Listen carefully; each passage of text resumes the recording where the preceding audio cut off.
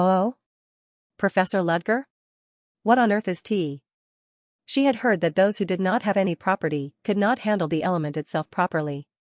She had heard that people like her were so rare that no one taught them the method to use their ability. So they had a book about non-property magic? Read it. Yes, pardon? If you read what's there, you'll at least see a path you haven't known so far.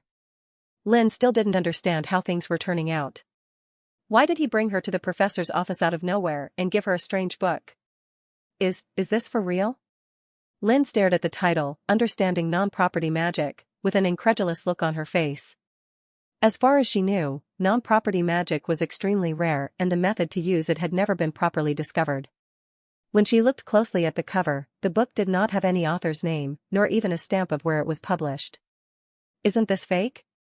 It was natural to have such doubts. It's natural for you to doubt it. Ah. And no. It's not like that. Had it been revealed in her expression? Lynn hurriedly adjusted her cheeks and controlled her expression.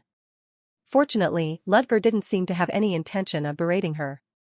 It's okay for you to judge it after reading it first. It will be more helpful than not knowing anything. There was no information related to non-property magic, even in the magic tower. Did my source code spell exist in the magic tower? Lynn closed her lips to such an excellent retort. So is this really real? Where did you get such a precious? Fate brought that book into my hands. Fate brought this book into his hands, he said. Lynn's head tilted slightly to the side at such a remark. Was this something that could be obtained by fate? Lynn was confused as she spoke to Ludger. Does Professor Ludger know anything about non-property magic? Ludger, in Lynn's observations, looked so natural in treating her that she had no choice but to think that he had actually encountered non-property magic by himself and gained some knowledge about it. She had expected that if it was Ludger who had created the source code spell, then he might know something that others didn't know. A little bit. Really? I met a person with non-property magic once before. Oh my gosh. I didn't know there was another possessor of non-property magic besides myself. So where is that person now? Gone. That person is dead. Ludger's voice seemed to be somewhat remorseful as he said so. At least that was what Lynn felt. The usually cold and sharp Ludger somehow felt like wet cotton at that moment. Lynn became cautious as if she had asked something unnecessarily bad. I'm sorry. Never mind. It happened a long time ago anyway. Then, did that person leave this book before they died? Yes. It is the result of their study of their own magic throughout their life. It doesn't even exist in the magic tower. Why did he give it to her and not pass it to the magic tower? Lynn couldn't manage to say the last words. Because she wanted it. So it's a she. Rather than that, what did he mean by she wanted it? Lynn suddenly wondered who the possessor of the other non-property magic was. But isn't it better to hand it over to the magic tower from most people's point of view? Even if I hand it over to the magic tower, that place is full of greedy old people who will not acknowledge this book. No, some of them may acknowledge it, but they won't show it to anyone else, and they'll just use it amongst themselves. It's much better to give it to someone who really needs it, that's why I've been keeping it. It was to hand it over to someone suitable for the book someday. Lynn saw Ludger again as she heard that response. I see. If you read the book and practice hard, you will definitely discover a new path there as well. Then, is there any way for me to learn the magic of the other properties? As far as I know, no. Ludger's answer made Lynn feel depressed for some reason. Although she didn't reveal it on the outside, Lynn also had a desire to use elemental magic that was as marvelous and beautiful as the others. Are you disappointed? To be honest, yes. I wanted to try to deal with just one element at least. Others were able to deal with 2, 3, or more elements, and the talented people were able to deal with 5 or more than 5 elements. Suddenly, Lynn remembered the appearance that Ludger had shown her in the class. Come to think of it, how many elements is he able to handle? He had shown fire, water, earth, and wind, and had even used the ice element in the first session of the class. Then, 5 elements? As expected of a Soren professor. 1 element, huh? Ludger actually pondered what Lynn had said calmly, not knowing what was in her mind. Lynn. You said it because you didn't know anything, but only being able to use one element isn't something to be taken for granted. Pardon? Isn't it a good thing to handle at least one element? Everyone, to be precise, wizards, is born with being able to handle at least two elements, so if they're only able to handle just one element, what do you think they are? Oh, Are they talentless people? No. Ludger shook his head. Those who can only handle a single element are those who have limitless talents that are unrivaled in that element. Lynn opened her mouth in disbelief as she listened to Ludger's words. But Ludger's words were not a lie. Although it was only a very small minority of the wizards, there were those who could handle only one elemental property. But just because they couldn't handle other elements, it didn't mean that they were weak. On the contrary, they were beyond it. Lynn. Do you think the elemental magic that a wizard uses can affect the magic of the same property? For example, could a wizard who deals with the fire element property subdue the flames of a hot fire? Oh, that's not possible, is it? Lynn had at least that much common knowledge. Being able to use the flame element didn't mean you could handle real fire. It was also a factor that people misunderstood a lot. That if one was a fire wizard, it meant they could handle fire, so they wouldn't be affected by hot fire. If one was a wizard who's able to deal with metal, they'd be able to handle all kinds of metal, so they'd display great power in the war. That was a false saying. The casting of an element and the handling of the element were completely different concepts. Yes. Usually, that's the case, but there are wizards who were born with only one element. The magic they use is completely different from the properties of ordinary wizards. When the others could use at least two elements. Single property wizards could only handle one element. Instead of being unable to deal with other elemental attributes, they could rule over the elements they dealt with. For the single attribute wizards who were well known to the world, the magic tower gave them titles as colors of the related element. It means that they were all the ones who had reached the peak of their own elements. So that's what it's like to deal with a single element. Lynn fully realized that her knowledge was shallow, and her face became red. She would have looked ridiculous from Ludger's point of view when she said just one element at least without knowing anything. Even the single element that she looked down on was such a great wall to her. So did she really have to live like that for the rest of her life, without being able to deal with any elements? Lynn was frightened. Lynn. What on earth do you think about non-property magic? Oh, doesn't it literally mean that they don't use any property? Lynn pondered and answered according to what came to her mind. If you asked that question to a little kid passing by, you'd hear the same answer. I'm sorry. People say that it's non-property, but in reality, it's not clear whether there really is no element in non-property magic. Pardon? Are you for real? A typical example would be sound magic. Lynn opened her eyes wide and tilted her head slightly when she heard the words sound magic. Does sound magic exist separately? Yes. But sound, to be exact, is a kind of wave that's transmitted through a medium called atmosphere. So do you think that it's like the wind element? That's what I thought. No. You're wrong. Wind property and sound property are completely different. Although it's derived from the wind element, the sound property is more of a vibration-induced wave, to be exact. Oh, so they're different? Even if it is not through the air, sound waves still spread through the water. Does that mean the sound property can be called a part of the water property? It's not like that. Ludger suddenly asked one more question since he was a little interested in explaining it. Then what is poison? Poison, you said? It's a little more common than non-property magic, but wizards who handle poison are also rare. Can the poison they deal with be called an element of nature? Oh, Isn't it, plant element? Then what about an animal's venom? There's also that. Lynn explained poison according to her knowledge. Poison or venom itself is a kind of self-defense tool created by plants and small animals to survive in the ecosystem in the first place, right? Wouldn't it be a little vague to call it an element of nature? Yes. With the development of science and chemical knowledge, it is unreasonable to see poison as a property of nature. But poison exists as a property. What is it if the mana itself decomposes something and melts it if it's not poison? If it's not a poison, then the decomposition property may have to exist separately. That's true. However, in the top 10 elements, except for the non-property, poison cannot even be included as one of the elements. The same goes for sound. So why on earth is that?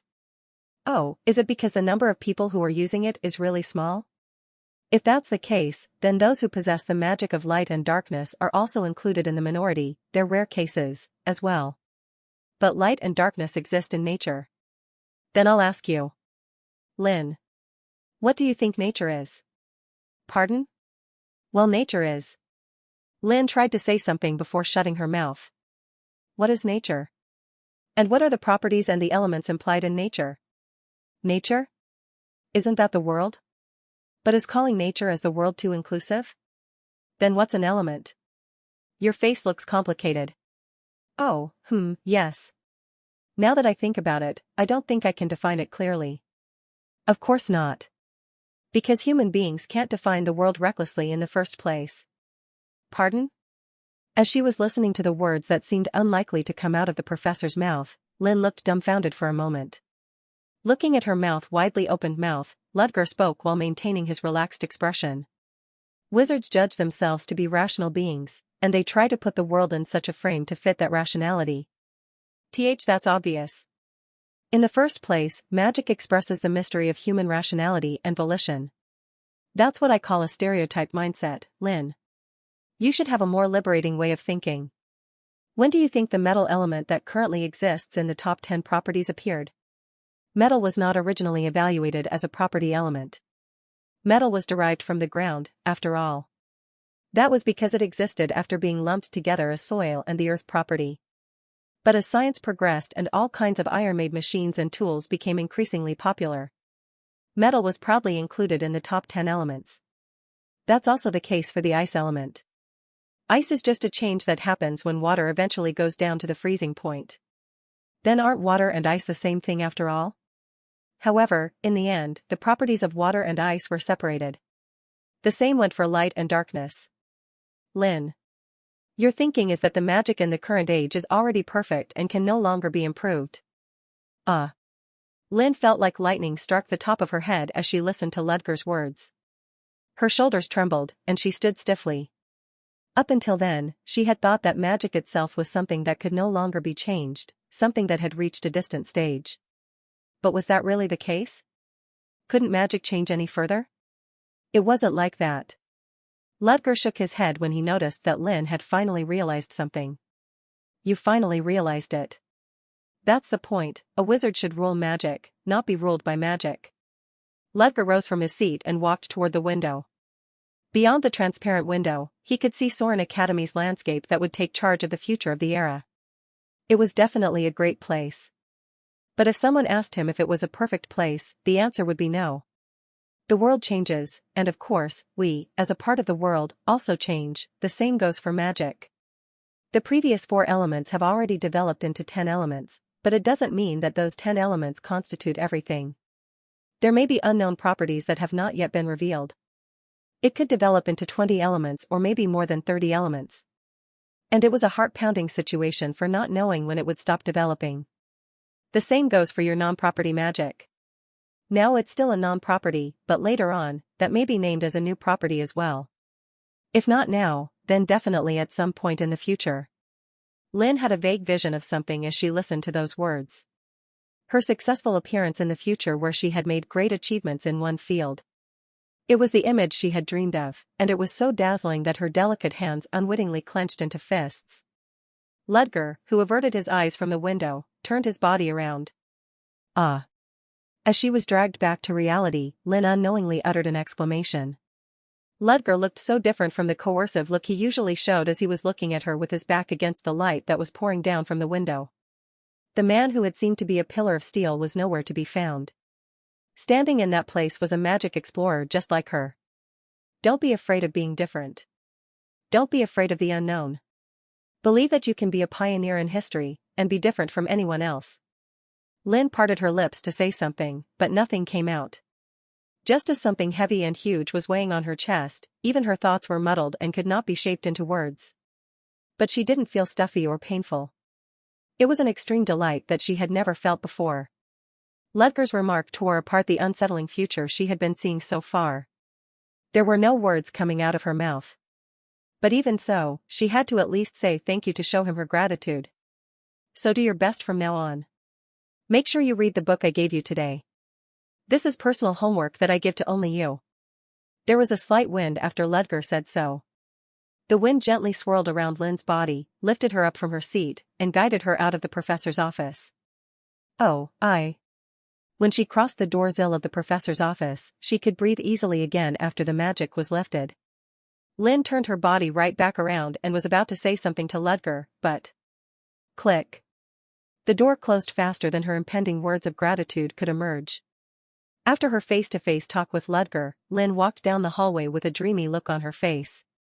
She held the book of non-property magic that she had been given by Ludger in her arms. Even though her consciousness seemed to be preoccupied with something, she instinctively felt that she had to treat the book preciously. Lynn, who was walking down the hallway with quick steps, stopped when she heard a voice calling her. Lynn. Oh? Elendel? It was a soft and sweet voice that had called her. She was a second-year student who took the same spell casting class as Lynn, and she was the third princess of the Empire who was certainly the best on the continent and was even famous in Soren. Elendil looked at Lynn with a worried look. What brings you here? What do you mean? I was waiting for you because I was worried. You were summoned by Professor Ludger. Pardon? Yes. Right. Hee. Elendil felt even more suspicious at Lynn's strange reaction. Lynn. Did you experience any harassment from Professor Ludger? Elendil had not thought of Ludger's behavior prior to that in the best way. It must have been because his first impression was the worst to her. During the first orientation, Ludger had shown his guts by not telling the students what he would teach in his class. Because of that, there were a lot of talks among the students so his attitude must have been really surprising for them. In fact, it was Elendil who had asked that question to Ludger first in a slightly sharp tone. For her who had the right values of righteousness, Ludger's actions were simply unacceptable. Afterwards, the teachings in his class were quite incredible, so she admired them, but that alone did not immediately erase her bad perception toward Ludger that was stuck in her mind at the beginning. Rather, it was even more upsetting for her to see Ludger's unexpected cold-hearted attitude toward her in the werewolf incident last time. It was obvious for her to have bad thoughts when Ludger took Lynn to the professor's office. It's not like that. Lynn hurriedly defended Ludger. Professor Ludger just gave me some advice. Well, he didn't touch me or anything like that. Professor Ludger is not such a pervert. What? It was Elendil who was rather embarrassed when Lynn said that. Elendil blushed and spoke in a rather startled tone. I didn't mean to say it like that. Lynn. You're quite sly, I see. Pardon? I was just talking about him telling you to change your class or forcing you to take another class and kicking you out of his. I can't believe that it was an intercourse between a man and a woman that came to your mind. Oh? Wait. It's not like that. Lynn also blushed full of embarrassment when she realized that she had caused a big misunderstanding. As she was looking at Lynn, who was desperately trying to say something in embarrassment, Elendil burst into loud laughter. Ha ha ha. I get it. Since nothing that I'm concerned about happened, I'll take it in a good way. Really? So was there really nothing that happened? Nothing at all? Yes. I told you that there was nothing. Then what's that book?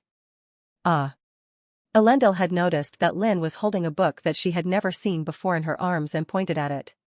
She had noticed that Lynn had been handling that book carefully like it was something very precious. Of course, she was bound to be curious about it. This is the book that Professor Ludger gave me. Professor Ludger? Lynn nodded her head. Elendil opened her eyes wide, as it was a little bit unbelievable to her. She didn't know much about Ludger, but she never thought that he'd take care of Lynn when she couldn't keep up with his class, mostly because of his personality. She thought that he'd kick Lynn out of his class instead. Yes. He told me that if I learned this book, it would help me a lot in following his class. Really? Seeing Lynn smiling faintly made Elendil feel even more incredulous. Ludger did this much of a favor for her? Didn't that man sharply and brutally point out the flaws of the students' implementation of elemental properties in the last class? Of course, his words were all true, and she understood that it was his method of motivating his students by irritating their pride. Elendil didn't really like that kind of method. Wait. I think he was especially nice to Lynn at that time as well. When the werewolves had attacked Soren. She remembered that Ludger had been rather harsh to her, who held the title of a princess, and had spoken a little softly to Lynn. Of course, the memory of that time was slightly distorted because of her bad views toward Ludger, but the overall context did not change. If she looked at the fact that he summoned Lynn separately and even gave her a book. No way. Elendil had some words in her mind, but she didn't say them out loud. At that time, Lynn was concerned about something and asked a question in a careful manner so that only Elendil could hear it. Do you think that, perhaps, the professor likes me? Lynn actually uttered the thoughts that Elendil had only in her mind. Elendil shook her head while contemplating how to explain it. No, that's not it. No? Yes. I see. Lynn also thought that what she said wasn't true. However, after saying that, she had some doubts as well. Doesn't it mean that Professor Ludger likes me for real? If she said it like that, it sounded like she was boasting, but Lynn was confident in her appearance. But aren't I pretty enough? Lynn was actually a woman with a really beautiful appearance who could catch the eye of even a decent aristocrat. Her hair color was also quite rare, but her heavenly beauty that matched it was enough to make Lynn's name known amongst all the boys in Soren.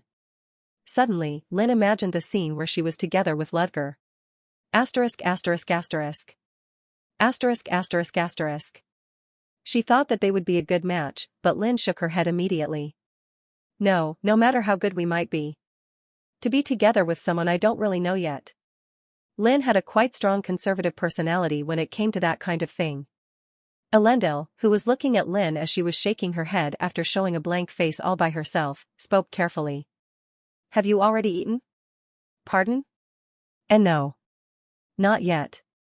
Then do you want to eat with me? Can I really do that? Lynn was elated at the princess's offer to eat with her because she had never expected it. That was because she thought that if it was Elendil, there would also be other people eating with them. But it was Lynn's misunderstanding. Elendil had rarely hung out with anyone thus far. Her status as a princess was great, but she was avoided by other students because the status that she held was so high. There were students from noble families who occasionally talked to her, but they only communicated with her for political purposes. They didn't approach her purely because they liked Elendil as a person. What they saw was the third princess, not Elendil. Yes. Elendil was, quite frankly, a loner who went around by herself, even in Soren. Because Elendil was like that, she courageously offered, for the first time ever, to eat with her junior who had become close to her. Oh my gosh. You're the first person who has asked me to eat with them. And in Lynn's eyes, who had been lonely all along because of the incident at the beginning of the semester, the offer seemed like a great mercy that was given by her senior. Maybe Elendil thought Lynn's delayed answer was a rejection. She twisted her blonde hair with her fingers and spoke. Well. I can't help it if you don't like it or feel uncomfortable. No. I want to eat with you. At that moment, Lynn and Elendil, each for the first time, finally had a close friend with whom they could eat together with. After sending Lynn away, I sat alone in the professor's room and recalled my meeting with her. I didn't think she knew it, but I knew what power she had. Non-property magic. It's not a surprise that the property itself doesn't exist. For me, non-property magic was a new form of magic that had never been discovered, so there was nothing new about it. Because magic had always been new to me. Because I had lived in a world without magic before, the magic that existed in this world always gave me a mysterious experience. Ironically, I, who had memories and knowledge of another world, appreciated magic even more than the wizards who were the residents of this world. The recent wizards with a narrow way of thinking were isolated and stagnant in their own lives. Having experienced death and a new life, moreover, realizing that magic existed afterward, I was one level higher in accepting something than the others. Should I say that the limiter in my brain had been loosened? The other wizards who discovered the new magic would say. Non-property magic? There can't be something like that. And even when they were foaming at the mouth, I would say. Non-property magic? This is a world where magic exists, so there can be something like that. It had reached beyond the point of being flexible. The perspective that I had and my way of perceiving magic itself were that different from the wizards of this world. Even my strict teacher used to click his tongue with that particular topic when he was teaching me. However, what I cared about while looking at Lynn was not her magic, but her eyes. Non-property magic was just a part of her power. The real power was her eyes. Those eyes. No wonder I thought that I'd seen it somewhere. My old teacher had all kinds of antique books that were typically hundreds of years old that the wizards could no longer find about monsters and demons. It was said that there were no monsters except for a few cryptids, but in the past, the continent had been full of all kinds of monsters. And there were even demons who had handled those monsters. It was only a brief moment, but the eyes that she showed me. I recalled Lynn's eyes. Her eyes had a subtle blue color. But when we had talked a little while before, I had noticed a subtle change in the color of Lynn's eyes. Among her deep blue irises, there were white lights that shone like the starlight in the sky. Her eyes resembled the calm surface of the Milky Way in the night sky. I was bound to recognize such peculiar eyes. Eyes that distinguish good from evil, the judgment eyes. If I'm not mistaken, Lynn is the owner of those judgment eyes. The judgment eyes were eyes that distinguished the good and bad in others, and beyond that, clearly showed whether or not they had hostility towards the owner. It was an ability that could not be called magic, but rather, it was literally close to miracle and mystery. The greatest thing about the judgment eyes was that the owner could spot the demons hiding in the cracks of human beings. Right now, those demons are mostly treated as legends. To people of the current age, demons were just evil beings with red skin and horns on their heads that only came out in fairy tales. The product of lies to frighten children. However, according to the literature, it seemed that the demons had actually existed. There must also be demons in this world where magic exists. I died and came back to life again, so why couldn't there be something like demons? And Lynn's eyes had a strong connection with demons. I had seen with my own eyes that the judgment eyes, which were only written as a record, actually existed. In other words, the existence of the judgment eyes that distinguished demons also proved the existence of demons. Another characteristic of the judgment eyes was that, if they appeared, a big event would occur, regardless of the period in time. Fortunately, Lynn's judgment eyes were not in a fully awakened state, and she probably did not know that she had such ability. But one day, she would realize it. Is this also what they call fate? The book about non-property magic that I handed over to Lynn. I didn't expect that the book written by her would circulate and return to Lynn's hands. I didn't think Lynn remembered it herself. It's a bit of a headache. The fact that I realized that she was the owner of the judgment eyes and the fact that I was being faced with the connection to my past again like that. I can't believe I'm getting involved in this kind of event in Soren. I got up from my seat with a sigh. Suddenly, some thoughts came to my mind. If Lynn could use the judgment eyes properly, she might be able to find all of the members of the secret society that were hiding in Soren. The most threatening thing to me was especially the other First Order, who was still hard for me to identify. I couldn't figure out who the hell he was and what he was doing, but that didn't mean I could ask Sedina Raken about him. I intended to raise my guard as much as possible, but I need to be able to make a guess first in order to do that. Unless I knew where they were and what the other First Order was doing, I had to be as careful as I could. But if Lynn's judgment eyes worked properly, maybe it'd help me a lot. The three musketeers, including Aiden and his friends, plus Lynn. If I use the power of those children cleverly, then maybe. No, never mind. Let's get off work for now. When I opened the door to leave the teacher's room while wearing my overcoat, I had no choice but to stop when I heard a scream outside the door. Ah!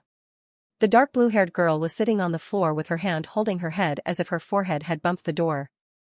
Looking down at her, contrary to my confused inner thoughts, I uttered in a cold voice. What brings you here, Flora Lumos? Flora Lumos, what the hell are you doing here? Moreover, you're like a thief hanging around the door while hiding your presence. When Ludger pointed her out, Flora stood up quickly from her spot and coughed while dusting off her school uniform skirt. Flora's forehead was still burning red after Ludger opened the door, but she opened her mouth while desperately pretending to be okay. Ahem. It's a pleasure to meet you, Professor Ludger. I came here just because I wanted to ask you something. Act in a proud and elegant manner. She acted while repeating those words in her head, but she couldn't hide the subtle trembling of her voice. Ludger was about to point the slight tremble out, but he decided to let it slide. I don't mind if you come whenever to ask me questions about the lesson, so you don't have had to wait outside like this. No. Not that. I'd like to thank Professor Ludger, first of all. Thank me? You saved me from a spell failure that almost went out of control. He was wondering why she was there. Was it because of that? But she was there to say thank you? Flora was furious when Ludger stared at her with a surprised gaze. Why? Why are you looking at me like that? Nothing. Ugh. Flora felt very awkward about herself, perhaps because she had never thanked someone like that before. Speaking her gratitude made her feel something ticklish in her skin, but she was determined to say it no matter what. Thanks to you, I didn't get hurt either. I just did what I had to do as a professor. Ludger's voice, which sounded so flat, seemed to say that he had never been the slightest bit interested in her gratitude. Flora knew that it was obvious for him to be like that, but it also strangely hurt her pride. No matter how he had no interest in it, couldn't he at least ask if she was okay? He was a man whose sensibility was so hard to find. Still, she decided not to complain because she had gone there to apologize as well. And, I think that Professor's words back then were not wrong. She said so while twisting her fingers in her bangs. Ludger tried to seriously recall what her remark was about. Not wrong? And he immediately realized what she was saying. What she meant was his nagging when she used the overlapping element magic. Use meaningful magic. Don't lower your value. Was it that? As long as you knew that. More than that, are you all right, Professor? Ludger wriggled his eyebrows as he listened to Flora's question. What are you talking about? You must have consumed a lot of mana. I was exhausted from suppressing the mana, too. Wasn't it harder for you than it was for me? Usually, it should be many times more burdensome for the person who helps in that kind of incident. It was nothing. Ludger said so, but in fact, he had almost fainted from mana exhaustion. He was lucky that there was a mana recovery pill that he had prepared in advance in case of an unexpected situation, otherwise, he might have collapsed disgracefully in front of the students. It was fortunate for him to have a lot of pills in case of lack of mana. Of course, he was almost out of the medication that he'd prepared due to having to stop Flora's out-of-control mana. Well, I can just make those pills again. The place was Soren. Obviously, there were places where people studied in pharmacology classes, and there were also pharmacology rooms in the research building where professors could freely enter. Since the drug room, where the professors could make as many drugs as they wanted, was equipped with a lot of materials, the professors could just fill out the entry list whenever they wanted and do their experiments right away. How many elements can you deal with? Flora asked while fiddling with her fingers. Why do you ask me that? Just because. You dealt with 5 elements in the class. Isn't that a lot? Ludger suddenly wondered why Flora was asking him so many questions.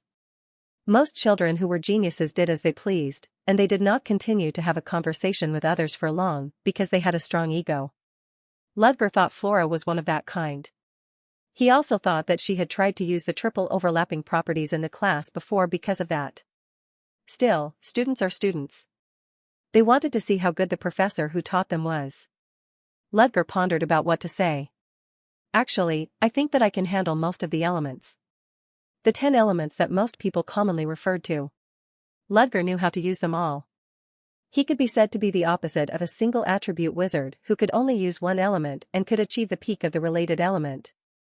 An all-property owner. However, that was why none of the elements that he dealt with had achieved a certain level of proficiency. He might seem like an all-around talented person to others, but Ludger evaluated himself as a jack-of-no-trades. Even so, it'd be a problem if I said that I could use all of the properties here. Among the wizards who were in the history of the Magic Tower, the wizard who was known for dealing with most elements had only achieved 8. The wizard had the official number 1 record that was specified in that could be called the history of wizards. But Ludger had already smashed that number 1 record. If that were to become known, the Magic Tower would probably be overturned once more and be in chaos. If there was a short-tempered wizard, then they would want to dissect Ludger alive. In fact, Ludger did not find it unusual that he could deal with all 10 elemental properties. My teacher didn't say anything nice to me in the first place, anyway.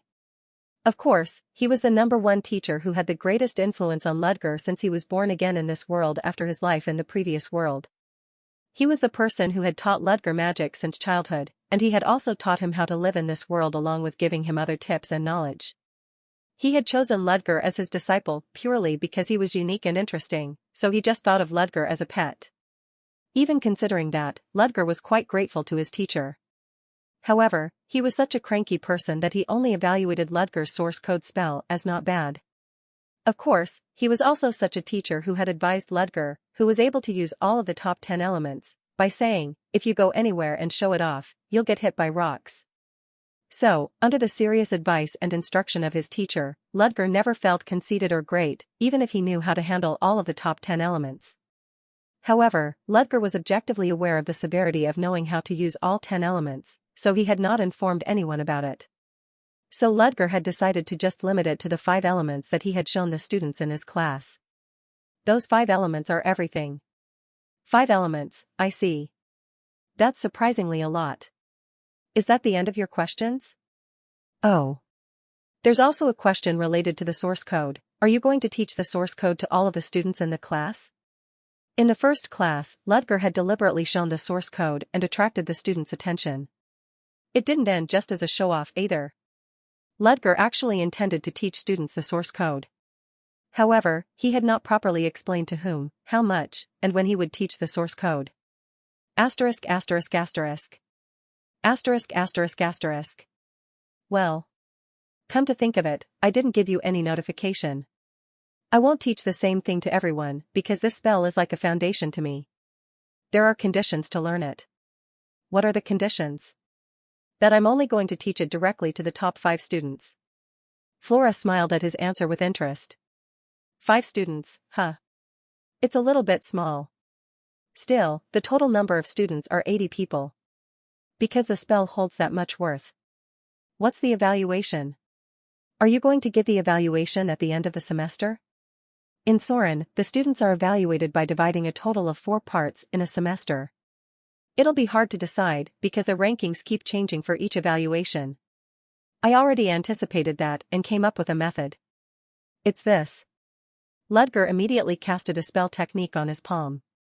It could have been seen as monotonous because it was made up of only white lines of mana, but the complex structure that it evoked made the spell not look ridiculous. Flora also voiced a slight admiration for the color that she felt in the spell itself.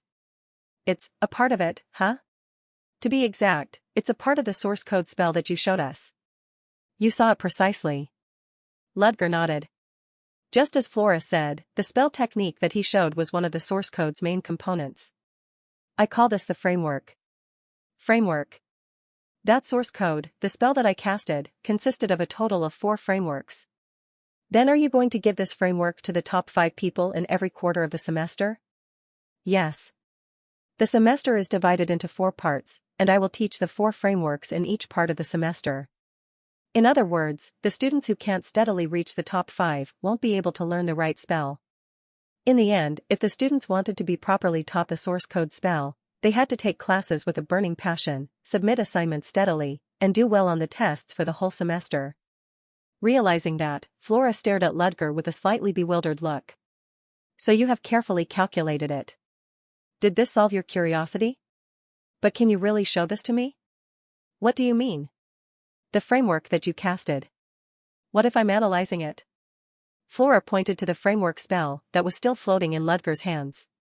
No matter how few other people saw that spell, it was unlikely for a wizard to continue exposing their spell technique like that. It was impossible to do unless the wizard trusted the person they showed the spell to that much. Oh. Ludger belatedly realized his mistake. Wizards basically didn't show others the spell techniques that they had developed for a long time. If maybe they had submitted a paper or a patent related to the spell, it would be a different case, but if someone copied the spell technique and insisted that it was theirs, it would be a headache. In fact, that kind of case happened frequently. That was the reason why wizards thoroughly kept their own vision magic a secret. Ludger recognized his mistake, but he decided that it wasn't a big problem. It doesn't matter. Pardon? It doesn't matter if it's you who saw it. Especially if the one he was showing it to was Flora Lumos. Flora Lumos was a genius. Ludger also didn't know if she was an actual genius because he had only heard it through rumors, but when he had only helped her a little bit with the triple overlapping elements in class, He had realized that the rumor was true when he saw her ability to complete it. Ah. She'll get first place, no matter what she does in my class. Even if she didn't get first place, she'd consistently be in the top 5, so it wouldn't be a problem if he showed her one framework anyway. Because she'd be able to learn the whole source code spell. Pardon? But Flora took Ludger's words differently. Her face flushed red and she soon began to stutter out of the blue, unlike her usual arrogant behavior. WHWHWHWHWH, what on earth do you mean by that? Why are you so flustered? I don't think it's wrong. You're going to take first place in my class and get the framework anyway. And no, well, that's that, but it was foul play for him to say that. Flora Lumos replied in a low voice so as not to be heard by Ludger. It didn't matter if he showed it to her, he had said. It was just like he had given her special treatment. However, while she thought so, she couldn't stop her heart from pounding hard. Even though she pretended not to be that blunt on the outside, the corners of her mouth kept slightly raising at the fact that this man was having a good view of her. Then I'll be on my way. When Ludger turned his back, Flora called him unconsciously. Oh, Professor. What else? Do you still have more questions? No. It's nothing. When she looked back at Ludger's face, who was looking at her with an unwavering gaze, Flora's face turned red as if it was going to explode. Having heard such words a moment ago, she couldn't possibly face Ludger. Just by meeting his gaze, her skin became ticklish and she got goosebumps.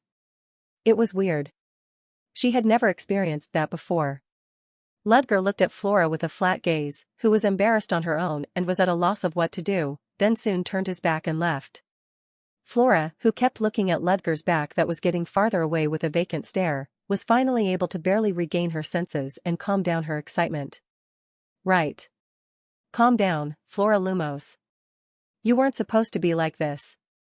She was always arrogant and confident and easily made fools of others with her own abilities. In Ludger's case, although she had challenged him on the first day and failed disastrously and then lost again this time, her volition hadn't crumbled yet. Didn't she make up her mind to exceed him next time? She shouldn't have been that feeble already. Flora strengthened her weakening heart. Oh, come to think of it, I was going to ask him what he talked about with the commoner girl earlier, but I forgot it. Even if she pretended not to show her interest in it, she was curious as to why Ludger had called Lynn away separately.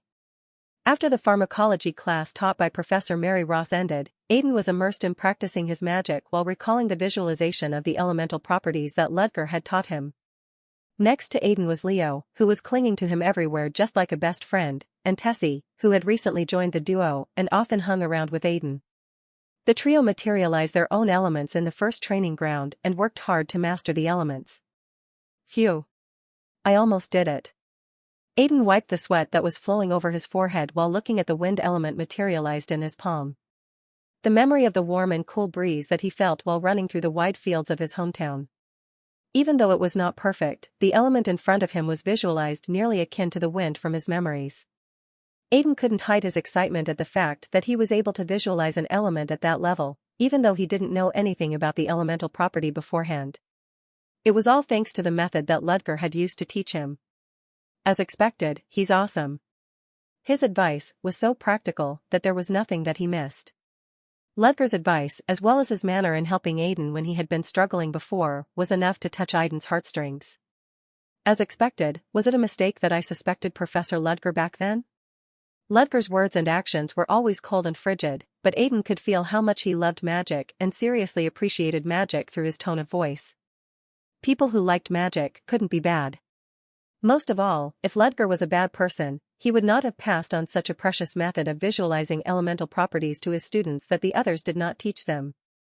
I'm not really sure yet. Aiden vaguely felt that there was something about Ludger. But even so, he didn't feel that Ludger was a bad guy.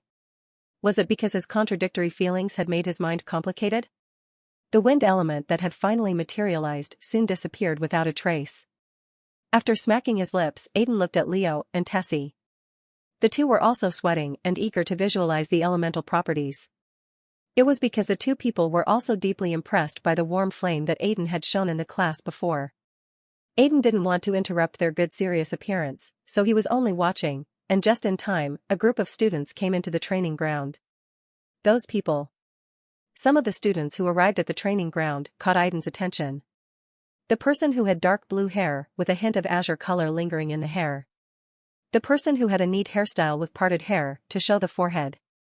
On the contrary, the one with white skin that even looked pale, with a sharp nose, and sharp, narrow eyes stood out the most.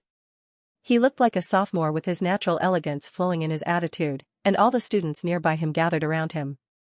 Who is he? He made the aristocratic students gather like that. He must be an extremely incredible person. While Aiden was watching them like that, the man turned his head and looked at Aiden. Their eyes met in the air. Aiden suddenly remembered what Leo had said.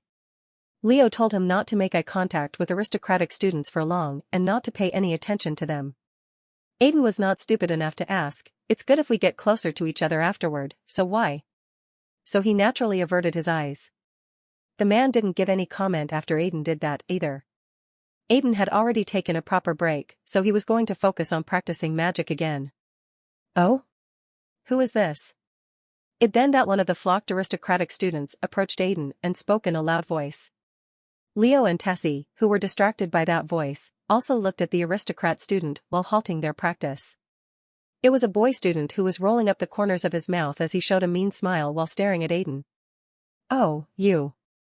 Just when Aiden thought that he looked familiar, he realized that the boy was apparently the eldest son of Baron Fellio, who had argued with Aiden at the beginning of the semester and stepped down after hearing bitter words from Leo.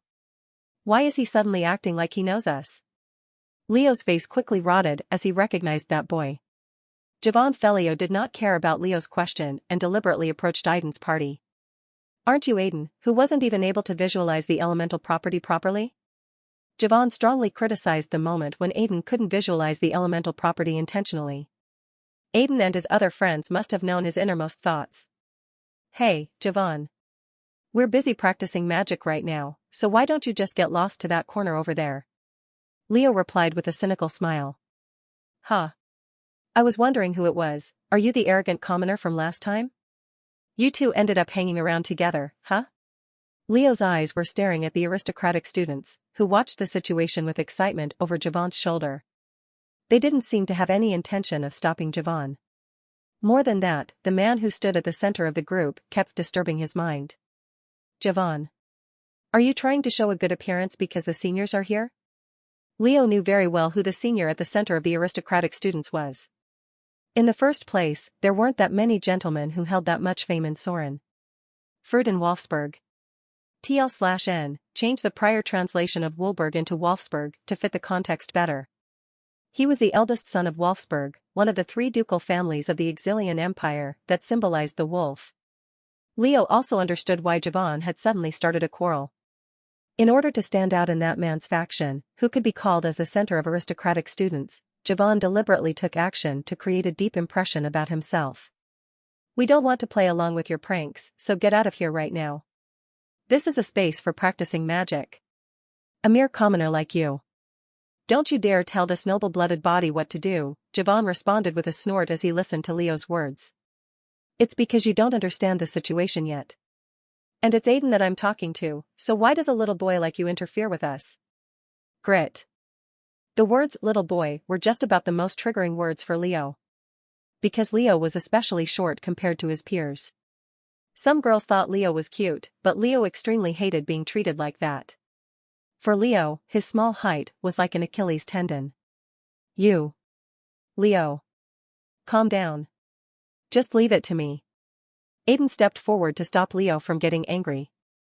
At that rate, the situation itself wouldn't seem to end soon. Javon, I don't know what's wrong with you all of a sudden, but please just pass by us quietly. I don't want to fight with a friend. Javon grimaced at Aiden's words. Friend? Why am I your friend? This dirty trash.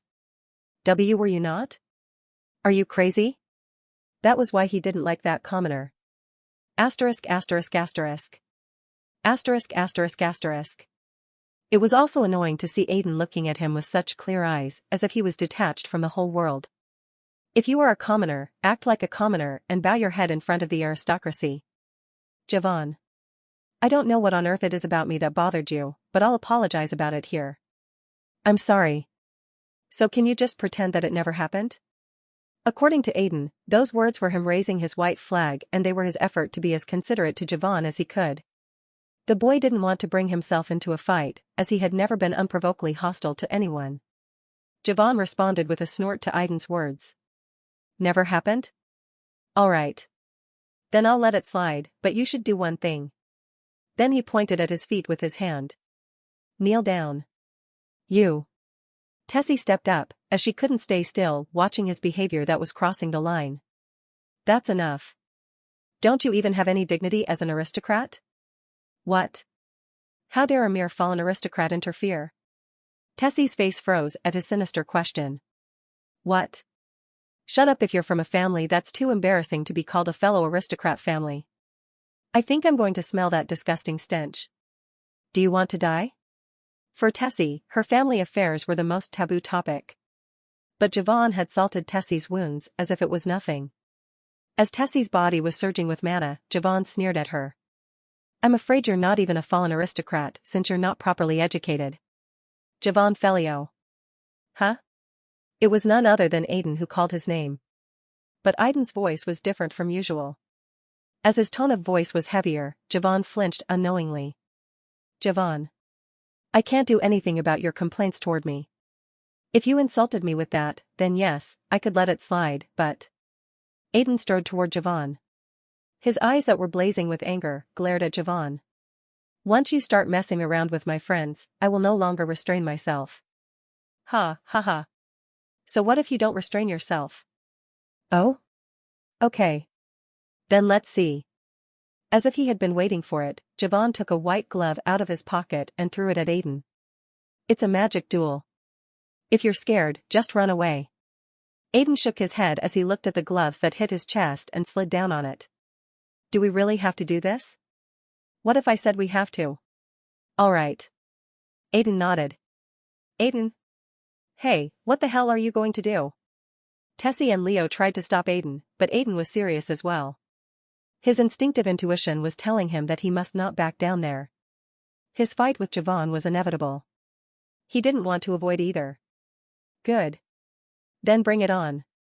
And the loser is going to kneel down and beg the winner for an apology. What do you think? It's good, right? As long as you promise to keep those words. Ha ha ha. Yes. Whenever. As long as you can beat me.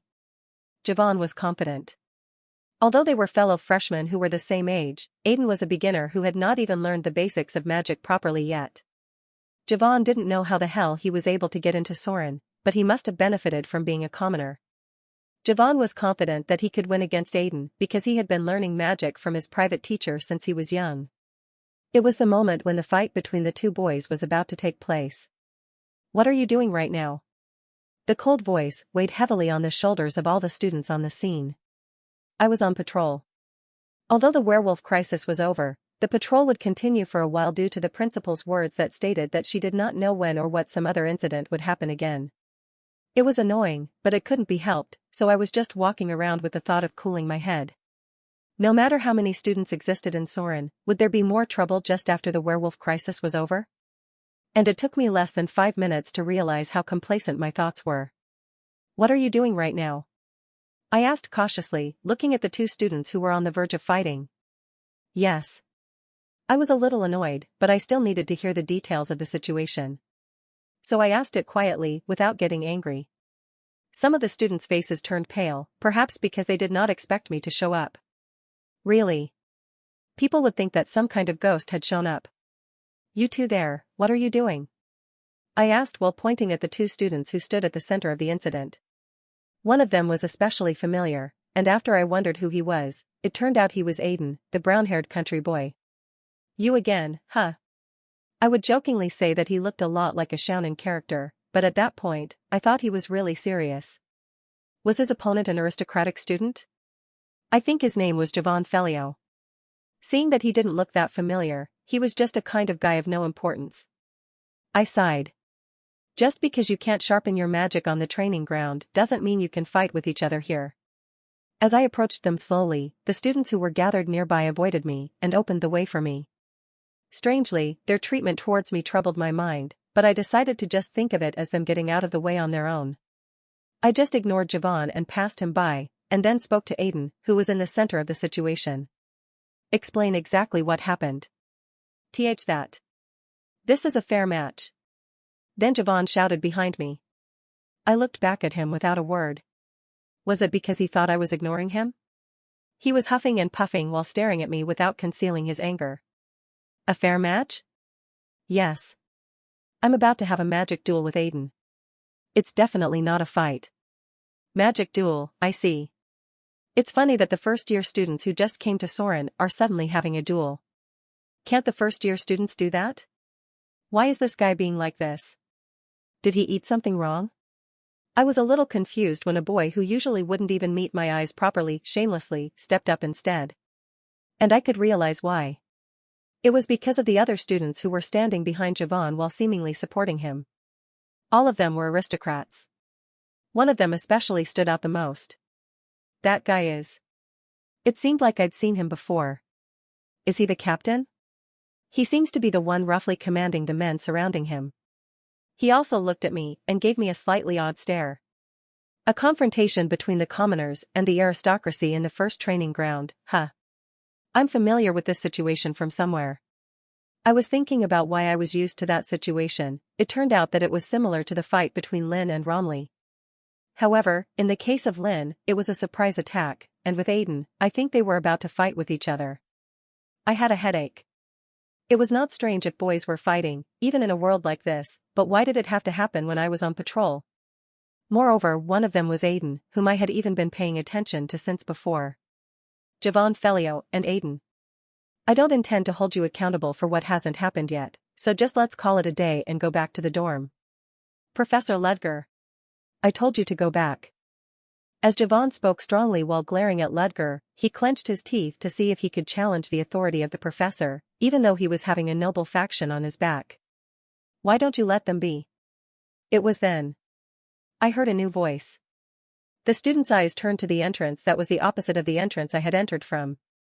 I saw a man approaching while staring at me from there. Professor Chris.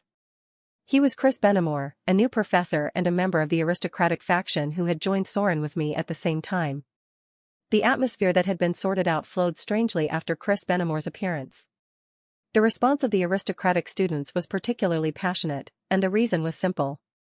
Chris Benamor was of noble descent and a professor who pushed other noble students from behind. Ludger stared at him and opened his mouth. Professor Chris Benamor, I don't understand what you're saying. It's not a difficult sentence to understand because it has a literal meaning. Literal meaning? No matter how we're the professors, we can't control all of our students' behavior. Even from what I heard, it seems that both students are trying to spar on their own, but isn't it too much of an infringement on their freedom for a professor to step up and stop them? Ludger wriggled his eyebrows slightly as he listened to Chris's sly words, but it was also for a very short time. Ludger sneaked a look at the atmosphere of the other students. As he was looking at their reaction, he saw some students nodding at Chris's words. Some even said that it was an abuse of a professor's authority to intervene in a fair spar with each other, even if the professor was Ludger. I got a sharp retort, I see. Chris Benamor was a professor who favored aristocratic students. His appearance raised those students' vigor considerably. Ludger decided to step back. Even so, it can be problematic for students to engage in an arbitrary magic duel without a professor's permission. If these students got badly hurt, it would be a loss, even for Soren. Of course, it's true. But how about this? How about what? Both of us are going to observe it. The students buzzed at Chris's words. Professor Ludger and Professor Chris are going to observe it? Do we need to have a magic duel in front of two professors? Just imagining it made them feel burdened and frustrated. Some students were confused, but the aristocratic students were different. Their eyes were filled with a certain shine. Since the professors said that they would step up and observe it themselves, they wouldn't be able to prevent the duel under the pretext of it being dangerous. Or are you going to stop me by saying it's dangerous, Professor Ludger Kellecy? Chris purposely gave a sarcastic smile to provoke Ludger. I didn't know you cared about them so much that you wanted to be overly protective toward them. It's not that I'm overprotective, I'm just considering the chances of possible danger. But if the two of us step up, such a risk won't exist. What do you think? Those two students want to battle against each other. Ludger could roughly guess the situation from Chris's words that seemed to have an explicit intention toward him. Chris Benamor hadn't thought of Ludger Kelsey in a good way since even before that. Unlike Ludger, who was said to be the new professor in Soren from a fallen aristocrat family, Chris was still an active aristocrat.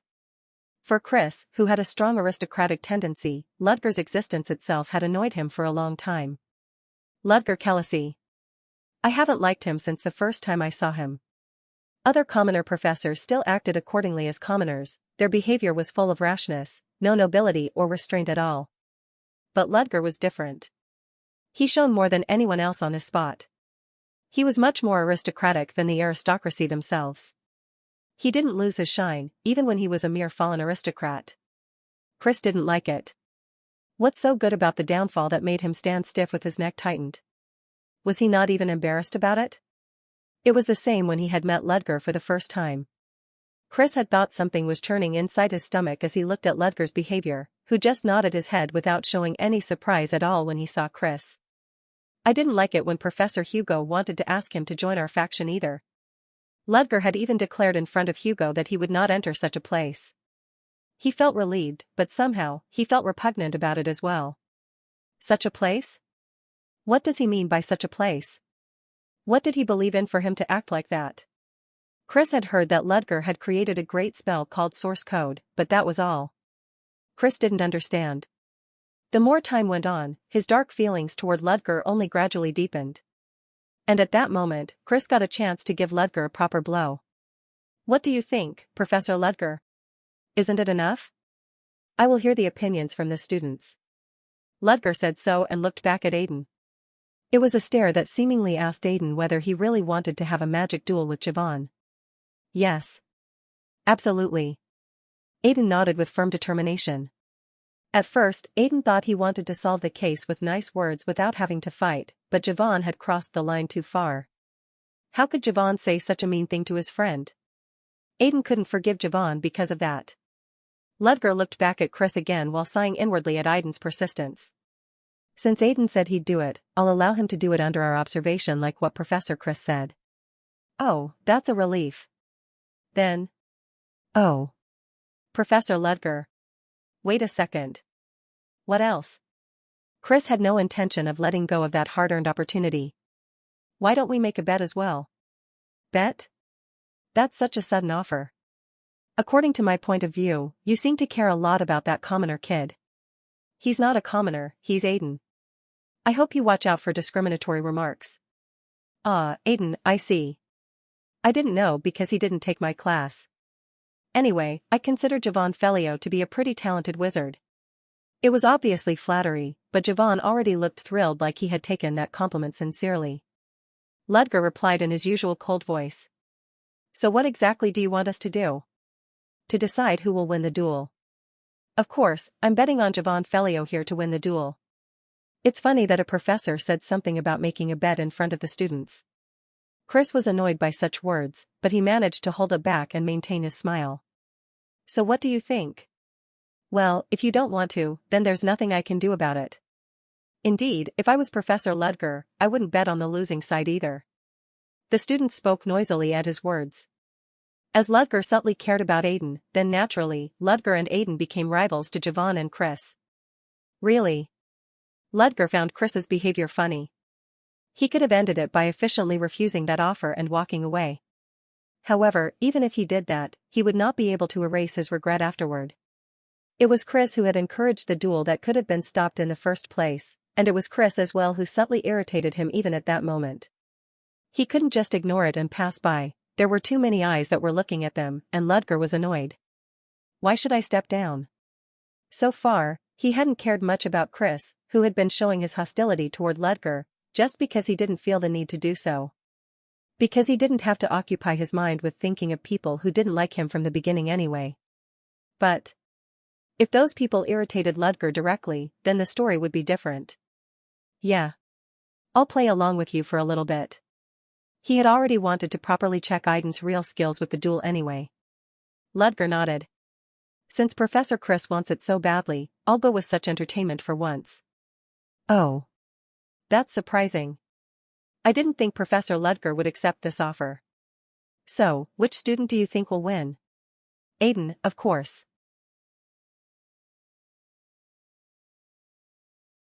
Aiden widened his eyes at Ludger's unwavering voice. Aiden never thought that Ludger would choose him there. The same went for the other students.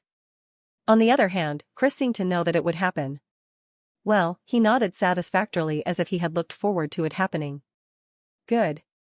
What will be the outcome of the bet? Outcome? Well, even though we're professors in Soren, we're still wizards.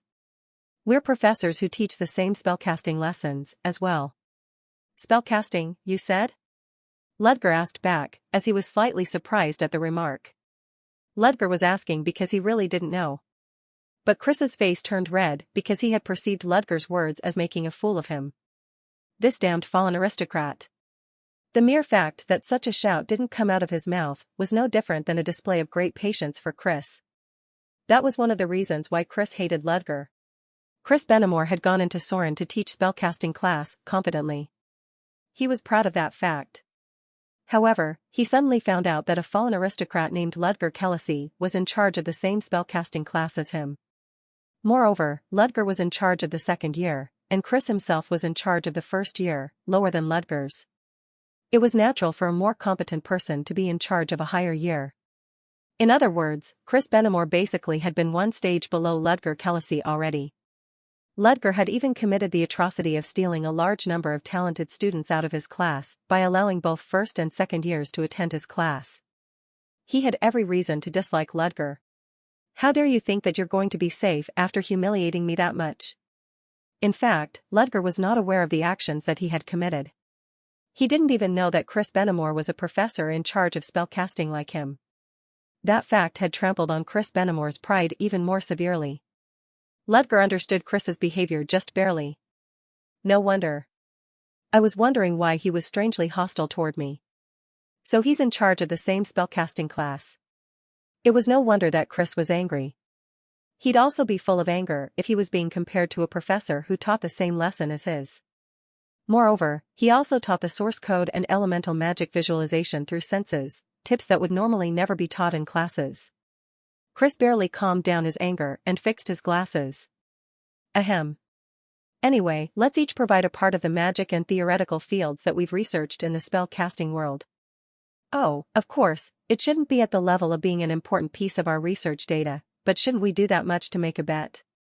Shouldn't you also specify how high the level of theory that we need to provide is? We'll leave it to our own discretion. Our own discretion. There was nothing more difficult to understand than those words. It was like saying to put in an appropriate amount of ingredients when compared to things like food. If he gave a piece of information that was ridiculously useless, he would be revealing that his level was only to that extent. But if he gave a piece of information that was too good, it might cause an enormous amount of damage.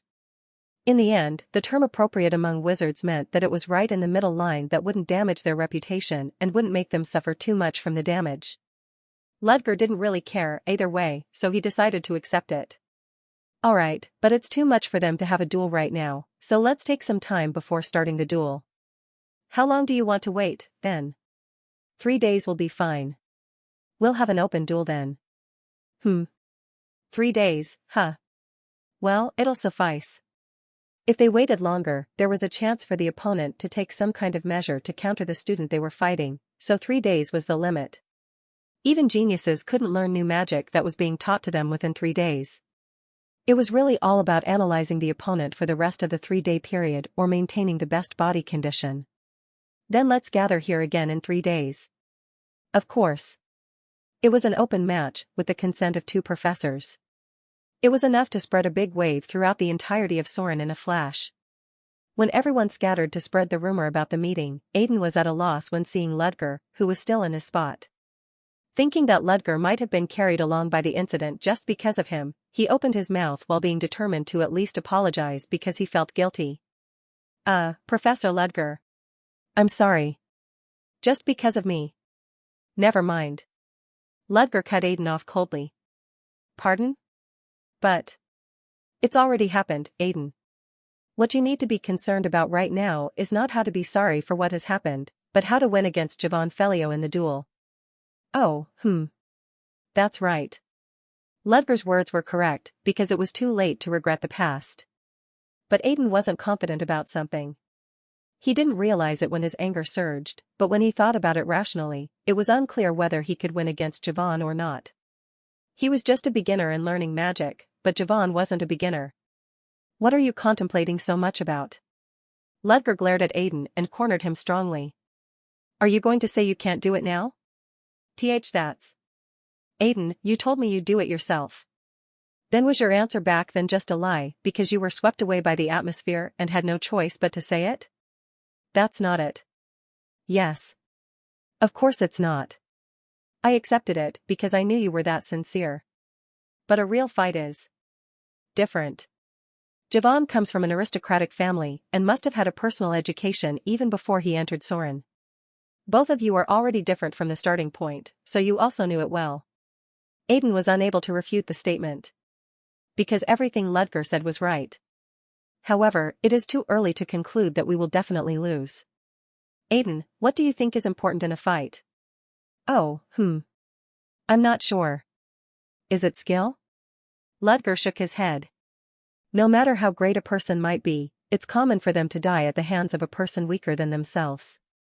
The world doesn't just run because of power. The outcome of a fight could be overturned in a split second. Then what on earth is it? You already have it. Aiden shut his mouth at Ludger's remark. Ludger must have been talking about the uncommon magic that he possessed. You only have to use it at important moments. There was only one reason why Ludger easily accepted Chris's bet. Because he was confident that Aiden would win the fight. But I want to win purely with my skills. But Aiden was different. Aiden was surely grateful for the magic that had let him enter Soren, but he didn't feel like wanting to win the fight with it. Professor Ludger. Please give me a lesson. Aiden stared at Ludger with an unwavering gaze. Ludger inwardly felt confused as he was looking down at Aiden with a cold stare. Why is he like this? Honestly, when Chris first offered me a bet from a duel between Aiden and Javon, I hadn't shown it through my expression, but I was secretly pleased. Because it was a bet where I was bound to win. I wasn't saying that Javon's skill was not good enough. He was also a student who was walking on the magic path and had entered Soren. Obviously, he had some talent and sufficient skills. Rich merchant families and aristocratic students had been thoroughly educated since childhood, so it was natural for them to be far ahead of the commoners from the beginning of the semester. Within just 2 weeks after the start of the new semester, the time was still lacking for commoner students to catch up with the aristocracy. But it was okay. Because Aiden was different from ordinary students. I wasn't recognizing the kid as a shounen main character for no reason. Professor Chris Benamore doesn't seem to know that at all. If he was in charge of the first-year spell-casting class, he must have checked the list of students who were unique among the first-year students. But nevertheless, Chris didn't value Aiden very much. I realized one fact there. Chris Benamore didn't even give the list of commoner students a look. He probably only memorized the names of students from noble families that he should care about the most. It was a disqualification as a professor, but I understood. He was a person who was born as an aristocrat and had been living as an aristocrat and would continue to live as an aristocrat. Of course, it would be unpleasant to put a commoner who lived in a completely different world from him in his memory. Rather, it was quite wise for him to choose not to even pay attention to those commoners. I didn't intend to blame him for either committing discrimination or judging them by status. Because that place was that kind of world. But he must have never thought that it would hold him back. Aiden was able to enter Soren, even if he lacked magical knowledge, purely because of the uncommon magic that he had. He received some kind of admissions benefit, but that didn't mean Aiden had a bad ability. The principal wanted more students who had learned rare magic to gather in Soren. It is probably too late for Chris to realize what kind of magic Aiden learned. The bet was already settled. Insisting on invalidity was rather an action that would reveal his lack of information, which he did not check in advance. Even if Chris realized Aiden's ability afterwards, he would have no choice but to continue the bet. But what the hell is this guy saying? What? He wanted to win just by using his strength? For a brief moment, I didn't understand what the hell he was talking about. I had no choice but to belatedly realize how single-minded and righteous Aiden was. He was a person who came forward to help even the werewolves who had threatened his life. I was thinking of telling him to come to his senses, but I was slightly concerned about it. It might not be a bad idea to take this opportunity to check it out. I wonder what level it was that Aiden possessed. Yes. Just as he said, if I only pushed him to use uncommon magic, wasn't it just pushing him to only rely on one tool? It didn't seem that bad to make certain of his volition and talent for learning something new. The casting of elemental properties was so basic that it was impossible to argue about Aiden's talent with that alone. Then, I'll have to teach him something more certain. I glanced down at Aiden. As he felt my gaze, I could see Aiden's shoulder shudder. Aiden. Yes. If that's what you want, then fine. For the remaining 3 days, I will teach you how to prepare for the duel. Pardon? Are you serious about that?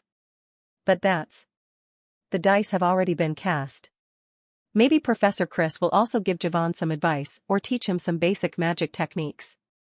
This isn't a match between Javon and you, it's a matter of pride between me and Professor Chris. As professors. As wizards. Then. Am I also going to learn magic from Professor Ludger? I shook my head. Teaching magic was impossible in the first place. There is no victorious magic that I can teach you. There are only 3 days left in the first place. That's a ridiculously short amount of time to learn something in the meantime. Implementation of elemental properties was completely basic, there was no need to review it anymore. But that doesn't mean there's nothing for me to teach you. A duel between wizards did not happen purely with magic. Speed of spell implementation? Having a massive amount of mana? Magic accuracy? No. Those alone were not enough. It was nothing more than a preconception that when a wizard fought, they only fought with magic. Aiden, I'll teach you how you should fight when you fight against a wizard. Oh really? Yes, but the remaining time is 3 days. What I can teach will be a very basic thing, because the time is tight. It will be very hard. You may fail as well. Do you still want to do it? Yes. I will do it. Aiden answered loudly in determination. Yes. That was a good attitude. Of course, I didn't mean to go easy on him, even if he refused to learn it. Then let's get started today. Pardon? Are you sure? Aiden's face became slightly stunned because he didn't know that we would start right away. I nodded and glanced at the 2 people who were watching both of us from a distance. The same goes for both of you. Pardon? Us too? Leo and Tessie. When I called them, both of them were confused but couldn't refuse me. Of course, it wasn't like Aiden was the only one who was going to move, and they seemed like they were going to stay together forever. If I was going to improve the skills of one of them, I had to pour my teachings to all 3 musketeers. The remaining time was 3 days. Chris and Javon must have been celebrating it early, thinking that they would win. I had no intention of disturbing their toast of celebration. It was up to them if they wanted to celebrate prematurely in their imagination. However, would they be able to enjoy their freedom even after seeing what was going to happen in 3 days? Just a little bit. I started to look forward to it. Arg. I'm dying. On a dark night when the sun was completely gone. Returning to the dormitory, Aiden dragged his tired body to lie down on the bed. He was proud to have never missed a single training since he had arrived at Soren, but Ludger's training was beyond his imagination. Was it because he was a soldier? As Aiden recalled Ludger's hard training, who was teaching Leo and Tessie along with him, he massaged his aching body. I didn't expect that I would use my body that much. What Ludger taught them was not spellcasting or spell technique, but it was literally how to use their body. Well, they did use their brain. It was because they had to use their body and brain at the same time. Aiden didn't know how many times he rolled on the floor in the training ground because of that. He couldn't believe he had to do that for another 2 days. Still, I feel like I've improved. Ludger's teaching was hard enough for him to overwork his body, but Aiden carried it out silently without complaining. Because he instinctively felt sure that the method was helpful to him. More than that, why did Professor Ludger say he would trust me? Did it mean that he didn't think Aiden would lose to Javon? Then what on earth was the reason for that? Is it because of the magic I use? There was that kind of probability. Professors basically had the right to browse through students' information. He still didn't understand why Ludger had certainty in him with that alone. Ludger had never seen him using uncommon magic himself, so why was he so sure? The magic he learned was passed on by his teacher himself, so it would be hard to understand the magic just by hearing its name. Does Professor Ludger happen to know anything about my teacher? Aiden closed his eyes with that thought. The day was so tiring that he fell asleep without even thinking about changing his clothes. 2 days later. Aiden was running on the outdoor training ground until he was out of breath. Ha. Ludger stood with his hands behind his back on the street where Aiden was running. Aiden accelerated his run further as he saw Ludger. Ludger, who was keeping his hands behind his back, stretched out his right hand. At that moment, a white mana sphere flew toward Aiden from Ludger. Ugh. Aiden turned sideways while clenching his teeth as he looked at the sphere, and when he was about to cast a spell at the same time. Tack. Oh? He twisted his legs and fell on the spot. Aiden had avoided the magic, but he had to roll several times on the ground. Ludger slowly approached Aiden. Mana circulation and moving your body are separate things. Don't try to overlap them, but perceive them separately. Yes. Aiden, who was covered in dirt, stood back up from his spot. You failed again this time, so do another lap. Run around. Yes. Aiden ran around the training ground once again. Leo and Tessie, who were resting on chairs in the training ground, stared at Aiden like they were looking at a devoting monster. Oh, my God. We are already tired and don't have the strength to run anymore, but Aiden really has the stamina. Tessie was purely admiring Aiden's tireless physical strength. She had been building up her physical strength even before she had entered Soren, but it was not at a level that was even close to Aiden's. She had tried to catch up with Aiden by clenching her teeth, but she had eventually put up the white flag. He's very determined. On the other hand, Leo was the first to take a break because he was physically weaker than Tessie because his body was small. But Leo's ability to see things was sharper. According to what Tessie saw, he looked fine, but Aiden had actually reached his physical limit. Nevertheless, the fact that he kept running was probably due to his determination to not lose in the open duel. HNGGG. Tessie listened to Leo and stared blankly at Aiden. A boy who didn't say that he didn't like her even though her treatment toward him was so bad.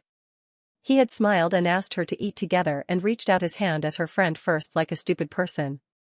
She couldn't take her eyes off Aiden's appearance as he was working hard in his training. He looked dirty with all the sweat and grime, but was it too much for her to think that even that was cool? Before they knew it, Aiden had already run around a full lap and rushed toward Ludger. Ludger raised his hand. It's coming. Leo and Tessie were nervous at the same time. A cold sweat flowed in their clenched fists. Ludger's magic flew toward Aiden, who was gasping and almost on the verge of exhaustion. It was a basic spell of Shining Stone. It would hurt if he got hit, but it would be easy for Aiden to avoid if he just focused on the magic, as Ludger was going easy on him. The problem was that it was not easy to avoid the magic while running. But Tessie, who saw Aiden twist his body sideways in a running position and avoid Ludger's magic, jumped up from her seat unconsciously. He avoided it. Not yet. The important thing is the next step. It was as Leo said. Aiden needed to avoid the magic and then strike back. Aiden immediately gathered his mana. Without stopping his run, he used his mana and deployed a spell technique. It was a technique that required a wizard to use their head and body separately in order to cast magic while moving their body. At first glance, it might seem simple, but nothing was more difficult than that for a person who had not yet mastered magic properly. It was more difficult than drawing a square with one hand and a triangle with the other hand. A division of thought. And he had to move his body and cast the magic separately. Aiden. If it's you, you can do it. Leo clenched his fist. A wizard must concentrate his mind to the extreme in order to cast their spell. That was why the process of carving magic was important. Because a wizard couldn't move when they used magic. That was why wizards were always exposed to danger. Wizards had taken the method of wrapping a barrier around themselves or shortening their spellcasting so they could safely cast their magic. However, there were some people who took a completely different method. There were people who thought that if it was dangerous if they could not move when using magic, they should just use magic while moving. They were wizards, but they did not just stay still but practiced their magic by training their bodies to the limit. Unlike those who learned and explored magic, they were eccentric people who moved around the world and adventurers who always challenged the unknown to fights. War mages. The method that Ludger taught him was moving magus, the most basic way of fighting that those war mages learned. Hap. Aiden took a deep breath and boosted his mana. He did not stop his legs from running, he didn't even have time to catch his breath. There was no need to talk. The important thing was his will. He moved his body and charged his mana separately at the same time. A magic emerged on Aiden's hands, who was running non-stop. Leo and Tessie, who were watching the scene from a distance, opened their eyes and mouths wide. And the spell that Aiden casted. It was a basic first-tier spell, the same shining stone that Ludger shot at him. Even though it was more insignificant than Ludger's spell and more like a blurry spell than a shining one. He clearly casted the spell properly and it flew towards Ludger. Bomb. However, Ludger lifted his gloved right hand and grabbed Aiden's shining stone easily. Leo and Tessie, who were watching the scene, unwittingly exclaimed, "Ah," and expressed their frustrations. They thought he could land at least one shot. Ha, ha. Aiden, who was gasping, stopped in front of Ludger and regained his breath. Aiden. Ha, ha. Yes, Professor. You passed. Drop. As soon as he heard Ludger's answer, Aiden sprawled on the ground. With a complacent smile that he finally did it. The duel is tomorrow, so get enough rest for the last time today. Ha. Ha. Aiden couldn't afford to answer that. Ludger smirked at the sight and turned his back. If it's you, then you can do it. Aiden was too tired and couldn't hear it. Chris Benamor, who received a letter in his private office, read the letter once and immediately burned it down. Yeah. As expected, I already knew it. The report had been sent by a Soren employee. The content of the report was news on Ludger Kalasi. He's eagerly teaching that commoner kid? He's desperate to win the bet even though he pretended not to be like that, I see. He muttered and laughed at Ludger's desperate attempt, but Chris Benamor didn't stay still, either. He turned his head and looked at the boy who was standing nervously in front of him. Javon Felio. Yes. I think you already know what I want to tell you. Javon nodded his head with a determined look. Yes. I know it. I have to win this open duel against that arrogant commoner. Just winning the duel is not enough. You should properly show the gap between aristocrats and commoners with overwhelming power. It was a rather hard request to the point that it felt burdensome, but Javon Felio did not think he would fail. When he heard that Aiden was being taught something by Ludger Kalasi, he was somewhat anxious, but he had Chris Benamor by his side. Take it. Chris threw a chemical bottle at Javon. This is? Javon asked back with a bewildered face while looking at the blue liquid filled inside the bottle. It's a mana-boosting drug. Drink it before you enter the duel. Are you for real? But won't I be disqualified if I drink this? No. It's alright. It's the specialty of the Benamor clan to not leave a trace if you take the drug in advance, so you won't get caught. This? If you drink it, it will boost your power instantly, but it lasts less than 5 minutes. 5 minutes, huh? It's quite short, I see. Yes. Of course, it's short. That's why you won't even get caught in the preliminary examination. It doesn't boost your existing mana, but it increases the limit of your mana output, so it's closer to drawing out your mana. The trace of the drug will disappear immediately, leaving only its effect, so watch out for mana exhaustion after half an hour. Javon gulped at Chris's words. In fact, it was more like a drug that allowed him to use the mana that he possessed all at once. His pride did not allow him to drink such a drug to go against a mere commoner, but if it's for a definitive victory.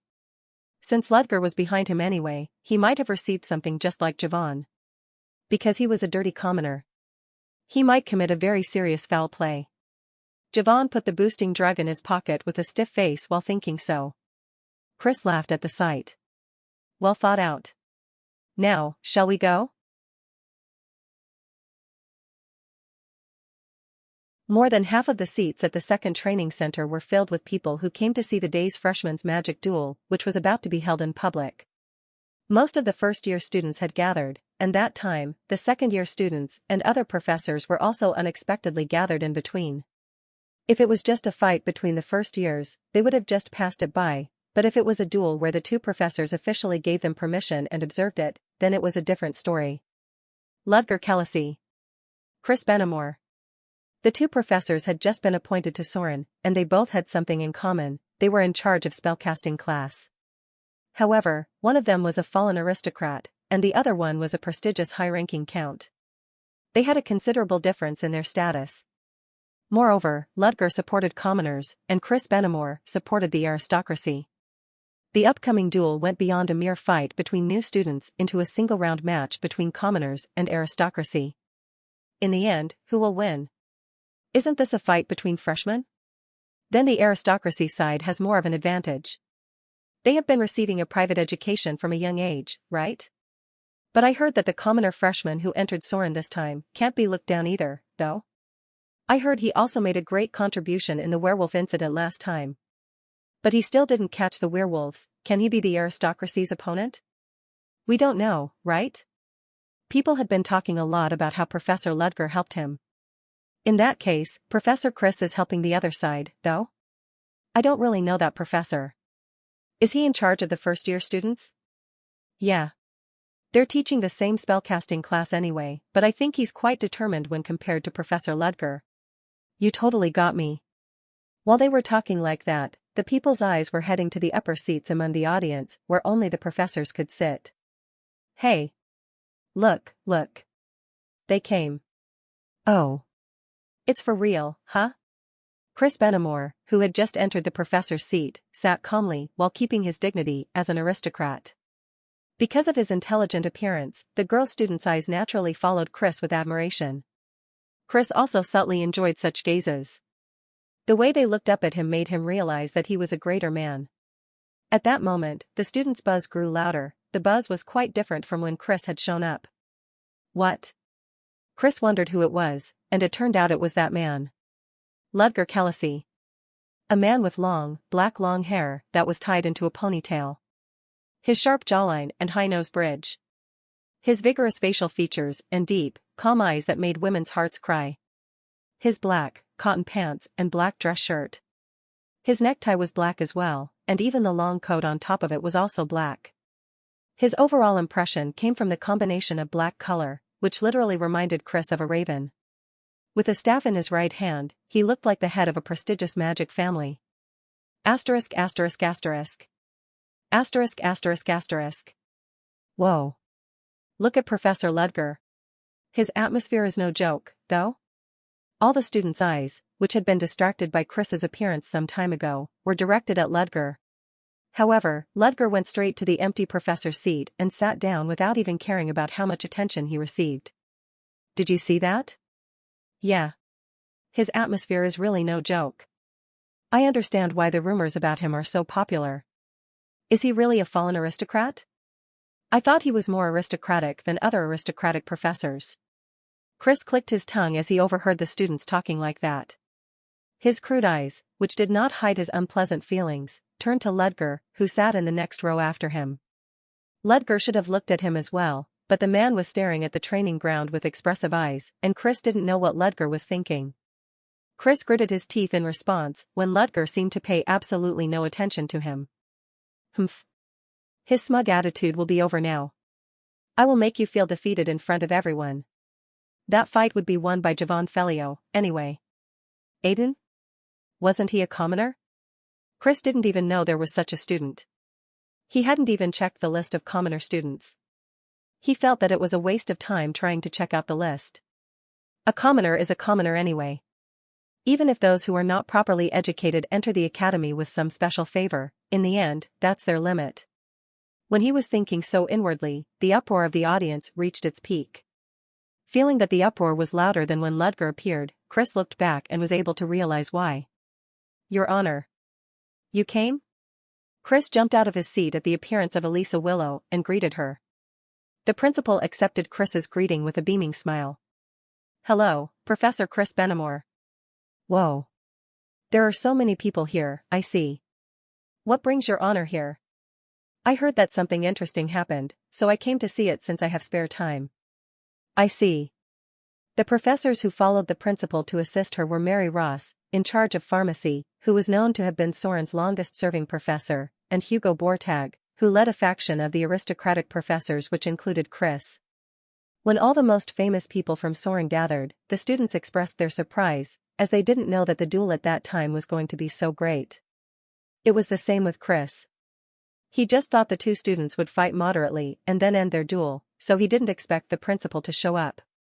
As expected, was the principal bound to show up because it was a fight between a commoner and an aristocratic student? The principal was nominally completely neutral without siding with either faction, but Chris knew that the principal valued the commoner students more than those from the aristocracy instead. That's why Hugo was at odds with the principal in the first place. Is it going to be okay? Even after the principal showed up, the man just sat still without looking back. What an extremely insolent act. But he thought that it was just like Ludger's usual self, so Chris was annoyed with himself for some reason.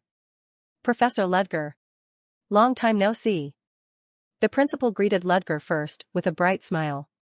Only then did Ludger's head, which was still, turn to see the principal. He slowly rose from his seat and bowed to the principal. Hello, Your Honor. Yes.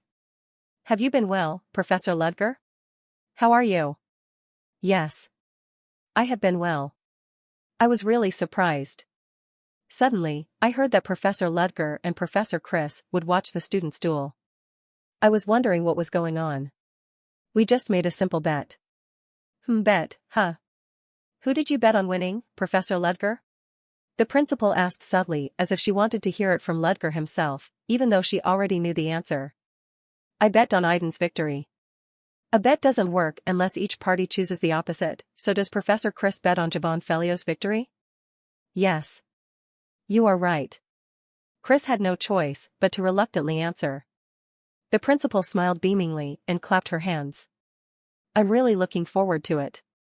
Of course, the priority is for the students not to get hurt, right? You don't have to be concerned about it. We've prepared as much safety equipment as possible, Mary Ross answered from the principal's side instead.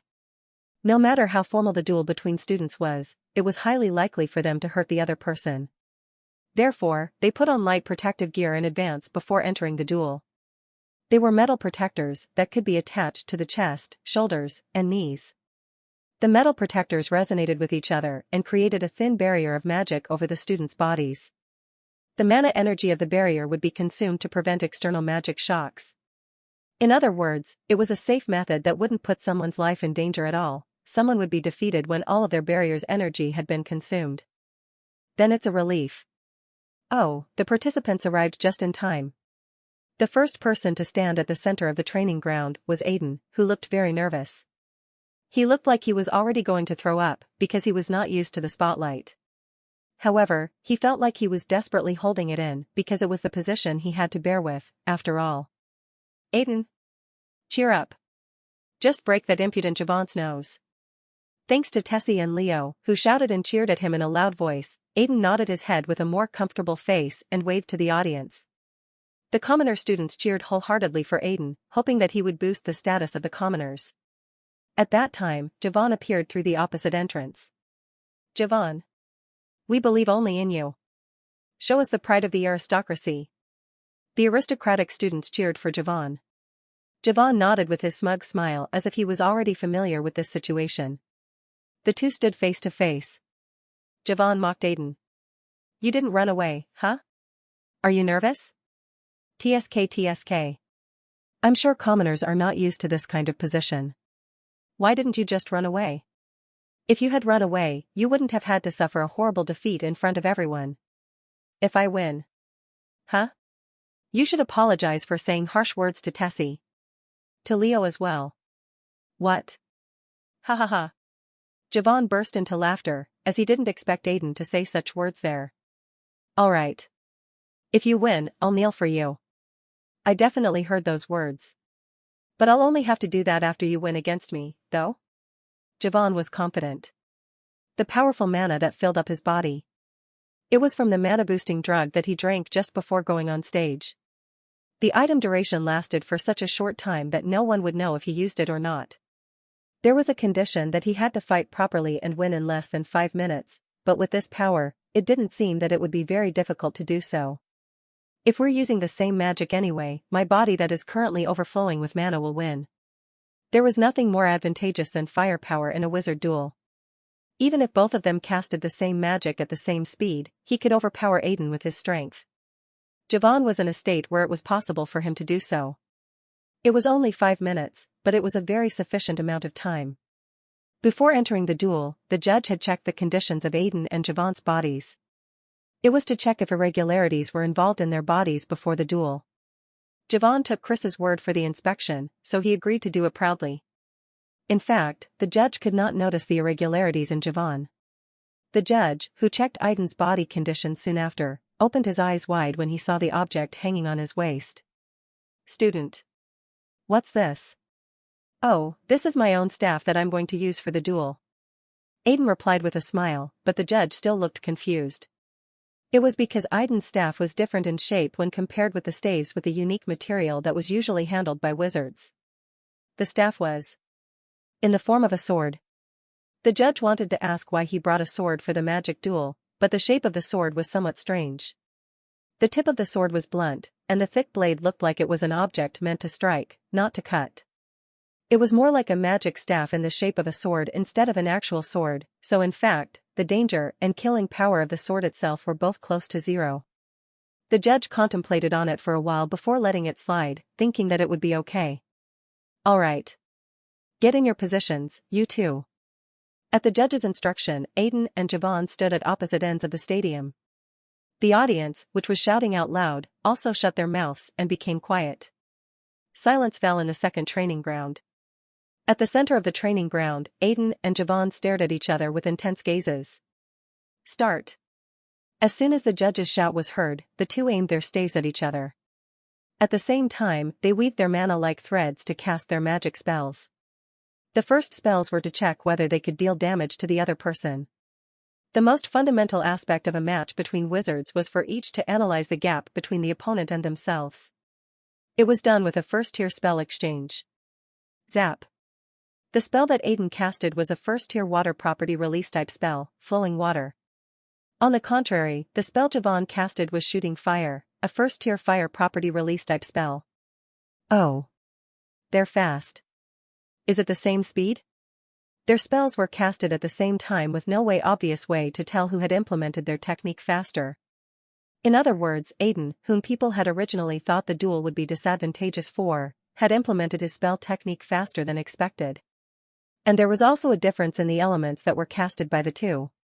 Aiden had shot water. On the other hand, Javon had shot fire. It was needless to ask which attribute had a greater advantage. As expected. Aiden exclaimed inwardly with joy. In order to take away the dominant position from the opponent in the first exchange, it was necessary for him to occupy the advantageous position with the correct elemental property. It was a sort of rock-paper-scissors, but it wasn't just determined with luck. I already thought that Javon would use a fire element spell. If Javon hated him and had a fiery personality, Aiden predicted that it was highly likely that the magic he used first would be fire magic. And he was absolutely right. Aiden had read the opponent's magic in advance through psychological warfare and had prepared the magic that would counter it. Some students might have thought that it was just a coincidence, but the professors were different. Ooh. He's already leading the fight from the start. Hugo retorted sharply while not hiding his expression of discomfort from the principal's side, who spoke joyfully. The winner has not been decided yet. Just as Hugo said, the situation did not lead to Aiden's victory. Water and fire. When the two magics collided in the air. Contrary to people's predictions, it was the flame that eliminated the water magic. Oh my gosh. What? He beat the water with fire? Is the difference in their mana that big? No matter how dominant one property was over another, if the opponent's mana was higher, even such dominance would be ignored. Javon was exactly like that. The flame evaporated the water in an instant and soon flew toward Aiden. Aiden hurriedly bowed down to avoid the flying flame, and his incredulous gaze was directed at Javon. Haha. Did you see that? This is the difference between you and me, you petty commoner. Javon didn't stop utilizing his mana, even when he was talking. While Aiden moved to avoid the flame, he immediately prepared the next spell. Aiden also immediately invoked his spell as he fixed his posture. That time, each of them casted first-tier magic again. Javon shot out a lightning element, and Aiden shot out a fire element. Boom. The two spells collided and cancelled in the air. However, if there was an evident difference, the place where the magic was cancelled was a little closer to Aiden. Aiden was being pushed back. Haha. Is that everything you can do? Javon used his mana again, and so did Aiden. Both spells collided again in the air. Aiden knew that he was almost being pushed back by Javon's firepower, so he put in more mana and casted his spell. Boom. The third collision happened right under Aiden's nose. He was getting pushed back. Ugh. Aiden stumbled due to the shock of the magic explosion. Aiden was pushed back. As expected, is there nothing he can do as a commoner? Javon was excited to hear those people chatting among themselves in the audience seats. He was going to take the opportunity and end the duel completely. They had used magic at the same time not long before, but in their next exchange, Javon was much faster. Javon casted his spell again. Aiden straightened up his posture and tried to aim his staff for defense, but immediately corrected his action. No. It's too late to use magic now. Javon had already entered into a stage of spell implementation. Even if he tried to catch up to Javon in a hurry, Javon would still cast his spell first in the end. If he was focused on speed and used a simple spell, his magic was highly likely to fail. Javon's power was also overwhelmingly dominant. In that situation, if he had Ludger's source code, he could cast a spell first to knock down his opponent. Because it's impossible in the first place. Before that, he realized that their speed of spell technique implementation was the same, so it was time for him to take a different method. From here on, I'm going to use what I learned from Professor Ludger. He had been practicing hard until he had torn himself apart in the last 3 days for that, after all. Instead of aiming with his staff, Aiden stormed out of his spot and rushed toward Javon. What? Is he going to run over there? Did he give up? There were bursts of confusion everywhere. Most of the audience thought Aiden was giving up everything and just throwing his body at his opponent. The fact that he used his body was an unwise judgment as a wizard. Was he going to rush in and punch Javon? Barbaric. So commoner-like. Aiden.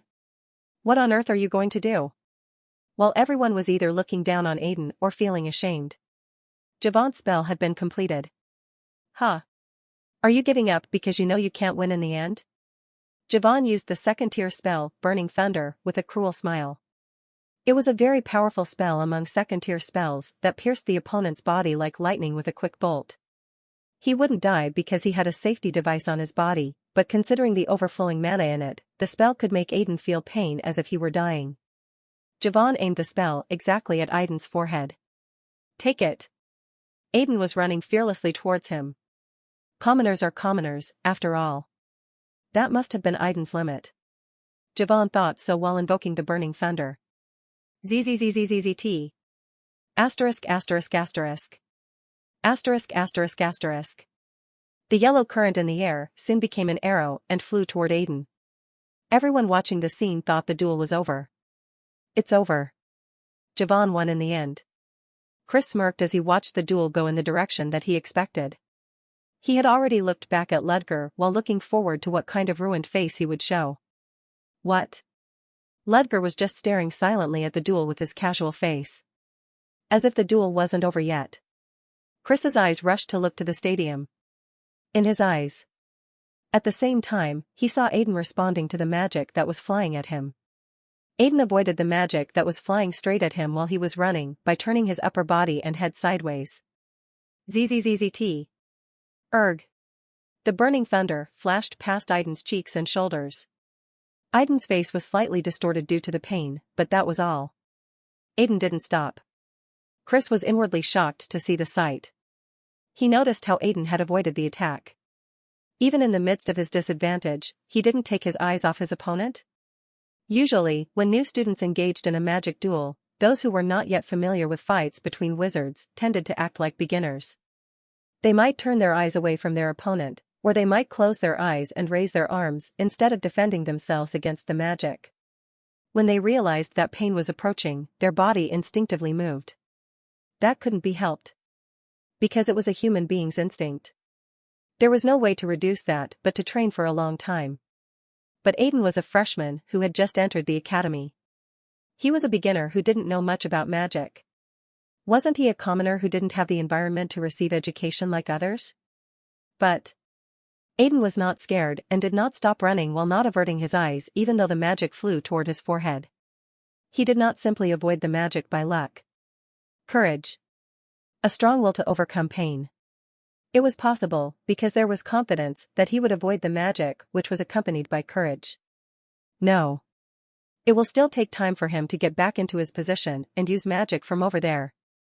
Chris's judgment was correct since Javon still had the lead anyway. As if to live up to his thoughts, Javon also took action.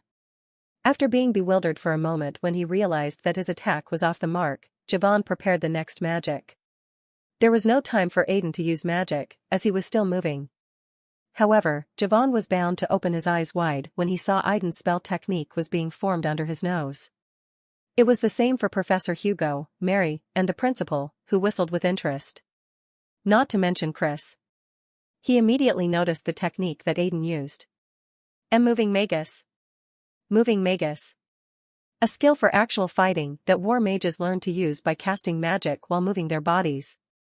Chris turned his head and looked back at Ludger. The man hadn't taken his eyes off the duel since a while ago. He had a slight, faint smile on his mouth. No way, did he teach this to Aiden?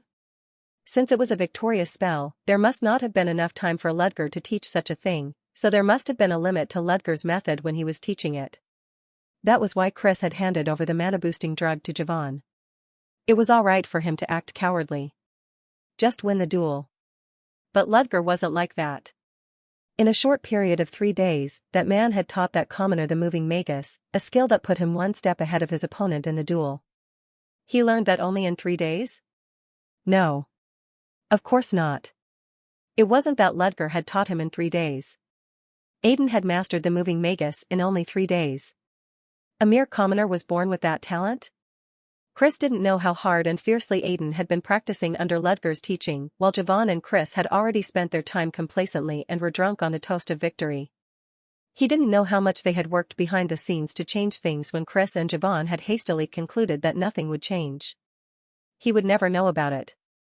He probably wouldn't know even after someone told him that. That was how ridiculous he thought the current situation was. Javon. You stupid brat. Stop your spell. Chris wanted to shout it out, but the last remaining rationality that he had kept his mouth shut. If he shouted to give instructions toward Javon there, it was an act that would ruin the fair duel and undermine his own image. He had no choice but to just wish that Javon would notice by himself and take another action. I was wrong. Chris closed his eyes tightly. Javon was preparing for the next spell, as he never expected Aiden to use magic while running. It would have been better for him if he had been puzzled by Aiden's dodge and stopped preparing his next attack. However, Javon's natural ability became a shackle to his ankles in the middle instead. He had quickly responded to the abnormal situation that he encountered for the first time.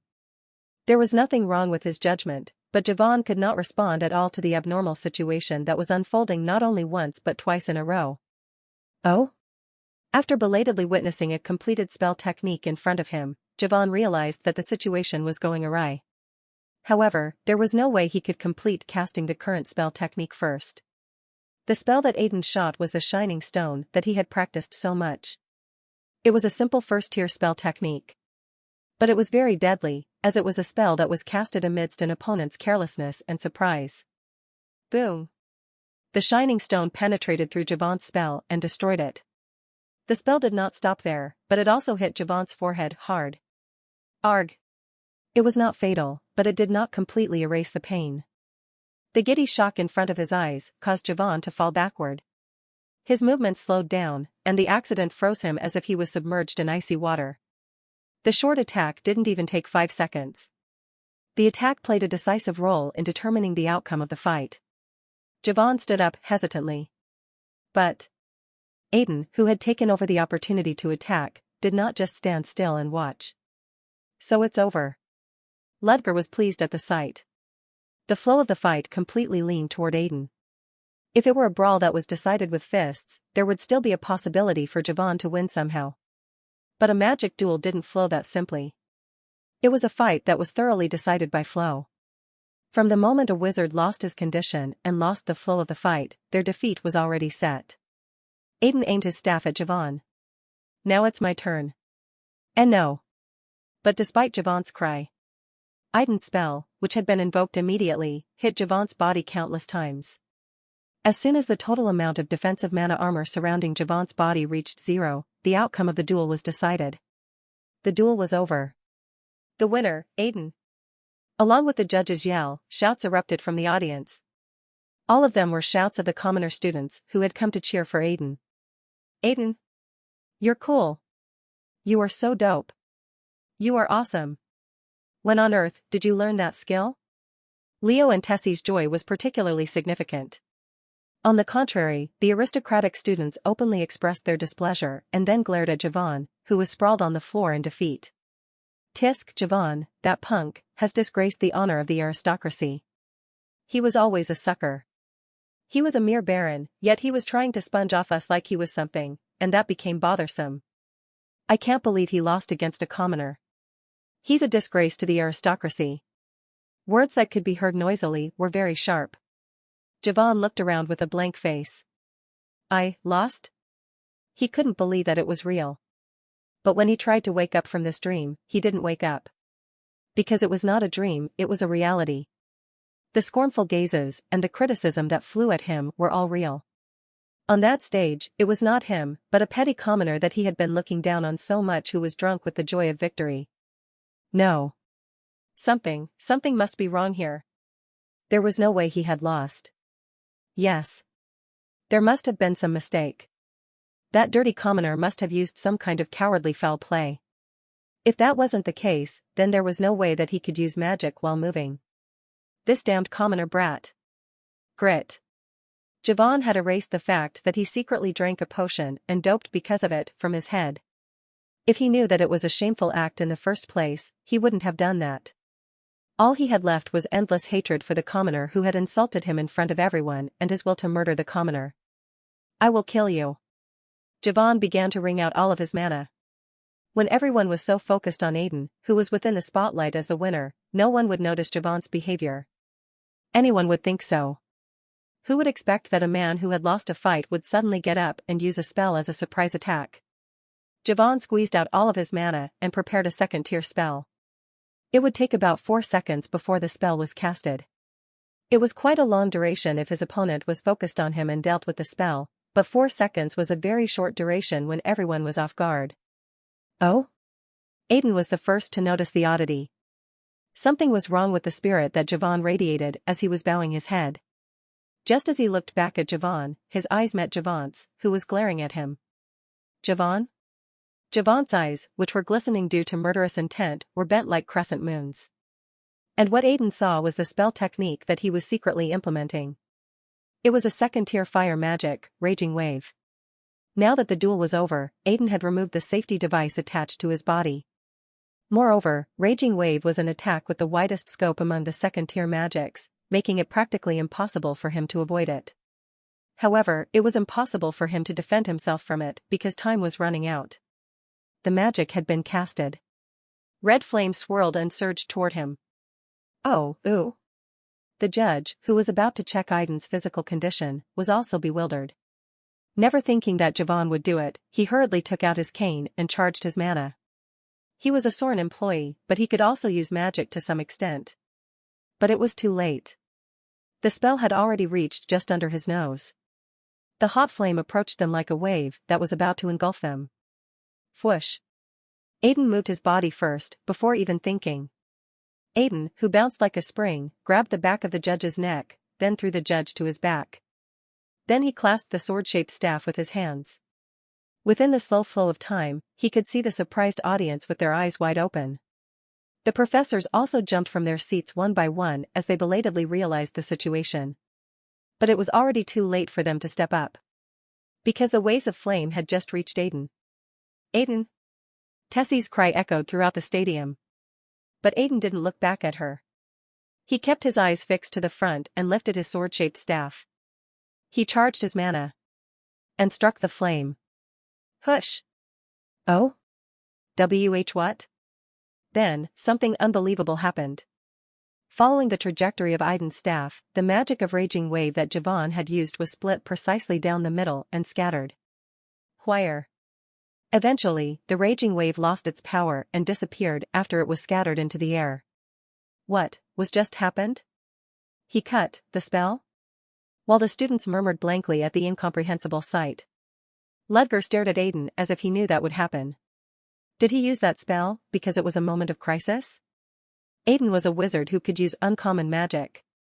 Unlike the other 4 types, uncommon was not properly classified by modern magic, and spells that weren't widely known formed a mainstream classification. It was the same with what Aiden had just used.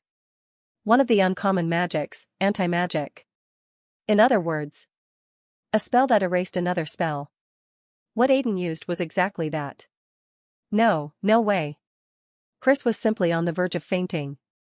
He was already going crazy because of Javon's cowardly act, and to make things worse, Aiden, whom he thought was a commoner, had used anti-magic.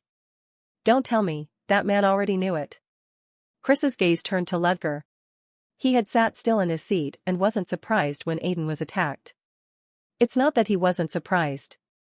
That man had no reason to be surprised in the first place. Because he already knew everything. He had known that Aiden would win the competition and that Aiden was the owner of an uncommon magic. Oh, my God.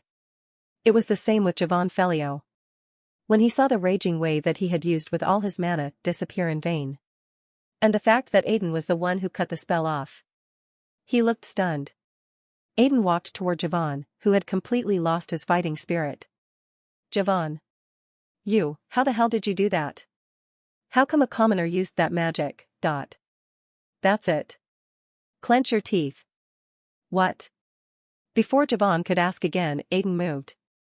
Bomb. His clenched fist hit Javon's cheek hard. Javon's body rolled on the ground. Looking down at the fallen Javon, Aiden spoke while glaring strongly at him. I thought that you'd at least take your defeat well, but I didn't know that you would be this much of a piece of trash. Javon could not answer him. He had already been completely physically and mentally defeated by Aiden, so he could not maintain his rationality. The judge belatedly rushed out and checked Aiden's body. Aiden? Are you all right? Yes, I'm all right. But are you all right, mister? Are you hurt anywhere? Oh, no. Thanks to you. I'm grateful. I would have been in danger if it weren't for you. Aiden said that it was nothing to the judge, who kept his head bowed down and apologized instead. Chris just chewed his lips without being able to answer anything. Yes. It was obviously his mistake in not realizing the anti-magic that Aiden had. But what hurt his pride more than that was that the outcome of the duel was not determined by the anti-magic. Aiden didn't even use his anti-magic in the duel. He had simply knocked down Javon using only what he had mastered and learned since coming to Soren. There was no way he could spit out words such as cowardice or foul play. The moment he said those words, he would have really lost. Looking at Chris, who was shaking and couldn't say anything, Ludger took his luck. I remember you told me to use a magic academic paper as a price for the bet. I did. All right, what can I give you? Nothing. Chris was puzzled by his words. Now, what on earth? I won't take anything. Anything? Why all of a sudden? It's not all of a sudden. I was going to say this from the beginning.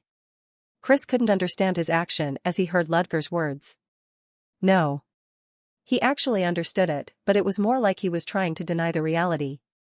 It's cheap to rob the others teaching material as the price of a bet.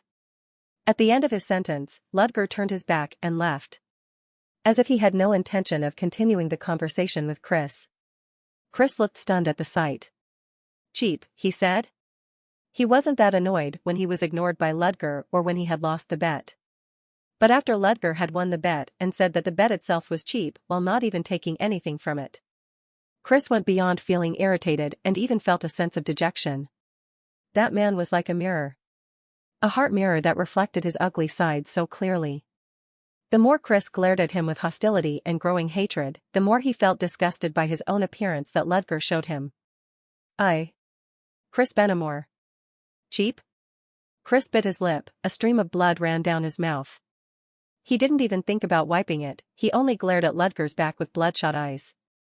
Ludger Kellysi. How much more did he have to trample on Ludger's pride to get rid of his anger? He couldn't forgive him. It was unacceptable. Next time, he would surely repay Ludger with double the amount of humiliation that he had experienced. Professor Chris. Hugo approached and called him, but Chris did not respond. Not wanting to show his ugly appearance to anyone right then, he hurriedly went away from his seat. Hugo distorted his face at the sight, and he had no choice but to hold his irritation when looking at the principal, who was smiling softly. That would be remembered as a day of great shame for the aristocracy. Ludger Kelly. He was thinking of the man who was the culprit behind all of it. Hugo Bortag gritted his teeth silently. Aiden, who was drunk on the joy of victory with his friends, suddenly remembered the promise he had made with Javon. His gaze flitted toward Javon, who was getting up from his spot. The three people looked at each other, then nodded and approached Javon. What? Javon looked at Aiden and his friends coming toward him and spoke in a weak voice. Was there anything left for you to laugh at me for? Javon, you didn't forget the promise you made before the duel, did you? The word promise made Javon's face crumple severely. He couldn't think of it because he couldn't get away from the shock of defeat. Javon Felio, you should respectfully apologize to my friends here right now for saying harsh things to them. How dare you? You told me to apologize, now? You were the one who made the bet and participated in the duel, Javon, I'm just telling you to keep your promise. Hurry and apologize. Respectfully. Javon clenched his fist, but that was all. He was completely defeated by Aiden, even his surprise attack had failed. It wasn't a mere defeat, it was an ugly defeat after he desperately tried to win. There was no place left for him to stand in Soren. Javon cried out of frustration. Damn it. All of it, because of you. Because of you, Javon. Shut up. Don't call my name. If it weren't for you, I wouldn't have been suffering this ugly appearance in front of everyone. Yes. It's all your fault. Tessie was about to step up, full of rage, when she saw Javon talking in a frantic state of mind. But Aiden raised his hand to stop her. Aiden. Why? Aiden knew it, the fact that no matter what Tessie said there, Javon wouldn't listen to it. Aiden realized something when he saw the action that Javon showed. Two people had fought because they didn't understand each other, and he believed that the story would have been different if they understood each other. He thought that people could get to know each other while having a conversation with each other, and then they could get closer to each other after that. But Aiden still couldn't forget Javon's face that had been full of murderous intent. Javon's expression swayed his thoughts. Meanwhile, Javon shouted even more desperately. Damn it. Fucker. Because of you dirty commoners, I can't even stay in Soren anymore. The Felio family can't raise our heads anywhere in the future. Because of you. Because of all of you. Javon had already erased his foul play and cowardly acts from his memory. He just couldn't understand why he had to go through this to the point that he felt resentful and cheated about it. Why? Why does someone like you have that ability? Why don't I have it? Javon. Damn it. Damn it. I just wanted to raise the reputation of my family. Javon bowed his head and screamed. He wouldn't have stopped, even if he knew the method he used was wrong, because he had that objective as his purpose. Aiden was about to say something while looking at Javon, but he shut his mouth tightly. In that state, it was difficult for them to continue a proper conversation, let alone him receiving an apology from Javon. Even Tessie, who would normally have been angry while telling people to act properly, was reticent when she saw Javon's ruined state. She also felt something that was tightening in her chest when she saw Javon had done that to raise his family's status. Maybe I could have been like that as well. She shuddered with fright at such thoughts. At that moment, a cold voice was heard between them. What are you doing here? The duel is over. Professor Ludger. Ludger, who was dressed in all black, had a strange atmosphere that they could not resist. He stared at Aiden and his friends, then glared coldly at Javon, who was sobbing and collapsed in his spot. Javon Felio, what are you doing, showing such an unsightly appearance after you lost in the duel? It's not enough for you to lose the fight, you didn't accept your defeat and even attempted an ugly surprise attack. What's so unfair about it that made you cry? Do you deserve to cry now? PR Professor Ludger.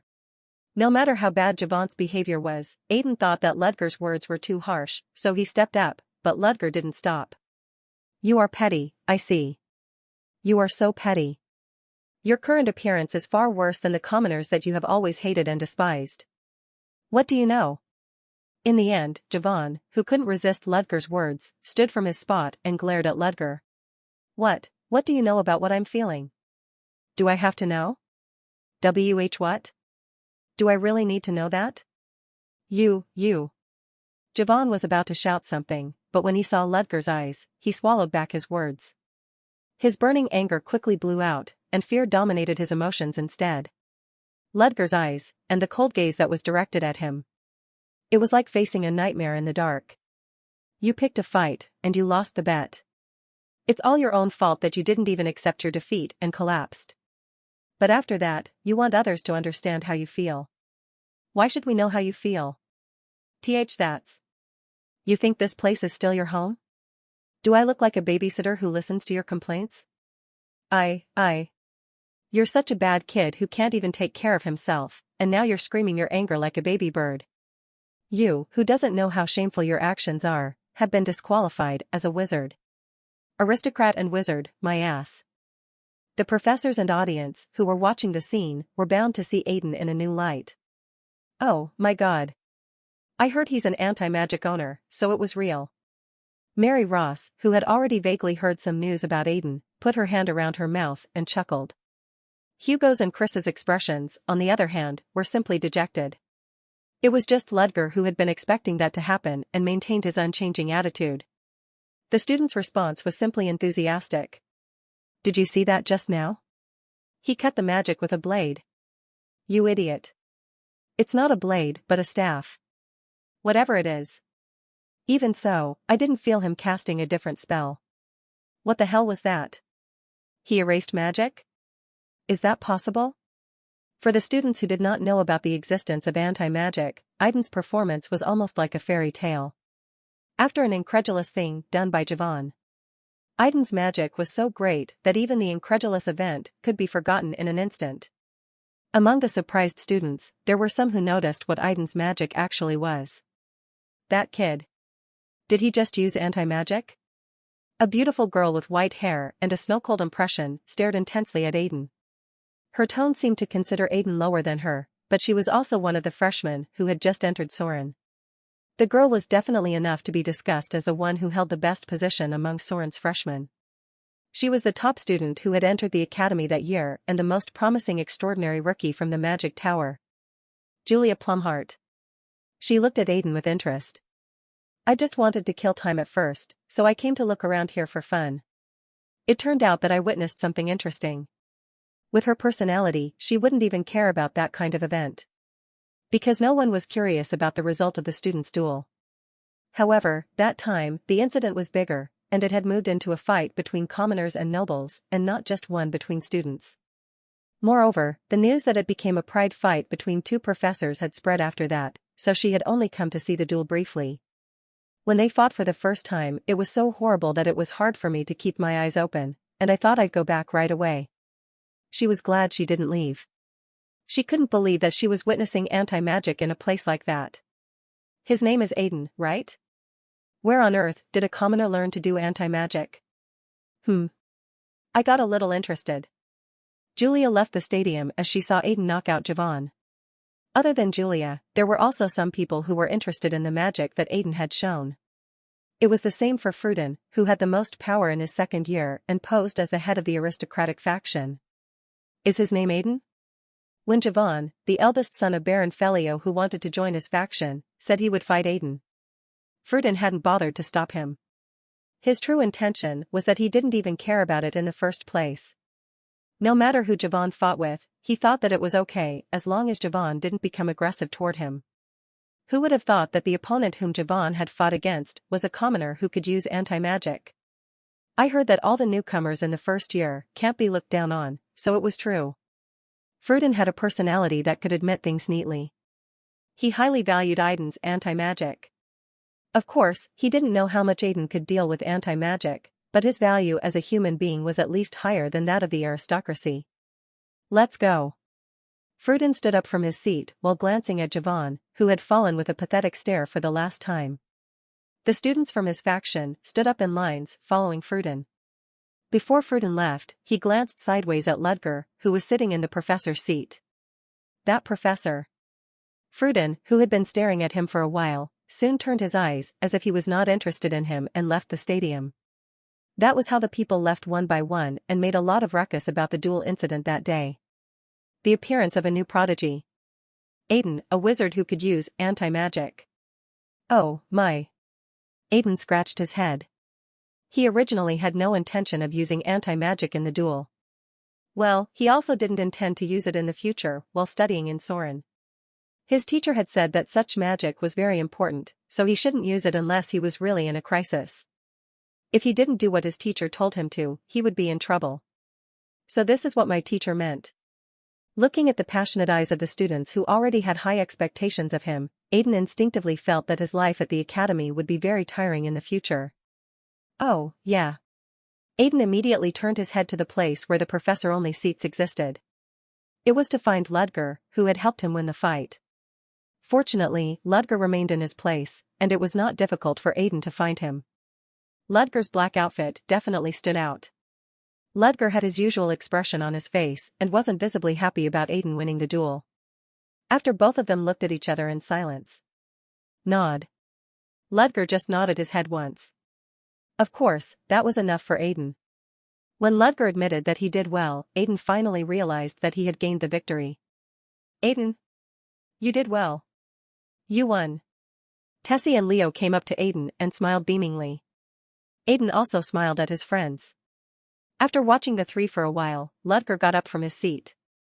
Because the duel was over, it was time for another business. Professor Chris. Chris Benamor, who had been standing uncomfortably in his spot the entire time, shuddered at Ludger's call. His eyes turned to Ludger. We still had our own business left, right? Chris's face collapsed even more disastrously at his words. Chris thought that something destined had finally come. He had made a bet with Ludger. They had decided who would win the contest among their students and declared that the loser would give one of their magic research papers to the winner for free. It was Chris himself, and not anyone else, who had suggested it first. He had declared that he would make the bet in front of many students, so he couldn't even make an excuse and say no. Chris tried to say something, and he glared at Ludger sharply. You. Did you already know that the commoner student is an owner of anti-magic? Yes. You are right. Chris shouted out full of rage at the answer that Ludger gave as if it was too obvious. Did you make this bet even after you knew it? I don't understand why Professor Chris is so angry. What nonsense. So you didn't know that Aiden is an owner of anti-magic? Chris became tongue-tied at his words. It was just as Ludger had said. He hadn't known that Aiden was an owner of anti-magic. Yes. He hadn't known it, and that was why he had allowed that duel.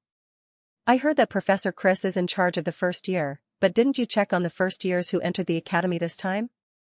Most of all, Aiden never used anti-magic throughout the whole duel. Did his mastery of anti-magic affect the outcome of the duel? Chris shut his mouth. Just as Ludger said, Chris was not in a position to argue about the match. He could have known it, but it was he who didn't want to know about it. He didn't pay attention to them because they were commoners and because they were insignificant kids. He didn't think paying attention to them was necessary. The narrow-minded way of thinking that he usually had eventually turned around and flew toward him like a boomerang. Who the hell should he blame for that? Was it Ludger, who knew about it but didn't tell him? Was it Aiden, who had learned anti-magic as a mere commoner? No. It was him who was wrong, after all. He didn't even prepare for anything thoroughly and had mistakenly thought that he would definitely win without thinking of gathering any information in advance. His arrogance was the cause of his defeat. If you had checked thoroughly what specialties the students had, an incident like today's wouldn't have happened. Had their original plan been decided, or was a new order going to be issued in the future according to the later situation? Ludger didn't know that. But he couldn't even ask Sedina. How could she know what kind of mission an executive had come for? In the end, I have to figure it out by myself. It was highly likely that he was directly ordered by Zero Order, or that another First Order was sharing the work with him together. The way to find out right away was that he had to find another First Order who had infiltrated Soren. However, in a situation where he couldn't find the other First Order, Ludger had to work as much as possible while clearing the suspicion of the Black Dawn Society. That was why he deliberately moved more eagerly as a professor. It's true that the principal suspects me, and it's true that I need time to clear her suspicions. Using that as an excuse, I can at least quell the growing discontent of the secret society. And it was also possible to extend the deadlines that were given under this pretext. In fact, even though he only explained it that way, Sedina seemed to be convinced immediately. No. Can't she be a fair example, because she's just extremely praising towards the First Order? But it was okay. If Sedina could go forward and explain it to the other members instead of him, it would be much easier for Ludger. In fact, Sedina was already full of such thoughts. As expected, Professor Ludger. We were worried that something might happen to him. It turns out that he had planned it all along. Sedina's social status had led to similar bullying within the organization, but recently, the other members had stopped irritating her because she had been acting as if she was Ludger's full-time subordinate. That made Sedina respect Ludger even more, thinking that it was also a blessing. He's even worried about someone like me and giving me that kind of advice. He's really awesome. As Ludger had said that, Sedina decided to obey the order even after she died. Explain it well to the others. Yes. Just leave it to me. Anne. Yes. Do you have anything else to tell me? No. Never mind. I'll talk to you later. And it's nice to see you more confident than before. Ludger's last compliment gave Sedina a tingling and electrifying shock all over her body. I will leave it to you. Yes. I will do it even if I have to die. Don't die. Yes. I will never die even if I have to die. Yes. Whatever. Ludger left Sedina behind, who was becoming increasingly burdensome every time he saw her. Returning to my private accommodation, I entered the room and briefly summarized what I had to do. First of all, through this open duel, I have extensively developed the image of being on the principal's faction. I don't know how the principal herself will take it, but she has her own circumstances, so it will be hard for her to throw me out. For the moment, the principal's faction seemed to be more dominant, but the noble faction led by Hugo could not be looked down on either. No matter what anyone said, the biggest force among the students was Fruden's power, who had gathered the aristocratic students. The aristocratic professors, including Hugo, had joined hands with Fruden. The principal's power seemed strong, but if they properly opposed the principal's will, it would be difficult for the principal to decide anything recklessly. And thanks to the fact that I attracted the principal's attention, I got the justification that, even though I'm an executive of the Black Dawn Society, I still can't move hastily. Other members from the secret society wouldn't want to contact me recklessly, either. In other words, I got an exemption from doing anything in the Black Dawn Society for a certain period of time. So let's put off the Black Dawn Society for now.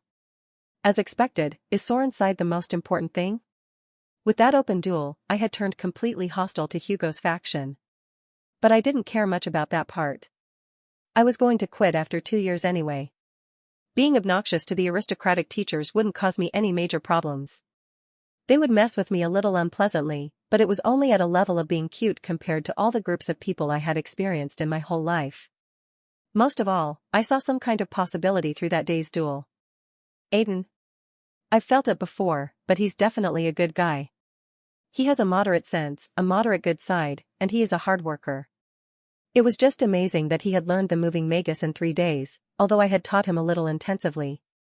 Was it his talent, or was it more like a tenacious effort?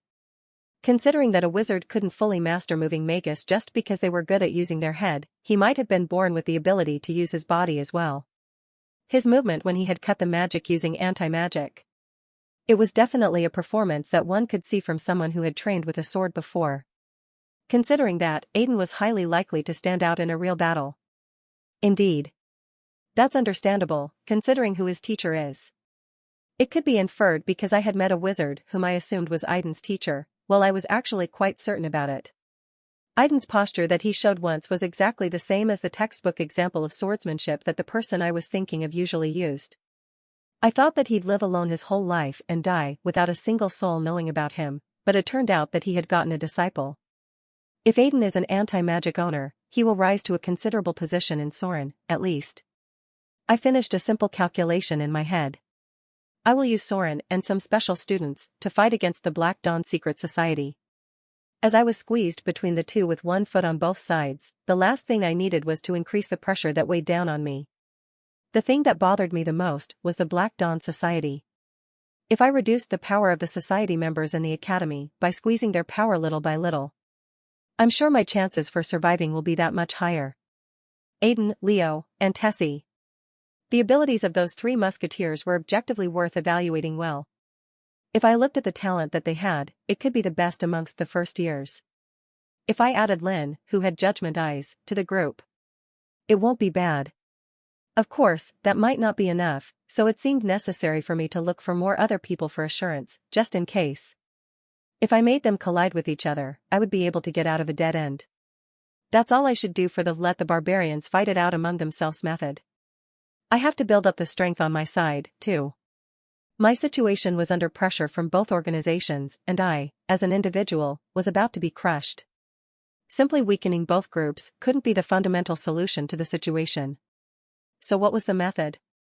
I also have to make my own organization. In fact, I preferred to move alone. But as long as I needed to stay in the Empire, I could no longer do a solo play. I needed more people. In addition to Hans, I needed to call the people I had connections with before and create a new organization. That organization would be my strength, and that power would make me able to resist the forces that oppressed me. Talk of the devil, and he is sure to appear, they said. I was just thinking of him, and the crystal ball I left in my room began to sparkle. The fact that the marble for personal communication that I handed to Hans rang, it could only mean one thing. Hans. What's the matter? I checked everything around the area according to your order. Was it because of that? Considering your skills, you'll have as much information as I would. And yet, since you contacted me separately, it seems that you need some force. You're so quick in catching it. You are right. From now on, I need some armed force. You knew it too, didn't you? That I'm not good at fighting. I didn't expect anything from you in that department since the first time. Anyways, I need your help now. I see. It was not bad timing. I got up from my seat, dressed in a black long coat for outdoor use, and wore a gentleman's hat on my head. So when are you going to come? I think we'll have to deal with it by the end of the week at the latest. I'll come right now. Pardon? Because he didn't know that I'd say I'd go right then, I heard a bewildered exclamation from beyond the crystal ball. Don't you think it's better to deal with it quickly? That's that, but... Are you going to be okay? You are so busy, though. It'll be over soon, anyway. How are you so sure about it? Because I'm going to make it that way. The air lingering in the back alleys of Let Helk was cold enough to make people's skin sting. In the dark and deep space, Hans raised his head while leaning against the wall. It's too high. Hans was also proud to have traveled around many cities and seen many things, but Let Helk, the imperial metropolis, was taller than any other city he had ever seen. The same went for even the shabby back alley where he was standing. It was like a prison of bricks and brass. Should I carry around a wire hook like he does later? If he had a wire hook, he thought it would be easy to escape from Let Helk at a dangerous moment. Of course, the biggest reason was that Ludger had looked cool when he used it to chase the werewolf.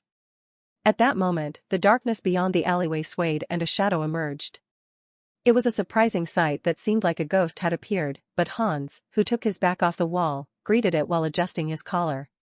Because he had seen such a sight a few times already. You came? Whoosh. Before he knew it, the shadow changed its shape and took the form of a human being. He wore a black Inverness coat with a cape on its shoulder. He wore black leather gloves on his hands and had a gold and black cane. Unlike usual, he wore a silk hat with a hairstyle that was neatly pulled back and didn't tie his hair at all. That alone made Ludger's impression look very different. How about the situation? Yeah. Let me tell you what I found out first. Our hideout is in the back alley, isn't it? Yes. Well, obviously, there are various underworld organizations dividing their power and sharing it around there. Hans organized the information that he had confirmed by himself and gave it to Ludger. He had been wandering around so much for the past few days to check the information out anyway. They are largely divided into 4 organizations. There is one strongest and largest organization among them and the other 3 are medium-sized organizations. So there are 4 places in total. Maybe it's because this is a big city, but the number is a lot. I'll start by explaining the medium-sized organizations. First of all, there is a circus built by people who are physically disabled or neglected. Circus? It's a must to make a living in a city like this with the proper talent. It's a circus called Kirchhoff's that's also some kind of a gang and union where those people gathered. Ludger nodded his head as he understood Hans's explanation. Kirchhoff's, huh? Alright. What's next? And then there's a place consisting of only women. No matter what city you go to, such a place will never be left out from the underworld. So it's a brothel. Without even a hint, Ludger guessed it right. Average people would express their discomfort or displeasure just by thinking of the word, but it was a place that could never be left out in the underworld. Because this place was that kind of world. Even on Earth in the 21st century, that kind of place had always existed. But it's not just a weak brothel, and I feel like they're living as an organization because they have their own know-how. They have considerable ability in gathering information, and they're also reaching out to many businesses in the city. They share patterns of tiny black roses to identify members of their own organization, so they're called Black Rose Women. Black Rose Women, huh? Ludger recited the name in a low tone. How about the last one? The last one is a combination of children and old people.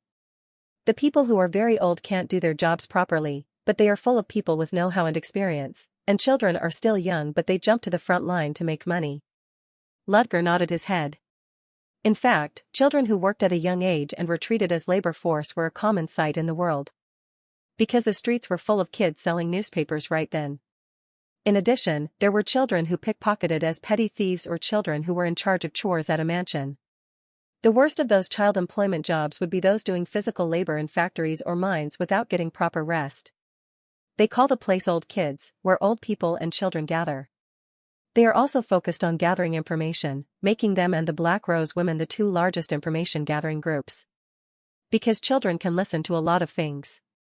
To organize the information Hans gave Ludger, it was like this. Circus Group, Kirchhoff's. The brothel, Black Rose Women. The labor union of old people and children, Old Kids. It was a total of 3 medium-sized organizations in the underworld. Now there's only one big guy left, huh?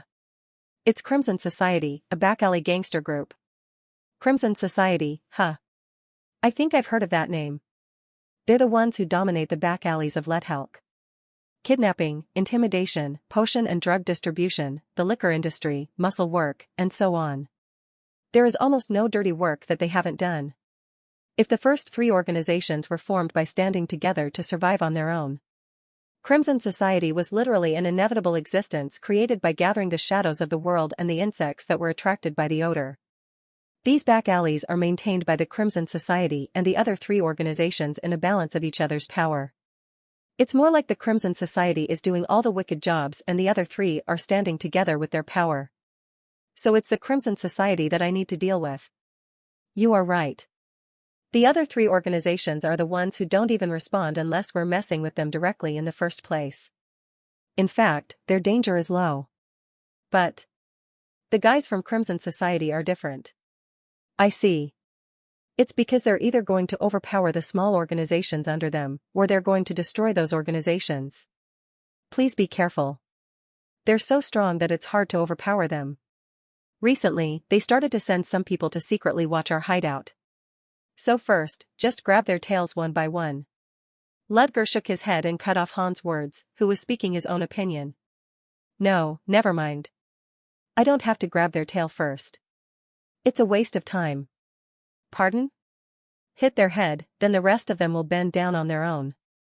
And no. But how will you do that? Ludger smirked at Hans, who was bewildered. Of course, through taking the bull by the horns. He had purposely dressed up the way he was to do that. Hans was about to tell him not to say anything crazy, but eventually raised the white flag when he realized that Ludger was serious when he said so. Whatever Hans said, Ludger would do what he wanted anyway. And he would succeed, because he'd always been like that. Indeed. That outfit, too. Are you going to use that identity this time? You know, that one. A self-proclaimed criminal consultant, an important figure who dominates the underworld. Yeah. Ludger replied while putting on a gold monocle that could only be worn on one eye from his pocket. His usual sharp and cold soldier-like appearance was erased at once. On the contrary, he appeared to be a man who seemed intelligent and calm but seemed to have a somewhat venomous aura. That was one of Ludger's past identities that he would use. Are you really going to take the bull by the horns? Why are you like that?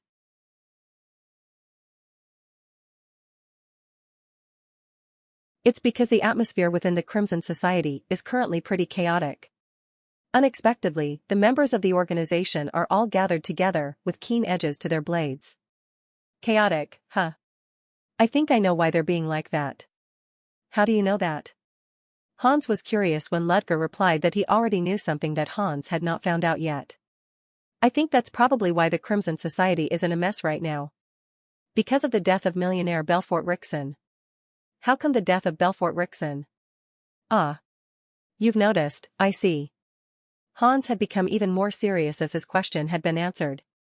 So there was some kind of connection between Belfort Rickson and the Crimson Society.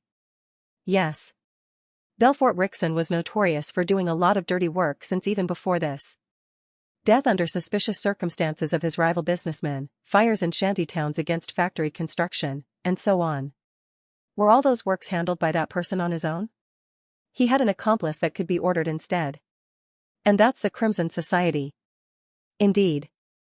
They need a rich man whom they can get along with, and they take care of the dirty work instead. Hans, now that Belfort Rickson is dead, the Crimson Society must be pretty hot-tempered because their biggest cash cow is gone. They'll stay calm for now, but they'll move to make up for the short money sooner or later. So that's why they're gathered. No, wait. So you're actually their enemy and the culprit, aren't you?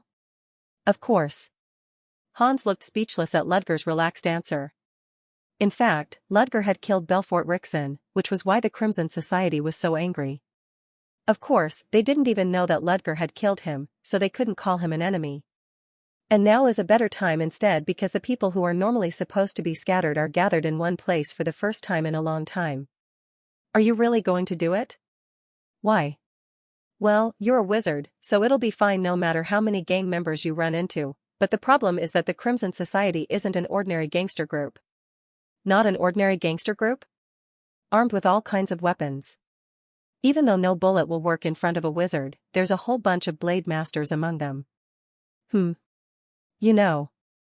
They are the ones who tried to become knights, but then lacked money or personality, or the ones who got stuck with mercenary work. There are a couple of such people in the Crimson Society. I guess that's why the Crimson Society occupies first place in the back alleys. So they have strength equal to a semi-knight, is that it? It got a little annoying when there were knights mixed among them. If he thought of a knight on Earth, he'd think of an old-fashioned armor-clad butcher, but it wasn't like that here. A knight was a superhuman. A knight had extraordinary physical abilities that could deflect bullets as long as they held weapons in their hands. Knights had been rivals to wizards for a long time, so as a wizard, the most uncomfortable type of people to deal with were the knights. Because people who dealt with auras could cut down or break through some decent magic. Therefore, Hans wanted to take a safe path, even if it took a little more time. Because it was too dangerous to enter the enemy camp as he pleased. That's interesting. But Ludger smiled rather amusedly at Hans's remark. Hans thought he heard it wrong. No, will you still go after all this? Is there a reason for me not to go? There are semi-knights there. Those semi-knights are just that, they're not real knights. Hans, I don't think you know it well, but the difference between semi-knights and general knights is big, and the difference between the knights with those who are the captains is even bigger. No, I'm not saying that I'm going to talk about it. I don't know about if they were regular knights, but semi-knights are nothing great. Hans shut his mouth and contemplated seriously, thinking, is that so, after listening to Ludger's confident tone? There was nothing particularly wrong with what Ludger had said. The difference between the semi-knights and the general knights was actually large. In fact, to tell it in a good way, they're semi-knights, but in reality, those were people who couldn't become knights. It was true that they were even weaker than an apprentice knight who served beside the knights and received their teachings. I think it seems like that after hearing it briefly. Come to think of it, Hans was judging the situation too pessimistically. Yeah. He was uselessly scared because there was the word knight in their title, but they were actually nothing, right? Hans, who thought he was worried too much, nodded his head while thinking that he couldn't help it. Well, if that's what you say. Of course, it was Hans's big mistake. It was true that the semi-knights were weaker compared to general or apprentice knights, but they were not that weak. There was a difference in their power, but it could not be called a crucial difference. Even if they were semi-knights, they were talented people who could cut people's throats with only a spoon. For the people of the underworld there, their skill was akin to a wall that they couldn't resist. Ludger knew the fact, but he hid it from Hans. Even if Hans knew it anyway, he would still go into the Crimson Society's camp.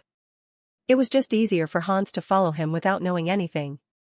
Take this. Ludger threw something at Hans. Hans grabbed it and went to check what it was. I need your help a little bit. Are you sure? What Ludger threw at Hans was a wolf's fang. Hans didn't bother to ask why Ludger had given him the wolf's fang. It was him who knew his physical type better than anyone else. Even so, if I go alone, the atmosphere won't be right. I need one big guy behind me to threaten them properly. I don't know, if I get into a fight like this, I will escape right away. You don't have to worry about that. Huh. Hans sighed. He held the wolf's fang in his hand and stabbed it into the palm of his hand until it was bleeding. Whoosh. And shortly afterwards, around the wound by the wolf's teeth, black hair began to grow on Hans' body. The gene contained in the wolf's teeth penetrated his skin and made contact with his blood, triggering his physical transformation in which the beast's factor was expressed. Crack. With the sounds of bone twisting, Hans turned almost 1.5 times bigger than usual.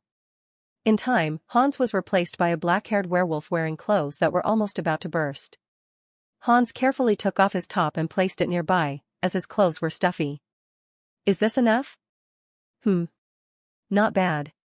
Well, if I can do as I want. I'd say you don't need pants either, but please be careful about that. Yes. I should understand that part. If his transformation went away afterwards, and he took off his pants as well, there would be nothing more horrible than that. Hans breathed a sigh of relief. That's a relief. Your size is not bad either. I'm sure that your shape will change depending on which animal's teeth you use. Well, that's something that I've had to learn after an awful lot of experience, even though I didn't want to know about it. That's a shame. I wanted to keep the teeth of a bear or a tiger if I could get them. Hans didn't have to be bitten directly by the beast.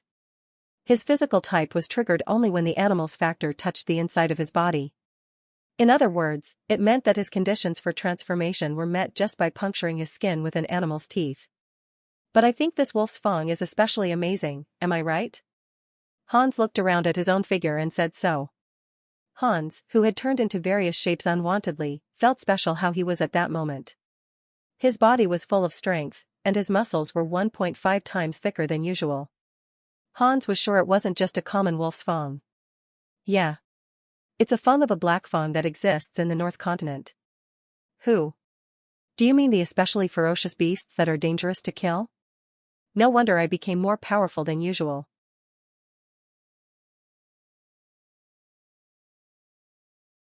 Javon couldn't maintain his right mind as he listened to Ludger's nearly violent words that were unlike his usual self. Shut up. I don't even want to listen to your excuse. I'll refer you to the disciplinary committee for your behavior that I saw a moment ago, so get out of my sight now. At Ludger's warning, which was close to threatening, Javon, whose face turned pale, stepped back with a shaky step and then fled the stadium. The three musketeers, who watched the scene silently from beginning to end, all had the same thoughts. He definitely served Javon right, but wasn't it too much? Aiden's expression was especially not very good. Aiden. Yes, Professor. You've practiced the maneuver technique properly. Good job. It's all thanks to you, Professor. But you don't look that happy about winning the duel, I see. That's... Aiden could not understand why his mood was so low. Obviously, he had won the duel in front of everyone in a cool way. He could not disagree if someone said he had to be happy about it. Maybe it was because he had heard Javon scream afterwards. I don't really know why. You don't really know, huh? I obviously felt delighted at first. Javon humiliated my friends and started a quarrel with me. I'm sure my intention to defeat Javon remains unchanged. But, the problem is after that. Did you just get swayed by Javon's whining? I definitely didn't have to listen to his words. Yes, it would be enough if I just ignored him, but I couldn't do that. Aiden showed a bitter smile and spoke frankly. Ludger looked at Aiden in silence. He had already known that Aiden had been overly righteous and possessed righteous values since before, but he didn't know that Aiden would have a heart so weak like that. He even had sympathy for Javon, who had ignored and looked down on him. But if someone asked Ludger if it was a bad appearance, he would say no. Aiden was still young and a student who studied in that shining world called Soren. Because he was a student and still young. That was quite possible. That was okay. Ludger couldn't blame him while saying that Aiden was stupid and that it frustrated him. Because that was how he looked at the world. Aiden? Yes. Professor. As you live in this world, one day you will run into various types of people. Pardon? Keep it in your mind. It means that not everyone is like you. Someone will hate you, dislike you, and be hostile toward you. In the end, it's going to be like that because your world and the others' worlds are different. Is that so? But it changes depending on how people behave. Aiden, Tessie, and Leo looked at Ludger as they were slightly surprised at those words. It's not a bad thing to take care of your own things. And your deed that sacrificed your everything is not stupid either. But in the end, what you need to live in this world is moderation. Moderation. Only half of them. Aiden. You can just pick half of selfishness and selflessness. If I give half to someone instead of taking half from them, then there will be a day when both of us understand each other. Aiden looked back at Tessie at Ludger's words. He obviously remembered that his first time meeting her wasn't so good. Tessie was like a rose full of thorns. But at some point, the two became close and hung around together often. I'm not telling you not to yield and not to be considerate to others, because it seems impossible to you. That's why I said this. It's okay to not be fully considerate of others, but it's also alright for you to be at least half selfish. Half. Aiden felt anxious, as he was catching something from those words. I spoke too much. I will leave now. Professor Ludger. What? Those words. I will definitely keep them in mind. Looking back at Aiden, who answered with a determined face, Ludger left the stadium with a light nod. The three stared silently at Ludger's back until he disappeared. Walking alone in the dark hallway of the stadium, a person popped her head out from the corner as if she had been waiting. First, no, Professor Ludger. Sedina, right? Sedina Rockhen, who had brown, volumized hair. She brightened her face the moment she saw Ludger, as she had been waiting for him. After looking around for a while and checking if there were any other people, she opened her mouth when she thought it was okay to speak. Congratulations on winning the bet. Yes. More than that, are you all right? Maybe you've gotten too much attention from inside the academy because of this incident. The other members are worried as well. The part that Sedina was concerned about was that Ludger was hiding in Soren under a false identity. However, his recent moves had attracted too much attention in Soren. In that case, no matter what he did, their eyes would follow him, which would significantly interfere with him in a long-range plan. Ludger shook his head at her concern. It's okay. I prepared myself for when it became like this. You prepared yourself. Sedina, do you know something about the principal of Soren? Sedina nodded immediately when the principal's name came out. Yes. Her name is Elisa Willow. She is a famous wizard who achieved the 6th rank of lecture class at a young age. She's now the principal of Soren. She's a woman whom you can never let your guard down to. Yes. She's currently suspecting me. Do you mean Professor Ludger? The principal is aware that our people are hiding in Soren. Maybe I'm now on the list of her suspects, even if I'm a professor. That. I need to get rid of her suspicions now. Because of that, it will be impossible for me to contact other members, but it can't be helped. You came here as a professor so you could be less suspicious, though. It was something I had to do anyway. It's a profitable deal if I gain reliability from Soren through this incident, but we need a little more time to do that. As expected, it's like that. I believe in you. Sedina, who had already been properly blinded by Ludger, believed Ludger's words without a question. Actually, it wasn't a complete lie, either. Ludger's behavior in which he distinguished himself in Soren was based on his intention to look good to the principal. However, for Sedina, there were some concerns that Ludger might be receiving too much attention. In fact, when she secretly listened to other members, There were even talks that said Ludger was a first order but that he didn't have anything to do, to the point that it became weird. Yes. As expected, there's no way Professor Ludger was like that. She believed in Ludger, and she also wanted to believe him in the future.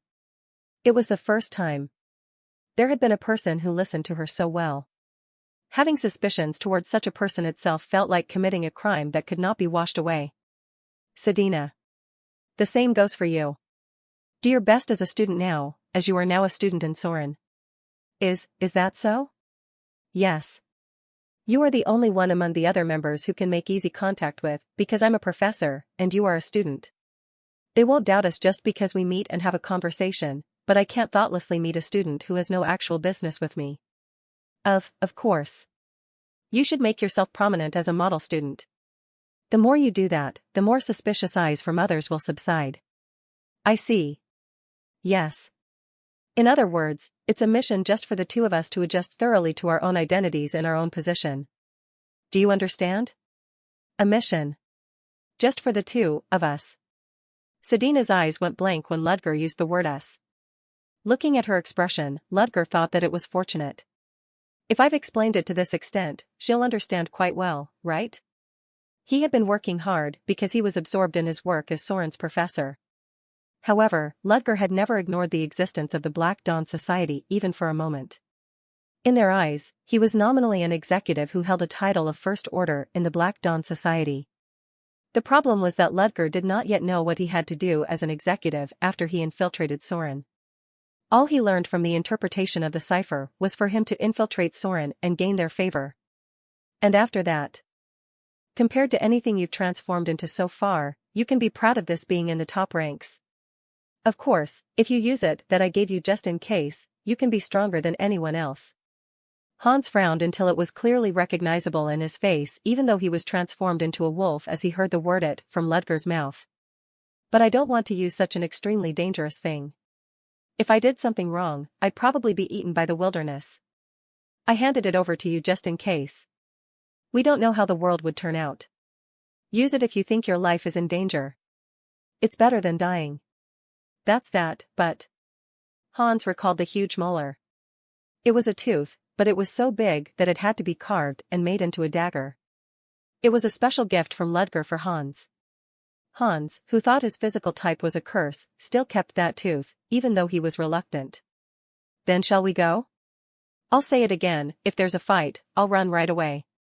I already said it, you just need to set the mood. I'll go in first, so follow me when I send you a signal. Phew. I get it. Ludger, who was dressed in black, and Hans, who had become a shadowy beast, disappeared as if they were melting into the darkness of the alleyway. Located on the outskirts of Lethelp downtown, Poja Street was famous for its many stores, restaurants, and music halls. There was also a workshop to make a power device made of mechanical springs, which was an active place for children as well as adults. In the depths of Poja Street, in the boundary between the bright outside part of the city and the back alleys. Damn it. There was a man with red hair who blew a bottle of alcohol and drank it. Compared to others who had muscular builds, his build was nothing remarkable, but his face was pretty much so. Having long sideburns, he had a large scar across one of his eyes, so his ferocity was extraordinary. When he became annoyed, his subordinates around him walked on eggshells. At that time, the subordinate who played the role of an advisor took courage and stepped up. Big brother, are you all right? Do I look all right to you right now? It's hard to say yes, honestly. The man was the Crimson Snake, Daughtry, the leader of the Crimson Society. It was an obvious thing for him to get angry right then. It was because Belfort Rickson, the biggest cash cow and supporter in the Crimson Society, had died all of a sudden. From Daughtry's point of view, who was the closest to Belfort and raised the Crimson Society with Belfort's power on his back, one of the big pillars that supported him had collapsed. There were still a few more pillars to help them, but the problem was that before Belfort Rickson died, the Crimson Society had invested a huge amount of money in his project. It was an obvious fact that all of Belfort's wealth had scattered because the conductor of the project was dead. Most investors would share their invested money, but it was difficult to recover the invested money from Daughtry's point of view, who couldn't spend money fairly. That wouldn't completely ruin the Crimson Society, but it couldn't be helped that the atmosphere within the society became uneasy. But it's still bearable, so why don't we seek a new way? That's why I summoned all of you here. I think we'll have to significantly expand our business soon. Business expansion. That was what he said, but it would be a work accompanied by blood and violence. It suggested that maybe they would fight with another organization that had only been snarling and glaring at them so far. But no one was worried about it. They were the Crimson Society, and their forces were the best in the back alleys of Lethelk. First of all, let's dominate over the Black Rose women, no matter what. When Daughtry muttered like that. Creak.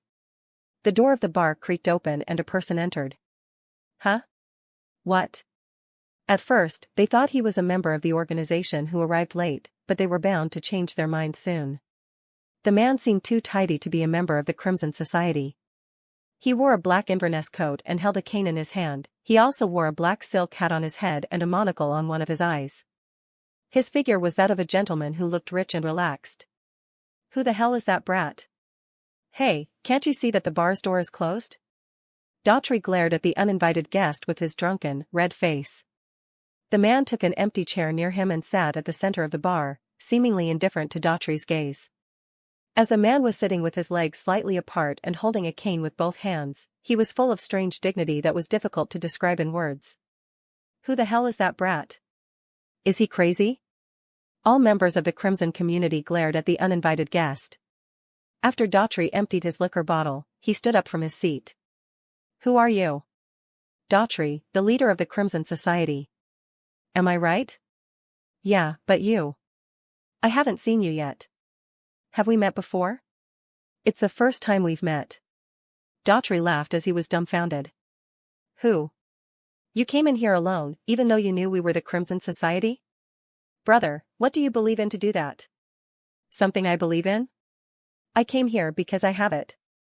Despite the glares from all sides, the man was confident without any fear. Daughtry felt a strange sense of uneasiness at his appearance. He didn't seem to be bluffing. Having been wandering around for a long time in those back alleys, he could distinguish between the reckless bravado of incompetent people and the competence of the really talented ones. Among the two, the man in front of him was the latter. The clothes he's wearing look luxurious, and his atmosphere itself is extraordinary. That kind of person came to see him? Daughtry thought he needed to hear the man's story first. For what reason did you come to see me? It hasn't been long since I came to this city, so I'm going to start a new business. Oh.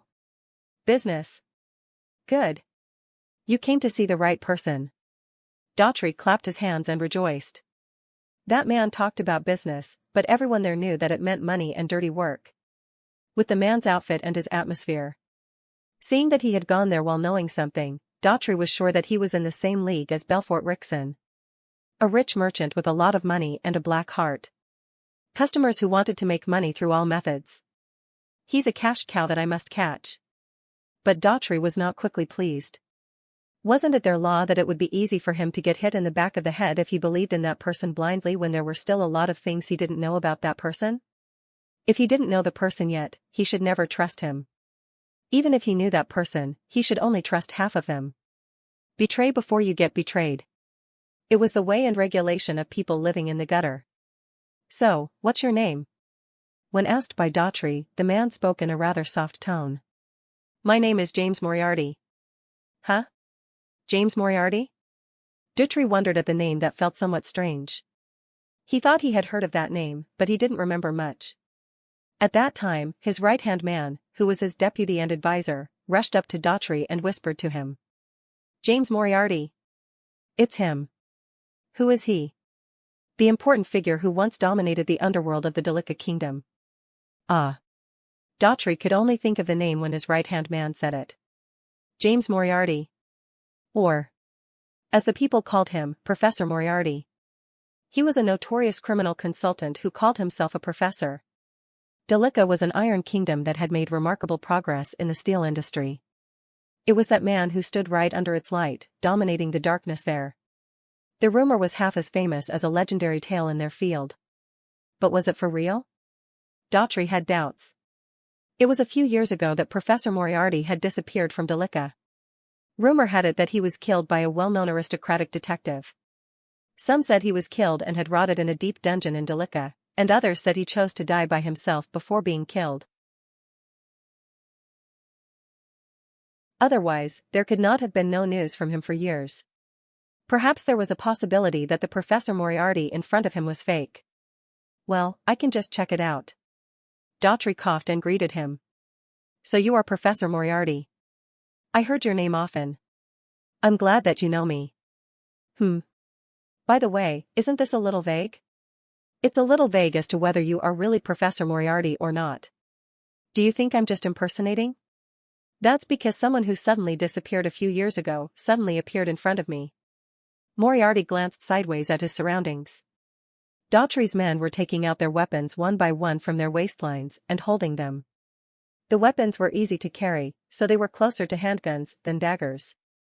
The smell of cheap gunpowder that gently stimulated the tip of his nose convinced him of such thoughts. Knowing that all of the men were given guns, he realized that the Crimson Society was a pretty big place. I want to warn you about one thing.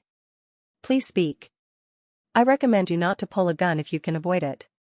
Moriarty immediately raised his right hand. Clack, clack, clack.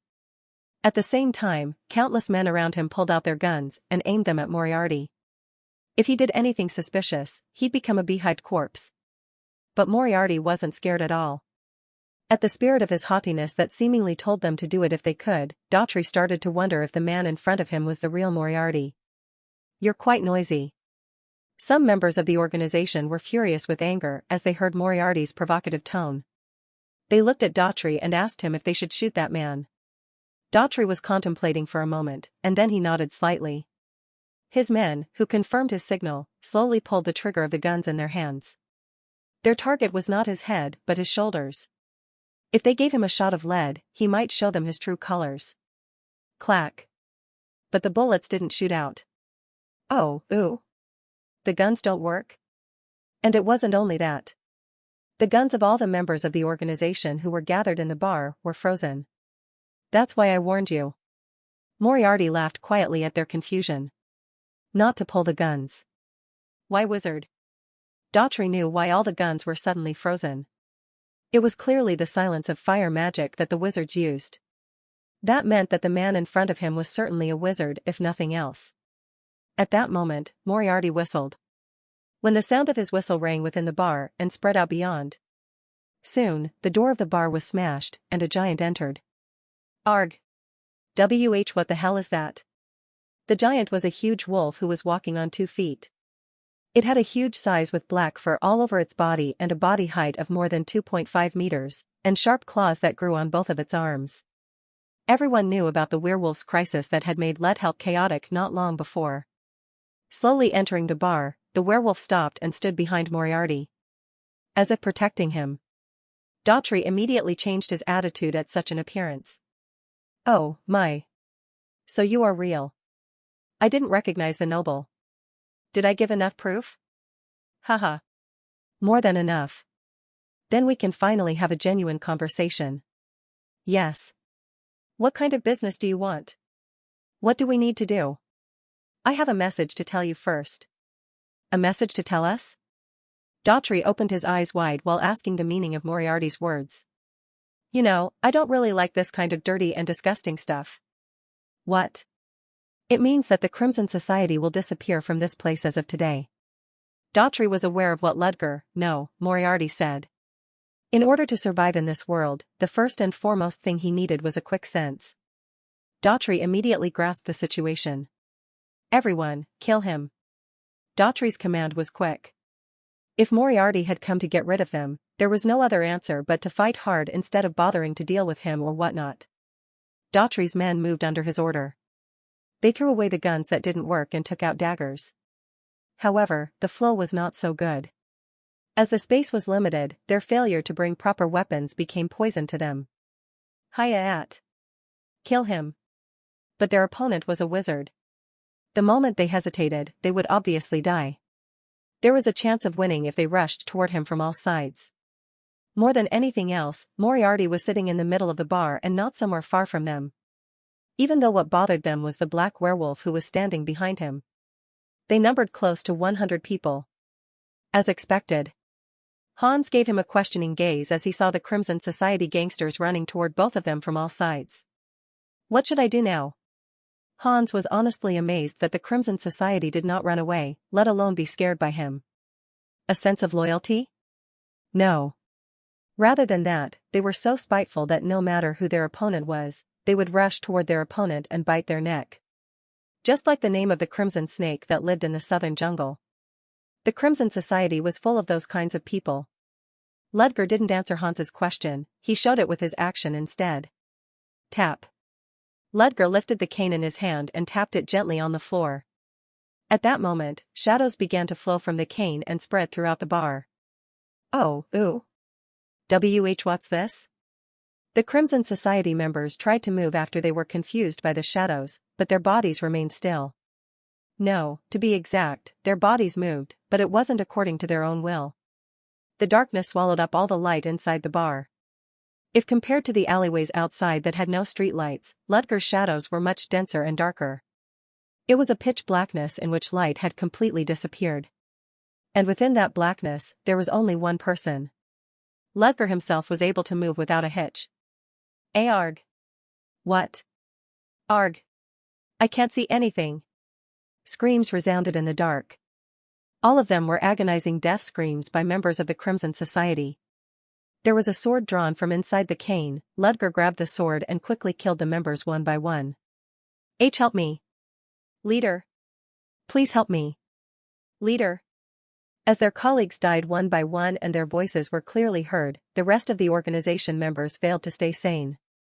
It was a horror where they couldn't see anything. And at the same time, they heard the sound of death steadily approaching them, so they couldn't hold their sanity. Arg. Die. Just die. Arg. He's here. Frightened, the organization members swung their weapons all over the place, unable to withstand the fear. And they aimed at other colleagues nearby them, and in an instant, the bar turned into a battle where they were killing each other. It was not simple magic. To be exact, it was more like a complex magic that used darkness and shadow and then added a curse that instilled fear in the opponent's minds that had been weakened. Based on the spellcasting elemental properties used. It was the third-tier darkness spell. The dream of a fool. It didn't work for people with strong mental powers or good abilities. In a space filled with only low-rank people, it was a spell that had a greater effect than everything else. Damn it. What are you guys doing? Hurry and stop him. Daughtry clenched his teeth and shouted. He could not see in front of himself, but his will was not shaken by that kind of darkness. Because he had something to believe in. Following his command, the two men who had been standing guard for Daughtry near him moved. Whoosh. When the two wielded their swords, the aura that was placed on the tips of their blades cut the darkness that was made up of magic and crossed through it. Soon, the magic was cancelled, and the surrounding light returned, plainly showing the appearance of the bar. Daughtry's lips trembled. The hell? The bar was a completely horrible mess. Fewer than 10 people survived among nearly 100 of his men. Even those few people were almost dying, they were bloody and full of wounds. Daughtry's bloodshot gaze turned to Moriarty, who stood at the center of the horrible scene. What about the wolf monster? Where did he disappear into? The werewolf had disappeared somewhere in the middle of the chaos, as he could not be seen, and Moriarty was alone. His figure that standing still with a sword amidst the corpses was like a grim reaper who appeared just before people's death. There was not a drop of blood on Moriarty's body, even though his surroundings were covered with blood. His appearance seemed to be that of someone who was beyond the world, so Daughtry unwittingly got goosebumps on his skin. Kill him. The two men moved as soon as Daughtry gave them the order. They were a big man with mostly shaved hair and a slender long-haired man. The two went to either side and rushed toward Moriarty at terrifying speeds. Their speed was extremely fast. Average people would have allowed both men to approach them at the moment they said "oh" and immediately lost their heads. Semi-knight. Those who could not become knights, but had far more physical abilities than ordinary people. They're not something to look down on. Not only did they split his magic just then, but they were also the ones who knew how to deal with auras. Their level was almost equivalent to regular knights, even though they hadn't managed to enter the Knight's Order. They were stronger than apprentice knights. I don't think I'm going to lose, though. Ludger slightly stepped back and spilled a bottle of pills under his feet. Whoosh! Immediately afterward, the bottle of pills exploded and purple smoke spread widely around. Poison! The long-haired semi-knight stepped back and protected Daughtry. No matter what anyone said, the battle was over when the leader died. The big man tried to resist the poison by surrounding his body with an aura. At that moment, flying daggers flew while piercing through the smoke. Clang clang clang. The big man calmly swung his sword to strike all the flying daggers. It was a sudden attack, but he struck them all away with transcendent reflexes. But there was something he overlooked. The fact that there were poison bottles mixed between the flying daggers. Bomb. The poison from the exploded reagent bottle spilled all over his arm. Arg. Why? However, no matter how much aura he emitted, the poison that came into direct contact with his skin could not be easily cured. What Ludger threw was more like a chemical that dissolved everything rather than a poison that reacted in one's body. Unless he protected his body with an aura shield, he couldn't prevent it. Darn it. In an instant, the big man, who couldn't use one of his arms, swung his blade with his remaining arm toward the purple smoke with a murderous gaze. Whoosh! A large wind blew from his sword and the smoke was torn away. The big man, who was about to chase Ludger immediately, was confused when he could not see Ludger. Where is he? Be careful. Below you. At that moment, his colleague, who was watching from behind, warned the big man, but it was already too late. Whoosh!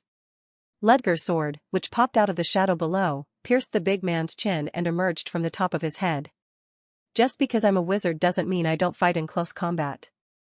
Ludger said so and pulled the sword from the big man's corpse. The large corpse tilted and fell sideways. The reason for his defeat was that he had thought that because his opponent was a wizard, the opponent would distance himself and prepare for the next magic. Therefore, Ludger was able to win immediately by exploiting the opponent's preconception. The long-haired guy, who had no choice but to watch his colleague's death, clenched his teeth. You brat. What the hell are you? I told you before. I'm Professor James Moriarty. Asterisk asterisk asterisk. Asterisk asterisk asterisk. There is no way that rumors about a wizard who fights like that didn't spread in the first place. It's strange that I haven't heard from Moriarty in years as well. Are you hiding your real identity? Do I have any obligation to answer that? You are someone who is about to die, though. Ludger sneered at the long-haired man and showed a mocking laugh over his shoulder and toward Daughtry. Daughtry's face turned pale. Kill him. Kill that brat. Do as I pay you. One of the two men who held the greatest power in the Crimson Society had been killed. The only person Daughtry could trust now was the long-haired man who protected him. The long-haired man clicked his tongue and read the atmosphere. Seeing Ludger's moves in killing the other semi-knight, he seemed very experienced in combat. From his psychological warfare that caught the opponent off guard to his moves that did not even hesitate to engage in close combat as a wizard. He couldn't underestimate Ludger even the slightest bit. You won't attack me? Will you let me live if I step back? You. Daughtry shouted with a pale face as he heard the long-haired man's words. Are you going to betray me now? Whether it's betrayal or whatever, look at our current situation. The guy who's as talented as I am died without having any chance. You want me to fight a monster like that? I gave you the money. That money is not more valuable than my life. Twice. No, I will give you thrice of the money. Including the portion that was meant for your dead colleague. So kill him. When Daughtry said that it was going to be 3 times the amount of money he usually received, the long-haired man's ears perked up as he was tempted. Thrice? Then it was worth the challenge. Because he was also usually getting a lot of money. Is it possible? Ludger's presence was quite intimidating at first, but he had already seen the method he used to fight. Originally, fighting was about understanding the other person's method and reading their technique. If he couldn't suppress Ludger with his strength, then the top priority was to get his guard down no matter what and pierce through an opening. Actually, Ludger also fought like that. If he was careful about that, then somehow. At that moment, Ludger pulled a gun from his waist and shot toward them. Bang! Bang! Erg! He deflected the 2 bullets fired at them with his sword, but the sense that he felt in his hands was somewhat strange. They weren't bullets. Rather, they were more like something with mana. Mana bullets? Crazy. He even uses this kind of thing? It was simply not the moves that the wizards he knew would show. They said that eccentric wizards sometimes did strange things, but it was completely beyond his common sense. At that moment, Ludger fired a mana bullet again. The long-haired man, who was deflecting the mana bullet with his sword, thought that he should not distance himself like that, so he rushed to Ludger. Ludger stepped back again. The long-haired guy who was a semi-knight was running much faster, but reagent bottles were rolling where Ludger stepped back. Do you think I'll react the same to what I saw just then? He had already seen Ludger's way of fighting and had noticed his moves. That was a bottle that spread poison fog. The long-haired guy swung his sword before the smoke was invoked. He had planned to cut the smoke down before it was invoked. But his face soon distorted. The sword. When he cut the bottles down, the sticky liquid that popped out from them locked his sword to the floor. He tried to pull the sword off by surrounding the sword with his aura, but there was a gap of a couple of seconds. Ludger aimed his gun at the long-haired man's forehead. If I can't block it, I should avoid it. With his reflexes, he could avoid flying bullets just by watching the other person pull the trigger. Therefore, he, who was concentrating on Ludger's figure, had no choice but to look down due to the sudden, hot pain that he felt in his abdomen. Oh? There was something like a black spear piercing through his stomach. He turned his head and looked back, and the spear that was popping out from his shadow penetrated his abdomen from his back. How? The magic that wizards used, wasn't it usually invoked from the spellcaster? Ludger had used magic and rotated it away to aim for his back? It wasn't like that. If it was, he would have recognized it because he hadn't taken his eyes off Ludger. Then there was only one possibility. The magic was literally aimed at him after being invoked from a different direction. The magic was coming from a completely different place. I have never heard of tea. Bong. Ludger's magic bullet pierced his forehead. Eventually, both of the people with semi-knight strength died in vain without being able to leave any scars on Ludger. After watching the scene from beginning to end, Daughtry plopped down on his spot as if it was slippery with a face like he was facing the Grim Reaper. Step. Step. Ludger slowly approached Daughtry and looked down at him. His face, which was backed by light, was blocked by the shadow, so Daughtry couldn't see him well. Well, then. But it was clear that the person was looking at him while smiling. Let's finish our conversation. Hans, who had run away under cover of darkness, crouched still outside the door of the bar and waited for the fight inside to end. There was no reason for him to step up in fighting the Crimson Society with Ludger. Even though he looked like a werewolf, he didn't know how to fight. The sight of a ferocious werewolf with black fur and a height of over 2 m sitting still was a strange sight that could only be seen in a dream. Oh. Hans, who was listening to the situation inside with his ears pricked up, eventually got up from his spot. So it's over. The sound of blows being exchanged from the fight inside stopped as silence subsided. The last thing he heard was the pained scream of the Crimson Snake, Daughtry, the leader of the Crimson Society. Maybe he was being tortured for Ludger to get the information he needed or something like that. When even that sound stopped, it meant it was all over. As expected, when he entered the bar, he smelled the thick smell of blood. Arg. Hans, who had become more sensitive to smell as he had the shape of a wolf, clicked his tongue and moved carefully so as to not to step on the corpses. Ludger sat on the front bar, sipping liquor quietly from a transparent glass. Is everything over? Yeah, Ludger replied without looking back. How about both of the semi-knights? Under my feet. Hans was surrounded by corpses. Hans decided not to ask exactly what had happened. Arg. I'm going crazy, because I'm sensitive to the smell while I'm maintaining myself in this form. Hans immediately inserted the drug ampoule, given by Ludger, into his forearm. Shoot. His swollen body shrunk, and he returned to his human form. Then, Hans quickly put on his already prepared coat. He shuddered at the dreary sight of his surroundings. You are so awesome. You can drink liquor in this kind of place? I'm just getting used to it. More than that, what kind of liquor is that? The smell seems like it's very good. Even though he had returned to human form, his sense of smell, which became a little more sensitive due to the influence of his transformation, picked up the smell of Ludger's liquor. The scent was quite sweet. The liquor in Ludger's glass itself was so clean that there were no foreign matters, so the flavor looked quite strong. It must have been a pretty expensive liquor. It's said to be from the 38th year of Gorgon Mountain. Oh. That precious liquor, you mean? Damn it. Please, give me some as well. Wasn't your stomach upset? Even if I throw up because I am disgusted by my surroundings, I should drink it. Ludger handed over the liquor bottle, and Hans took a moderate, empty cup and poured the liquor into it for himself as well. A shabby bar full of corpses. Where the smell of blood and alcohol was strangely intertwined, the two men sat side by side and drank together. So are you sure that you killed Daughtry? I haven't killed him yet because I won't have anything to use on him after pulling the important information from him. Indeed. Now that you have a new place here and moved your dwelling. What's that again? There's something you told me before. Did you say that you're here to give out rice cakes? Yes.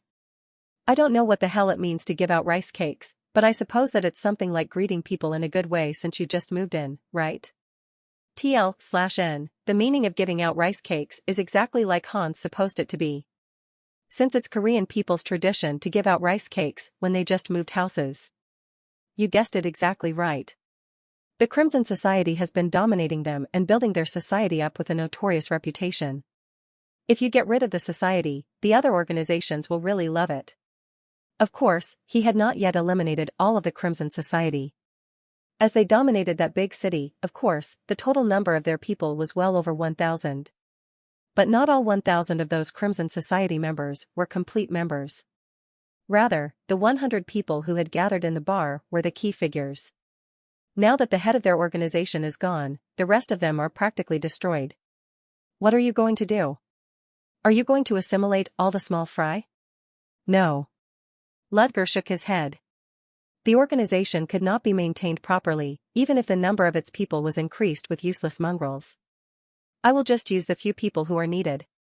Of course, I'll need the guys who will be subcontracted, but not all of them.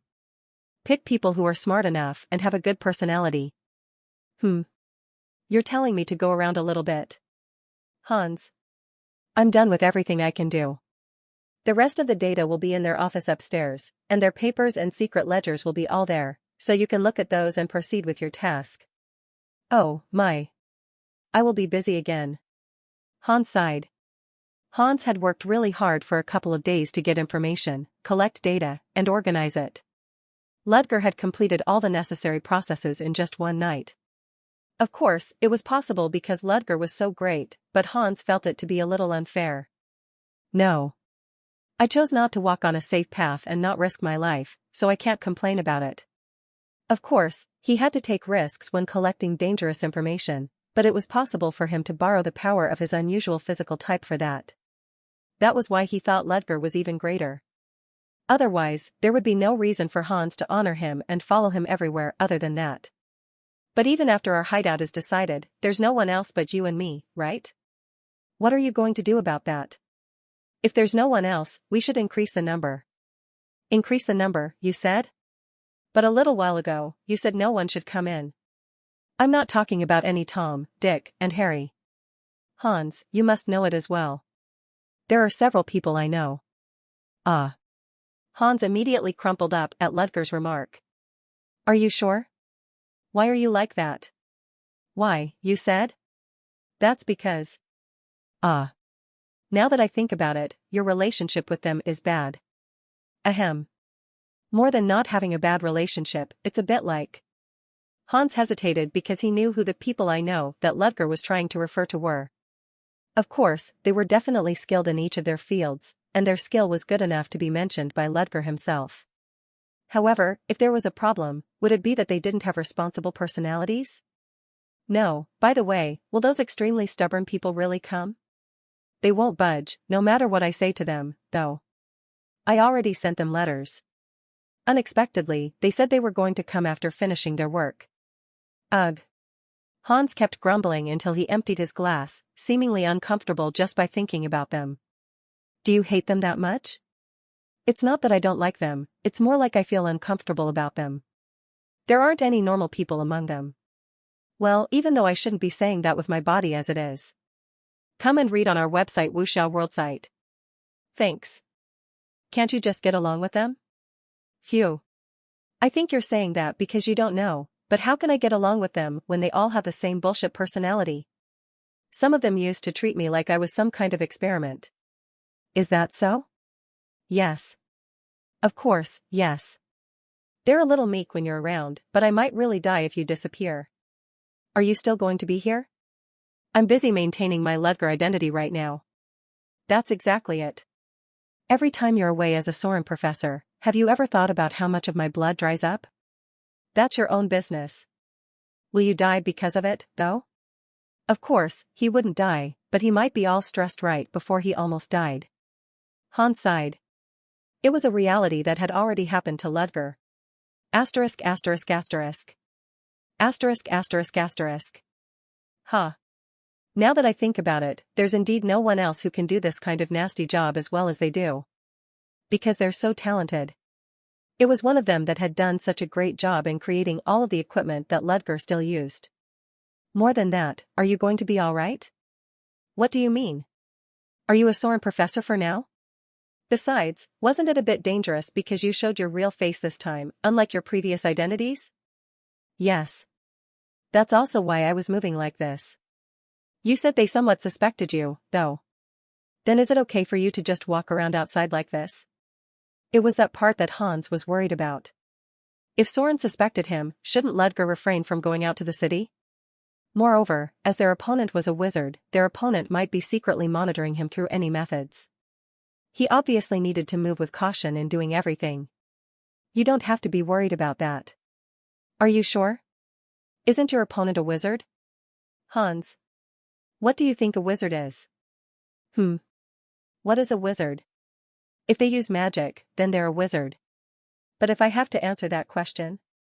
A very rational and cool-headed seeker? Something like that. You are close. Just as you said, wizards are quite rational. No, I think they need to be rational, they won't tolerate the slightest of mistakes. It was essential to have a calm mind for a wizard to cast their magic. Of course, wizards could not be free from all mistakes, because they were human beings. However, it was the basic tenet of a wizard to do their best to reduce mistakes in whatever they could. Especially because, the higher the wizard's rank, the more they should be careful of mistakes. The principal is a 6th rank wizard.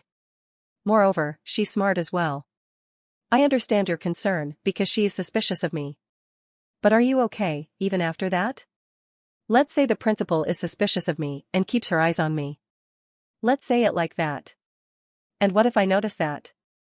If I argued with that, saying, why did you secretly watch me, what do you think she would do as the principal? That's. Hans became silent and was unable to quickly answer. She was supposed to be tracking Ludger secretly without getting caught, but what if she got caught? Wouldn't that be a pretty bad situation? What if she said, I was suspicious of you, shamelessly? Can she just not get caught? It's not certain for her not to be caught. But the possibility of getting caught might exist. Hans. What are you going to consider in this case? I'm sure it's the latter. If she's really not sure that she won't get caught, then she shouldn't mess up with you. Her opponent is a Soren's professor, and his real skills are not well known. If she tails such a target recklessly and gets caught, she'll be in a lot of trouble, no matter if she's the principal or not. So it's better to just not tail you rather than having to suffer loss by doing it? Wizards are like that. Besides, I've shown good performance as a professor so far. If she makes a mistake here and disappoints me, she will be quite embarrassed as the principal. A principal that couldn't trust the professor and tailed him. That fact alone would put the principal in a bad position. Of course, considering the personality of the principal, she would prepare as much safety as possible, but she was already defeated the moment she even considered that as a possibility. The principal's position. Even the principal can't do anything she wants at the moment, there are opposing factions and not all professors follow her. She has to be more careful the more those kinds of factions exist because her position is just like that. Aha.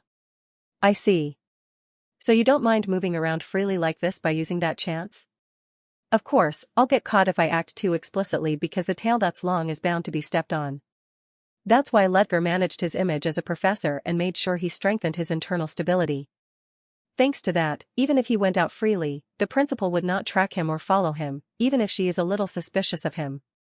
Especially when there was a conflict between the aristocracy and the common people like there had been that day that had caused Soren to become noisy. I understand, so I don't have to worry about it right now. Of course. So if we all get together and form an organization, have you decided what to name it? Name? Aren't you and I going to move and live in Lethelk? Then we should definitely name the organization. Well, even if we're going to get rid of our organization's rank and stuff, would the atmosphere be alive without a name? You make a good point. Dribble. After pouring all the liquor into the empty glass, the bottle was empty before he knew it. He was disappointed because it was a luxurious drink and it tasted good. The liquor was still full just then. How many people in total will be gathering? Including you and me, it's about 6 or 7. Small. Of course. The number is ridiculously insufficient to form an organization. But more people will come in. Maybe if we add a few more people, 10 people won't be bad. 10 people? It's adequate. So have you decided on the name? Name. Name, huh? Ludger suddenly remembered a famous original novel and poem that had the same name that he had seen in his previous life. He had read it a long time ago, but it was such a famous novel that he still remembered it clearly. There was a character in the novel. A person who suppressed people's sinful acts and judged those who could not be dealt with by law. Someone who eventually got rid of himself. The organization's name is unknown? What's this? Did you just change the meaning of the word unknown with a pun? Yeah. I like the accent. Thus, the new organization that Ludger would create was named. One more glass? Yes. Clink. In celebration of the birth of the new organization, Ludger and Hans shared a toast, lightly bumping their last remaining glass. Inside that alley.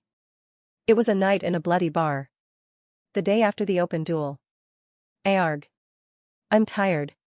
Aiden staggered along the corridor, his footsteps seemed almost like a zombie's.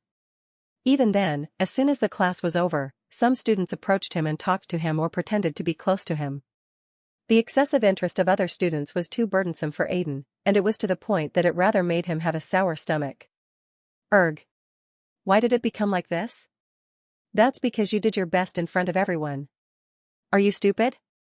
Leo, who heard Aiden talking to himself, scolded him with an incredulous expression. Is that so? Phew. You're completely oblivious to this kind of thing, I see. Leo sighed when he realized that Aiden was being sincere. Aiden scratched his head awkwardly. Aiden had the type of personality where he wouldn't want to brag about how good he was in the first place. He was the person who had entered Soren purely because he liked magic rather than having a determination to succeed as a wizard. There weren't many people like that in Soren. It was not enough for you to win the magic duel against an aristocrat in the first place, you even used a strange spell to remove the opponent's magic, so of course, it'd be weird if you didn't get any attention. Is that so? Aiden, what on earth was the spell you used back then? Tessie, who was walking a step closer than usual next to Aiden, couldn't resist her curiosity. Her eyes showed a strong will to find out the spell Aiden had used. Aiden hesitated to reply as he saw her burdensome gaze. Oh, It's just something I learned when I was young. It's nothing much. Nothing much, you said? Hey, if that's nothing much, then what are we? Right. A spell that removed the other spell. I've never heard of such a thing. Don't beat around the bush, and answer us quickly. Aiden hesitated to answer. That was because his teacher strictly warned him not to reveal the spell recklessly. That was why he had desperately avoided answering the persistent questions of other students.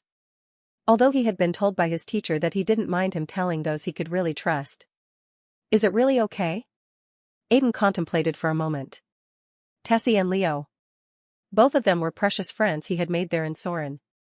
He didn't think that there would be a mix of political calculations in their relationship, because they had been close even before he used anti-magic. Suddenly, he remembered what his teacher had said. You'll always have to make choices throughout your life. In that case, follow your heart. Follow his heart. The teacher himself spoke about it lightly, but Aiden had never forgotten that lesson. Aiden made his decision. All right. I'll tell you. Oh, really? Tessie was rather surprised when Aiden answered their question seriously. In fact, she was indeed pushing him too hard when she asked him, but she didn't expect much from Aiden, as she saw him keep his mouth shut to the persistent questions of the other students even after the class was over. She thought Aiden might have his own circumstances that wouldn't let him tell it to the others, so she was just going to poke him about the matter. That was why she didn't expect him to give her that kind of answer. Let's move to a quiet place for now. The three then headed to Rose Park, a place that students did not visit often. Rose Park was filled with a gentle scent under the dazzling sun. Aiden was contemplating what to say as he was sitting on a secluded bench in a park full of colorful, beautiful full-bloom roses. How to start telling you about the spell. Then, when he thought that it was good to talk from the beginning, he opened his mouth. What I used is anti-magic. It's a spell to get rid of another spell. I understand that, since I already saw it. So it's called anti-magic, huh? There was an opposite reaction between Leo and Tessie. Aiden smiled awkwardly and continued. And it was my teacher, a wandering wizard, who taught me this spell, but he said that I'm currently the only one who can actually use anti-magic. What? Why? I heard that it can only be used by people with a unique physical type. I didn't know about it either, but my teacher said so. It's only possible if the person has a unique physical type, huh? Who is that teacher? What Tessie and Leo were most curious about was Aiden's teacher. Who the hell was that wandering wizard to teach him anti-magic? It would be strange if he hadn't publicized himself anywhere if he was that talented. I don't know either, Aiden responded while scratching his cheek with his forefinger. What? Is that even possible? Aiden held out his hands and made a hasty excuse as he saw Tessie and Leo's sharp gazes. No. It's for real. When I first met my teacher, I was so young that I was only 8 years old. It was more than 10 years ago. 10 years. And he's free-spirited and someone who's hard to understand, so I don't know where and what he's doing now, either. I also can't contact him. He disappeared like the wind when he left, so I didn't have time to ask him about his name. What? Then it means you don't know whether he's currently alive or dead. But considering his skills, he must be living well somewhere. I think so. They couldn't believe he had such a calm response after being left by the teacher who taught him the extraordinary spell of anti-magic. Tessie was about to say something about Aiden's behavior, but she shut her lips. She unconsciously accepted the fact that he could be like that because he was Aiden. Tessie had a surge of frustration. I want to know everything about Aiden, though. Suddenly, Tessie realized that she was overly interested in Aiden. No. I can't believe I have an interest in him. The only important thing to me is reviving my family. Tessie immediately cleared her distracting thoughts and shook her head violently from side to side. Her red hair that was tied in pigtails also shook in tune with her head. It's just curiosity, simply a mere curiosity. Yes. Just that. Leo, who was listening to Aiden while Tessie felt troubled inside, raised a question. More than that, it's amazing.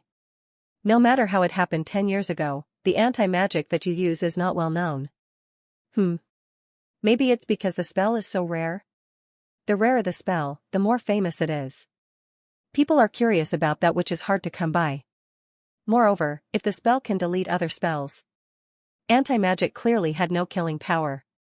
Compared to other spells, anti-magic itself certainly seemed to do less.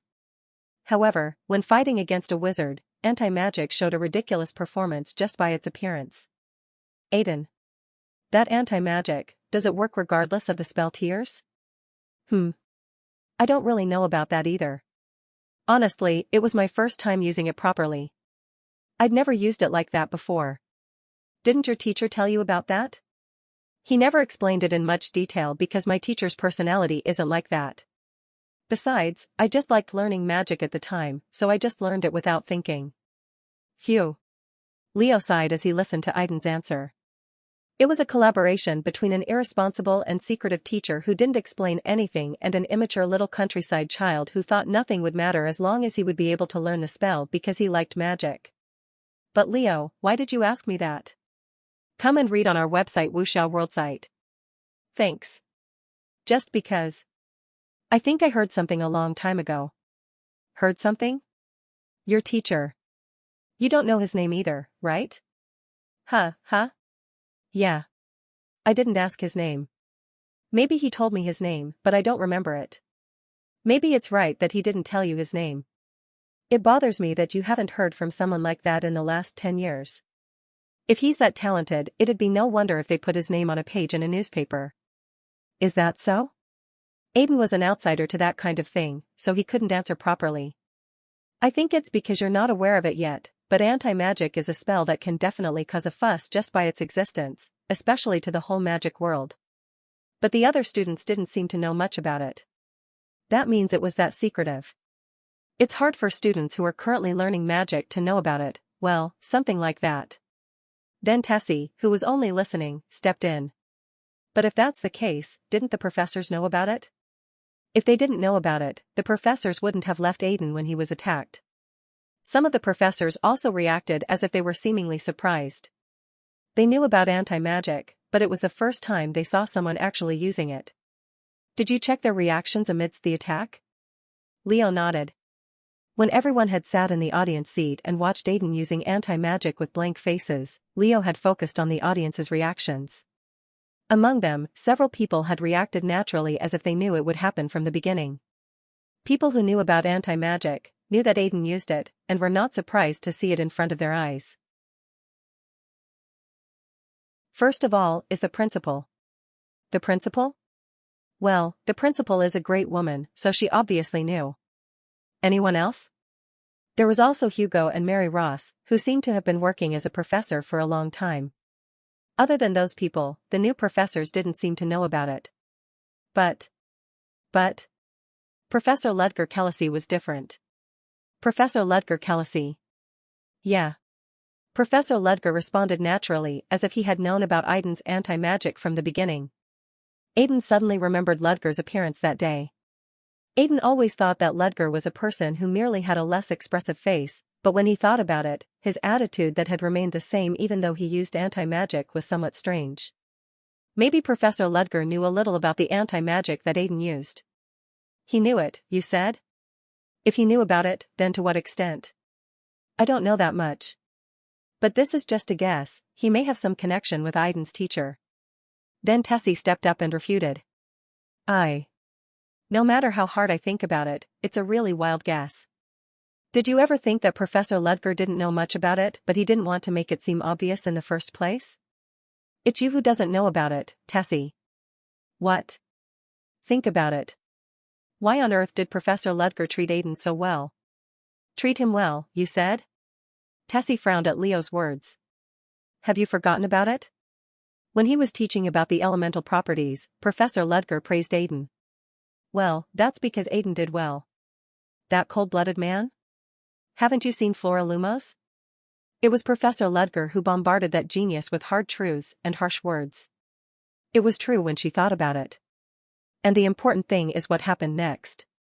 Do you remember the bet that Professor Ludger made with Professor Chris? I obviously remember that. Professor Ludger bet on Aiden winning the duel then without the slightest bit of doubt. Don't you think it's strange? Until then, Aiden had been an ordinary student whom he didn't know much about.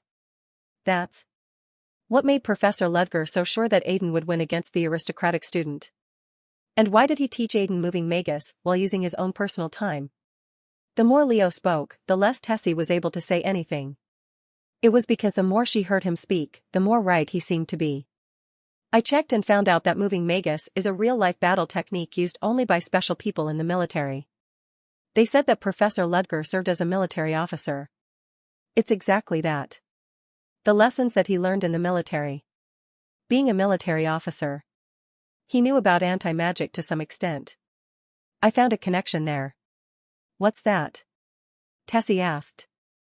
Aiden waited for Leo's next words, intrigued by his speculation. Maybe, Aiden. Maybe Professor Ludger knew something about your teacher. Professor Ludger? But how? I don't know the details, of course, but that's my assumption. Professor Ludger must have met your teacher when he was an active military officer. If that's the case, then the pieces of the puzzle match.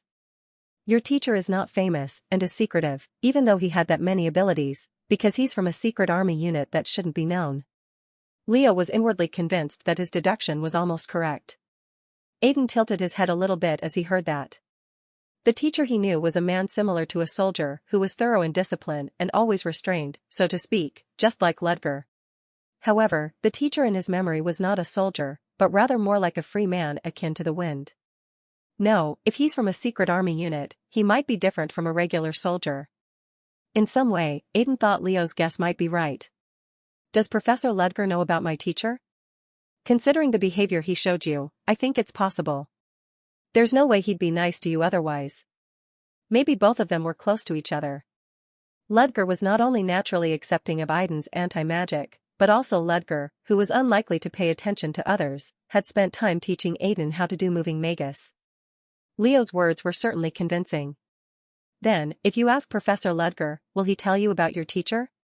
Aiden contemplated for a moment at Tessie's question and shook his head. No. Never mind. We're still not certain yet. Besides, I don't want to bother Professor Ludger again. I already gained a lot of help from him. Well. As long as you think so. Then, as the conversation was about to be ended, Tessie opened her mouth as she seemingly recalled something. Ah. More than that, have you guys heard about the rumor? Rumor? What rumor? Well. I was eating with fellow new professors who had just joined the academy. Most of all, they were fellow colleagues who had entered the academy in the same period as me, and it was essential for me to maintain the least amount of personal connections, no matter how lonesome I was. It was not a bothersome thing to do. While I sat still and ate quietly, the other teachers would ask for current news on their own and exchange news with each other. Professor Selena in particular liked to chat so much that she chatted nonstop while eating. Of course, she was not annoying or anything. Rather, Selena's behavior was like the life of the party. Still, I didn't pay much attention to the information that they were talking about because 10% of the information was of no importance. Among the 10 topics, only one topic piqued my interest. Ah, right. Professor Ludger didn't do that? However, the news was different from usual and was somewhat of an eye-opener for me. What do you mean by that? I looked back at Professor Selena and asked. You've been working alone all this time. Collecting data, organizing textbooks, and even checking assignments, right? Right. Well, wasn't that the role and the job of a professor? As soon as I thought so, Professor Selena asked me innocently. Why don't you have an assistant? Read latest chapters at Wuxiao World. Sight only. There was something like that? When Professor Selena asked me that, I quietly put down my dish on the table and spoke. I haven't felt the need to do so yet. It was a lie. Actually, I didn't even know there was a professor assistant role. Come to think of it, I don't think I've ever seen other professors go around alone. Most professors had people around them. At that time, I didn't know they were professor assistants, and I had thought they were just students who followed the professor to ask personal questions. Or an employee whom they ordered to do chores. So they were professor assistants, huh?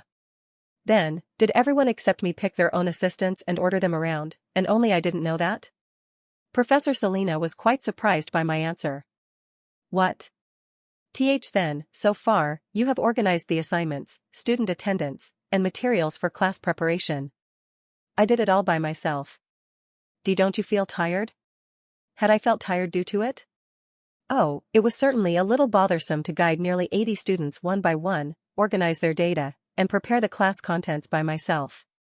The most difficult thing in particular in that matter was checking the homework submitted by the students one by one. But I shook my head because I didn't feel tired. It's not that tiring. I see. How many students did you have in your classroom? 80 people. It reached the maximum quota. The words caused breathtaking sounds from other professors who were eating together with me. So you alone have been in charge of 80 students since the semester started? Isn't it usually like that? It's not usually like that. Is that so? Yes. I see. Since I didn't look at the other professors deeply, they should have known that I did something wrong. Then did you pick an assistant as well, Professor Selena? Yes. But I didn't need a lot of helping hands, so I only picked 3 people. She said she didn't really need it, but she picked 3 assistants? Well, did the other people take 10 assistants with them? I skimmed my eyes around and suddenly found a professor passing by outside the restaurant. He was Chris Benamore, a professor who looked temperamental and hysterical. Since his defeat in the last bet, there had been 8 restless students behind Chris Benamore who had always been in a bad mood. There were a lot. I think you should take this opportunity to pick one assistant, too. Moreover, you said that there are 80 students who take your lectures, right? Then you'll need more than 5 assistants. I think so too. Professor Marilda also intervened in the conversation. It may be okay now, but you'll be exhausted after a while. Do I need it right away? You don't have to pick all of your assistants at once, but you can just increase the number little by little. I see. As they suggested that I pick assistants so much, I was also intrigued by it. In addition, looking at the reactions around me, it seemed that if I didn't have any assistants, I might attract the attention of others too much. First of all, it seemed necessary for me to select the right person in the near future. I understand. Then I'll try to pick an assistant as soon as possible. Since you are popular, if you post an official paper, there will be a lot of students who apply to do it. Thank you for the compliment, even if it's just a flattery. It's not flattery, though. Then since I'm done eating, I'll get going now. After I got up from my seat, I said goodbye and left the cafeteria. After I went back to the professor's office, I patted my chin while reading a collection of data on assistant recruitment. Even if I am a new professor, I can hire an assistant, and usually, the professor will have more than 6 people. So, indeed, I have to pick assistants. Well, there were indeed teachers and disciples among wizards, so it was expected in a magic academy. In the case of the magic tower alone, there were teachers in each school, and there were dozens of disciples under the school. Of course, they were closer to slaves who used the title of disciple as an excuse to be worked around as labor, but nominally, it was like that. The magic tower had established some kind of tradition themselves, and Soren, that taught magic, had also not escaped that influence. And surprisingly, Soren also had a university student system. Instead of relaxing for graduation after their 5th year, Soren's last-year students were studying magic and producing papers under their professor. Yes, frankly speaking, they were just like university students in the 21st century. What an innovative academy. In both good and bad ways. Anyway, aside from that part, I don't feel the need to hire an assistant right away because there's nothing among my work that's beyond my capability, but it wouldn't be bad if there was one person who handled the chores. Soren wasn't a real magic tower anyway, but an academy, so I didn't have to worry about the security issue of someone robbing my magic data. I just needed them to organize the materials related to the class. Being an assistant basically gives them more credit, or they can get a more personal instruction from the professor. There was no obligation to pass on my magic. If there was such a treaty in the first place, the professors would have protested. After looking through the clause with my eyes, I crossed my legs and folded my hands. If I have to choose an assistant, I'd better choose a competent person.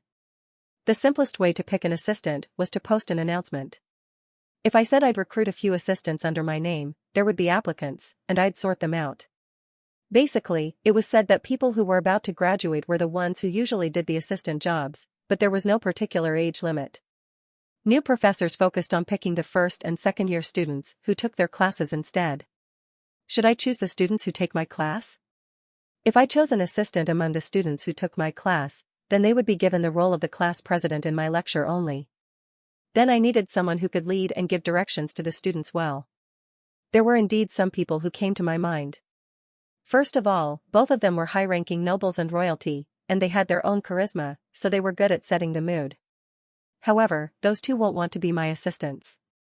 First of all, I honestly criticized Flora Lumos quite a lot, so it would be hard to pick her as my assistant, and in the case of the princess, Elendil, I felt more uncomfortable. No way I could order a princess to become an assistant. No matter how Soren claimed equality of their student status, it was still too much. Even if she told me that she wanted to do it wholeheartedly, I would have had to say no. Should I postpone the selection, after all? I know the students will come by themselves if I post an official announcement properly, but it still takes a little bit of time. I don't want to pick students who haven't been verified. If I had to pick someone, it would be much better if it was someone that I felt comfortable ordering around. I decided to go back to the accommodation for the moment because the answer wouldn't come even if I contemplated about it. After coming out of the professor's room wearing an overcoat, I suddenly felt a familiar sense of presence, so I stopped my footsteps while walking in the hallway. Sedina. Why yes. Sedina Rockhen, who was hiding in the corner of the hallway, jumped out in surprise. As she was still looking at me in awe, she seemed to have been secretly waiting for me. Doesn't she have any tasks? Do you have any businesses with me? And no. It's not like that. She looked restless, for fear of being scolded by me. I was going to tell her to go back then, but I thought of her point of view for a moment and opened my mouth. Is that so? You came at a perfect time. Pardon? You should become my assistant. Yes. Ah, yes. Sedina nodded reflexively. And, 5 seconds afterwards. Pardon? Sedina shouted out in astonishment. Come and read on our website Wuxiao World site. Thanks. I had just said a couple of words, but her response was so extreme. You don't want it? If you don't want it, I won't force you to do it. It's not like that. Ouch. Sedina bit her tongue when she hastily said no to me. Her appearance when she was covering her mouth with both of her hands seemed like a real squirrel. Then will you say yes? Nod nod. Sedina shook her head violently up and down, unable to open her mouth. I'm glad that you want to do it. There's still some time left, so fill out the assistant application form and come to my office. Are you sure? Are you sure it's okay for me to be your assistant? There's no reason for you not to be. Or do I have a reason to lie? And no. The deadline is 2 days. Remember it. I spoke those last words to Sedina and left. As a member of the Black Dawn Society, based on her performance until then, she was specialized in gathering information. If I kept her near me, I'd have more opportunities to find out about the Black Dawn Society. Rather than setting a place and time to make contacts every time, working as a professor and assistant made it much easier to get in touch. Above all, she would be able to erase the suspicious gaze of the third party. Choosing her wasn't a bad choice. First of all, Sedina is already confirmed. The rest can be chosen slowly in the future. I found a faithful slave faster than I thought. A few days after the open duel between Aiden and Felio. The story of the duel that day still lingered among the students, but as usual, they wanted to find new gossip rather than an outdated story. And that time, the students' chatter was enough to attract everyone's attention. Oh my, aren't people more noisy than usual? Lynn asked Elendil comfortably, as the third princess was sitting next to her. Although the difference between the status of an imperial woman and a commoner was far away, they were able to get closer faster than anyone else because they had no close friends. And neither of them cared about such trivial things. Ah, you came, Lynn. I think there's a strange rumor going around among our fellow students these days. Strange rumor? Yeah. They're talking about Professor Ludger recruiting assistants. Whoa. That's a little tempting. It was a quite popular issue among students that Ludger Kelasi had not chosen any assistants so far. Considering that most professors must choose an assistant, it was quite unusual for a new professor not to choose a single assistant. As a joke, it was even said that Ludger might not have known that he actually had to have an assistant. Of course, there is no way that Professor Ludger would be like that. It didn't occur to her that such a thorough man would have a weakness there. The students were just joking as well. If Ludger said he would choose an assistant, the front of Professor Ludger's office would probably be crowded with students shouting for him to pick them. If it was Ludger, who seemed to hate noisy and annoying things, he might not have chosen an assistant simply because he didn't like it.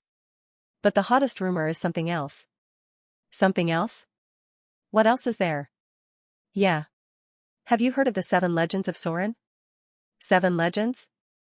No. I haven't heard about it. Lynn was an outsider in that matter, so she couldn't answer properly. Ah, so you don't know? Oh, yes. I don't really know things like that. Well, that's obvious as well. The 7 legends are just a rumor in the first place. However, that was why students were more enthusiastic. Soren's 7 legends. One of them was that, somewhere in this academy, there was a dungeon hidden by the founder and first principal of Soren. The so-called Forefather Room. Another famous legend was that there was a beautiful flower tree that always fulfilled the wish of people who confessed their feelings there. That's probably the most buzzing topic right now. What is it? The omnipotent stone that makes one's wish come true. Lynn thought she had mistakenly heard something for a moment as she listened to Elendel's words. There was a stone that makes our wishes come true? There's a rumor that the stone exists somewhere in Soren. Pardon? Really? Lynn felt strange at those words. Is there really a stone that makes our wishes come true? Seeing Lynn's reaction, Elendil lifted her forefinger and shook it from side to side. You don't know much, I see. Oh, what? There are so many unknown mysteries in the world that have yet to be revealed. Monsters and demons that existed in ancient times, cryptids that are still scattered all over the world, secret ruins, and even unknown gods. Elendil's eyes were burning with curiosity toward the unknown as she said so. In a world like that, there is no way that the mysterious stone doesn't exist in Soren, which is the center of all magic. Of course, it's impossible for the stone to be omnipotent or grant any wish, but I'm sure it's an artifact with corresponding power. Oh, yes. Lynn was inwardly confused by Elendil's unusual appearance. She didn't know that Elendil, who maintained her dignity as a princess and always acted aloof from the others, had that kind of hobby. In addition, she might be quite serious with her hobby, given that once she had fallen into it, she didn't care about the reactions around her at all. You know, such things quite well, I see. Ah. Sorry. I have pretty invested in this kind of thing. It's a bit too much, right? And no. You look even better instead. Lynn thought Elendil's appearance shone in a fresh way. If it was outside Soren, she would have been far too high for them to even make eye contact. The princess, who was always aloof and confident and had to shake off her charisma in front of everyone, was actually a person with personal tastes just like everyone else. There was absolutely no reason to look at it in a bad way. Anyway, Soren became noisy because of the omnipotent stone. So that's why.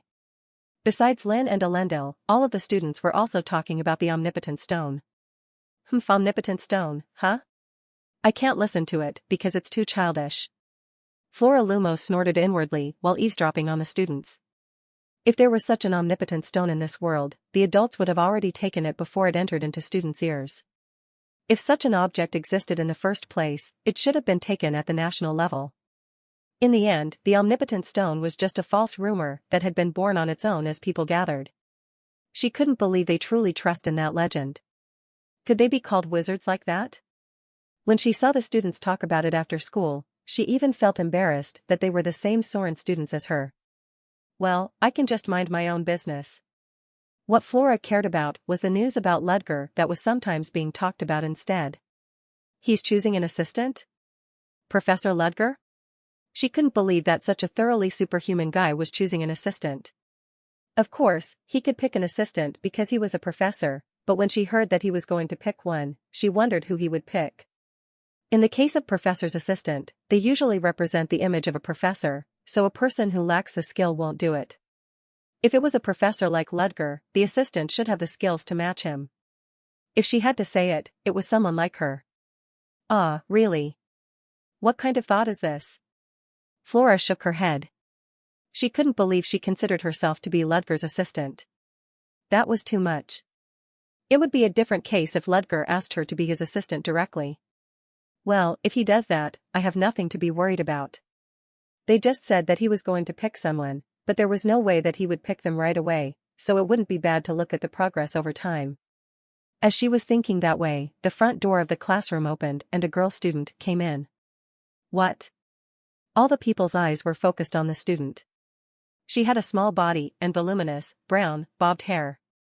That girl did not care about the gazes of other students and put the data that she held in her arms on the podium. The professor is coming soon, so please be quiet. Read latest chapters at Wuxiao World. Sight only. Flora's face became blank at her daring, soft voice. He already picked an assistant? I gave Sedina Rockhen 2 days. Until then, I told her that she could slowly submit the application form to become a professor's assistant. But to overshadow my words, Sedina neatly finished the application form an hour later and came back to me. She was gasping for breath from running so quickly. I accepted it with a blank face because I didn't expect her to want to be my assistant that much, and Sedina was appointed as my assistant through a formal process. And the next day in my class. I handed Sedina the class material and told her to go first and put it on the podium, and then she went slowly on her way to the classroom. First of all, I need to show my students who my assistant is. Sedina was very thorough and smart with others, even if she looked weak and delicate. Rather, she often showed her vigilance against others, and I guessed it might be related to the reason why she entered the Black Dawn Society. She was only acting weird in front of me, as she had mistaken me for the First Order. I didn't know if I should like that part or not, but it made it easy for me to order her around. I guess I should go in now. Srock. When I opened the door of the classroom and entered, Sedina, who was standing on the podium, saw me and hurriedly bowed to me. Good job. Yes, yes. With only one word spoken by me, Sedina's body shuddered with emotion, and she left the classroom. I naturally climbed onto the platform and glanced at the students. Their reaction is somewhat strange, huh? Flora Lumos's gaze in particular was most noticeable amongst the students. She clenched her teeth and stared at me with a sharp gaze to avoid showing her feelings, but for a moment, I thought I had become a sinner. I ignored her gaze and looked at the other students' reactions. Maybe because it's been a while since the school started, but some students' gazes are starting to change. Some students had spied on each other and hit themselves at the beginning of the semester. Was it the end of their investigation? The spirit of some students had changed considerably compared to the beginning of the class. The reason for that was probably Aiden. Oh, huh. Aiden's body shuddered as he felt my gaze. The open duel between Aiden and Javon Felio had been enough to stir up the calm atmosphere in Soren. There was also a werewolf case before, but the blatant confrontation between commoners and aristocratic students must have been the decisive factor. It was not necessarily Aiden's fault. That was bound to happen one day, and Aiden just happened to take the lead in making it happen. It was not a lucky occurrence for him in some ways. Whatever one would call it, it was true that there was a new wind blowing in Soren. It was about time for the students affected by the wind to start showing their true colors. If there was a problem, no one knew whether the wind would flow in a good direction or not. That's probably why the classroom is so noisy right now. Whether they were surprised or amazed by the fact that the professor had picked an assistant, they were glaring at me. Looking at their various reactions, I thought that they were students after all. Quiet. The students who were talking among themselves became silent at my word. In the end, all the fuss was a matter between the students. It meant that I didn't have to care about it. Let's start the lesson. A professor should just do good in their class. That's all. What you learned today will be in the next exam, so be sure to review it when you get back. After a 2-hour class ended. Having given a simple assignment to the students, I organized the teaching materials and was about to leave the classroom. Professor Ludger, I have a question. At that time, one of the students raised her hand and spoke up. It was a principle that a professor shouldn't refuse personal questions, even after class, but it was the first time that someone asked me questions like that. Why? Until then, everyone had just looked at me and couldn't even think about approaching me. What are you curious about? First of all, since there was nothing I couldn't answer, I asked the student who raised her hand. The first thing I saw was white hair that resembled the snow. It was the same color as the perpetual snow that I saw in the northern Aret Mountains before I reached the Exilian Empire. The moment I saw the distinctive hair color, I remembered her name. Julia Plumhart. Oh, my. So you remember my name? Because you are a student who attends my class. Julia Plumhart. A woman with white hair, pale skin, and a strange atmosphere that made people feel like they would freeze just by getting closer to her. But she had a captivating yet subtle smile all the time. To put it bluntly, it was a somewhat dark smile. However, if I had to pick the most memorable reason for why I remembered her, it was because she was the top first-year student who had been first ranked in Soren's entrance exam. Not only that, but she was an unrivaled rookie that the Magic Tower supported and had expectations for. Before this, she was just taking my classes calmly. This is surprising. I was just trying not to make it obvious, but I couldn't believe she had a question. So, what are you curious about? If it was a question from a rookie whom the tower supported, was it something related to magic? I stood still and waited for Julia's question. How did you pick your assistant? I was wondering what she was curious about, so it was related to the professor's assistant? There was no reason why I couldn't answer that. I looked and picked her by myself.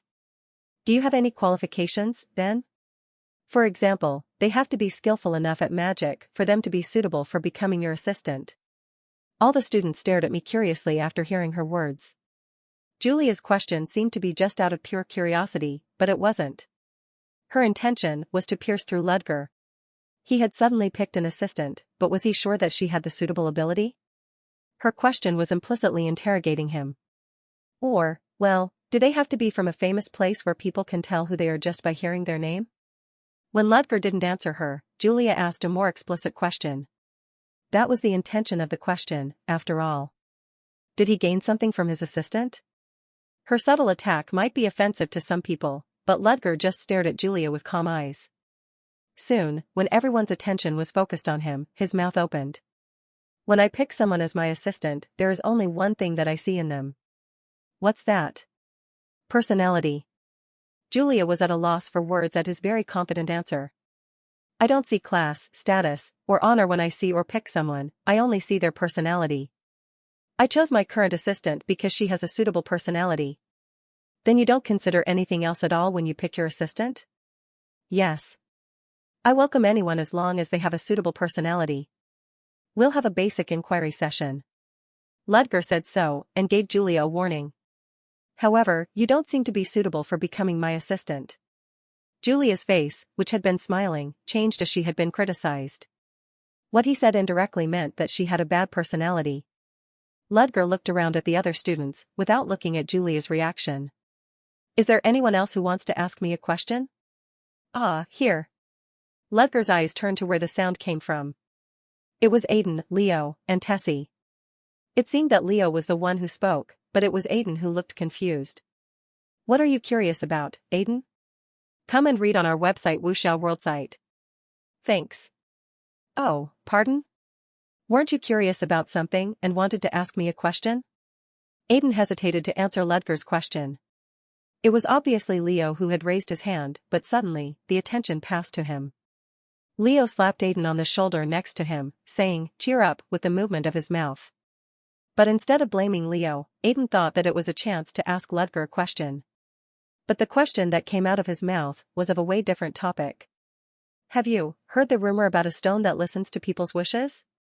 Aiden said it himself and he wondered what a silly question it was. He was so confused that his brain went blank, so he just said anything without thinking. He had originally been intending to ask about his teacher, though. Tessie and Leo, who were cheering Aiden from next to him, also stared at Aiden with expressions like, "What are you doing all of a sudden?" I heard it. The students showed disbelief on their faces as if saying, he answered this kind of question? That. I heard it, but I want to say that it's a false rumor. Don't tell me that you're a student in my class, yet you really believe in such false rumors? No one could answer the question. Because everyone knew that he didn't really ask the question out of curiosity. When you have time to care about such rumors, use it to sharpen your magic, if even a little bit. You know that the first evaluation day is coming soon, right? Ludger's voice, which turned even heavier, weighed down the entire classroom. The first evaluation exam. The examination hall where all the Soren students of every year face the new semester. Those who don't produce the right results then will be considered to be distracted by rumors and not faithful to their studies. I'll know once I see the results. Some students gulped down at Ludger's last words. Does anyone else have any questions? If there's none, I'll be going. Ludger left the classroom at the end of his sentence. Sedina, who was waiting for Ludger with her back against the wall next to the door, welcomed him hastily when she saw him come out. Ah. You did good work for your class, PR professor. Have you been waiting here? Yes. Somehow. Next time, just wait comfortably in the assistant room. Don't uselessly waste your time here. Ah, yes. Even after Sedina answered so, she nervously fiddled with her hand, as she seemingly had something left to say to Ludger. Do you have anything else to say? Oh. That. Ludger saw the reaction of Sedina Rockhen and recalled Julia, who had asked him questions. Is it something related to Julia Plumhart? And no, that's. Looking at your reaction, it seems that I'm right. Don't worry. I don't want to pry into your personal matters. Yes. Sedina nodded with relief at Ludger's reply. Take this. Pardon? Ah? When Ludger handed over the pile of assignments he was holding, Sedina hastily reached out and accepted it. It was so sudden that she stumbled, but she managed to balance herself. Sort them out until I get off work for today. Yes, yes. Just answer once. Yes. All right. At that moment, the back door of the classroom opened, and a girl with long, blue hair approached Ludger. Flora Lumos. Along with her appearance, Sedina stepped back while holding the pile of homework.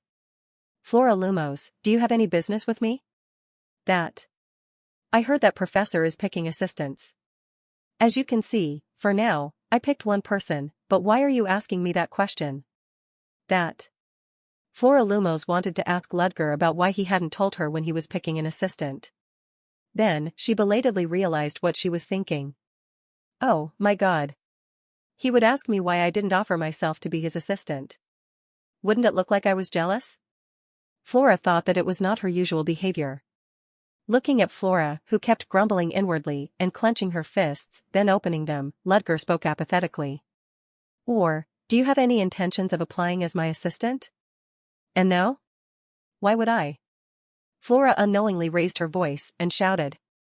Belatedly recognizing her indecency, she covered her mouth with her hands. Her white, jade cheeks flushed red. Is that so? If you don't want it, then never mind. And no, well. But the chance is always there. It doesn't matter if you apply after you change your mind. If it's you, then maybe it's possible. Ludger turned his back after speaking those words.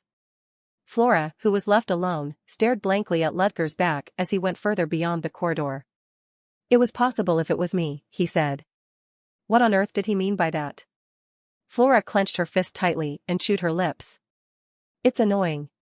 Either it was her caring about something trivial, or it was Ludger, who she had been focused on since the first class. Flora was at a loss, because she had no idea how it had happened. Humph. Even so, she didn't reveal it outwardly. Because she always had to be haughty in Soren. Returning to his private professor's room, Ludger could not rest and had no choice but to get back out of his seat. Professor Ludger? Would you mind coming to my room for a moment?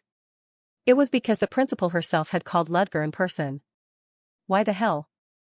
Ludger had no time to ask about it. Because the crystal ball turned off as soon as it was done with its business. Eventually, Ludger was forced to walk to the principal's office. He got on the elevator to the principal's office in the main building. Thus, Ludger reached the door across the corridor and knocked on it with his fingertips in a modest way. Knock knock. It's Ludger Kalasi. Please, come in. The door opened along with the principal's voice. There was only the principal inside. Ludger naturally sat in an empty seat opposite of the principal. Why did you summon me? Professor Ludger, have you heard the rumor? It was not an answer, but a question in reply to his question. What did the rumor mean? The rumor about the omnipotent stone that makes people's wishes come true? Omnipotent stone, you said? Ludger nodded his head. I heard a bit of it. It seems that it's very popular among the students. I see. However, I didn't care much, because I thought it was just a false rumor. Ah. So Professor Ludger thinks that it's a false rumor? The principal shook her head with a mysterious smile. Read latest chapters at Wuxiao World. Sight only. Then she spat out a bombshell. In fact, an omnipotent stone that makes people's wishes come true really does exist. The omnipotent stone existed. Her words were so out of the blue that I was at a loss for a moment while contemplating what to say. Are you surprised? It's indeed unexpected. If the principal laughed and said, I'm kidding, I would have passed it by while thinking that it was just a superior's workplace joke. But judging from her reaction, I thought she was telling the truth. First of all, I'll need to explain about the omnipotent stone to you. The principal moved her fingers lightly as she said so. Her movement was too natural and light. But in the end, it wasn't like that. The enormous and vivid mana that was emanating from the principal's fingertips moved and formed a shape in front of me. It was obviously a hologram that was shaped like a stone in the air. I couldn't believe that mana could give shape to something like that. It was a surprising sight, but I controlled my expression and examined the shape of the embodied stone in detail. It was called an omnipotent stone, but it was more of a rough gem or gemstone than a regular stone. As you can see, this omnipotent stone exists, and it has been around for a very long time. It's an object that's existed for so long that it's hard to guess its age, but it still has unknown and mysterious power. There's a term in this world for this kind of object. A relic. I see. Relics, or, in other words, antique objects. The word referred to old objects with mysterious power. So you knew? Yes. Because I've heard about them as well. Relics and artifacts were different. Artifacts were more of a magical handicraft that was artificially created for a particular effect. But relics weren't like that. Unknown identity. Unknown year. Unknown ability. Nobody had yet figured out who had made them, how they were made, or how they worked. And their effects or powers were at least 100 times more potent than the artifacts created by the great wizards. In some ways, they were second only to strategic weapons that required special maintenance for each of them. That was what a relic was.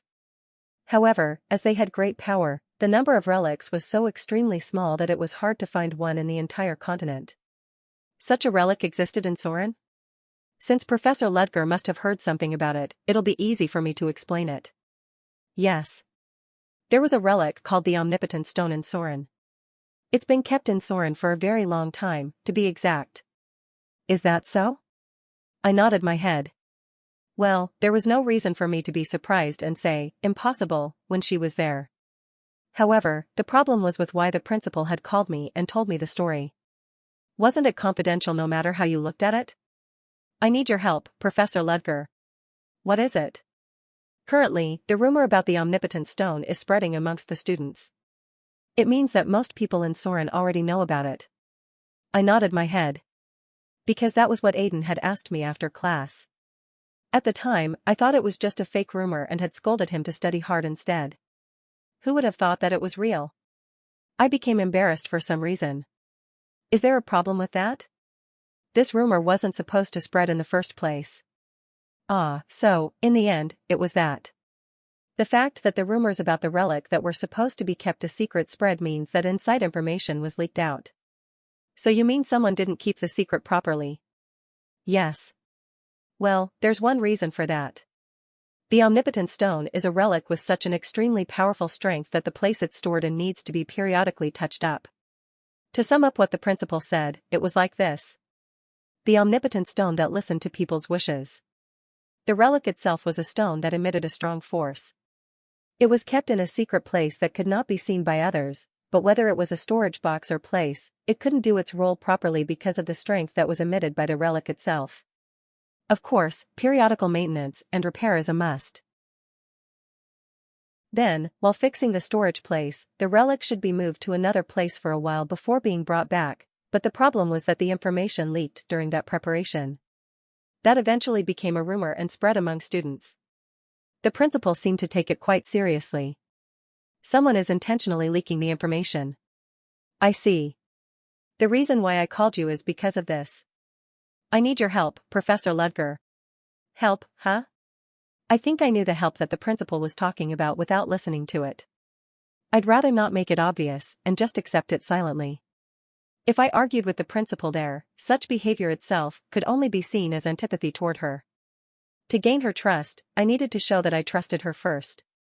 Trust toward each other wasn't one-sided toward only one party, but it was given and received by both parties. Trust was built through this method. In other words, when I immediately said that I would believe and follow her, it was no different than answering that I was not her enemy and that I fully believed what she said. It is better to maintain a good relationship with the principal for the long run. If I accept her request here, it will also erase the debt of my heart. I answered right away because of such a calculation. Of course, I emphasized the countenance of a soldier who did not show their feelings on the surface and just silently carried out the orders from their superiors. Professor Ludger, please be aware of the students' rumors and let me know immediately if anyone shows any suspicious movements. Other than that, I'll need help with transporting the relic. Understood. When should I move? The faster, the better. Is there any other professor related to this job besides me? Yes. Indeed, but I don't think you'll encounter each other because you're in charge of different jobs. I see. It meant for me not to put too much concern on it. Even so, I couldn't believe she had called me out to do it, as I was just a new professor. She must have been very wary of me. Through my bet with Professor Chris, I had given a huge blow to Hugo's faction, but was that not enough? First of all, please behave as usual, Professor Ludger. We still have some time left before we move the relic. Understood. The incident would happen when the relic was out of its safe place. At that time, the people who deliberately spread the rumor of the relic would aim for it and make a move. And such people very likely belong to the Black Dawn Society. Things are flowing in an interesting way. She ordered me, a first order, to hunt down the members of the Black Dawn Society. It must have been a joke of destiny. Was it a coincidence, or did she do it on purpose? If it was perhaps the latter, and the principal thought that I was a traitor, she would think that I wouldn't be able to do the task. But that was a mistake. Come and read on our website Wuxiao World site. Thanks. Because there's no one who wants to expel the Black Dawn Society from Soren as much as me right now. They were a shackle to me.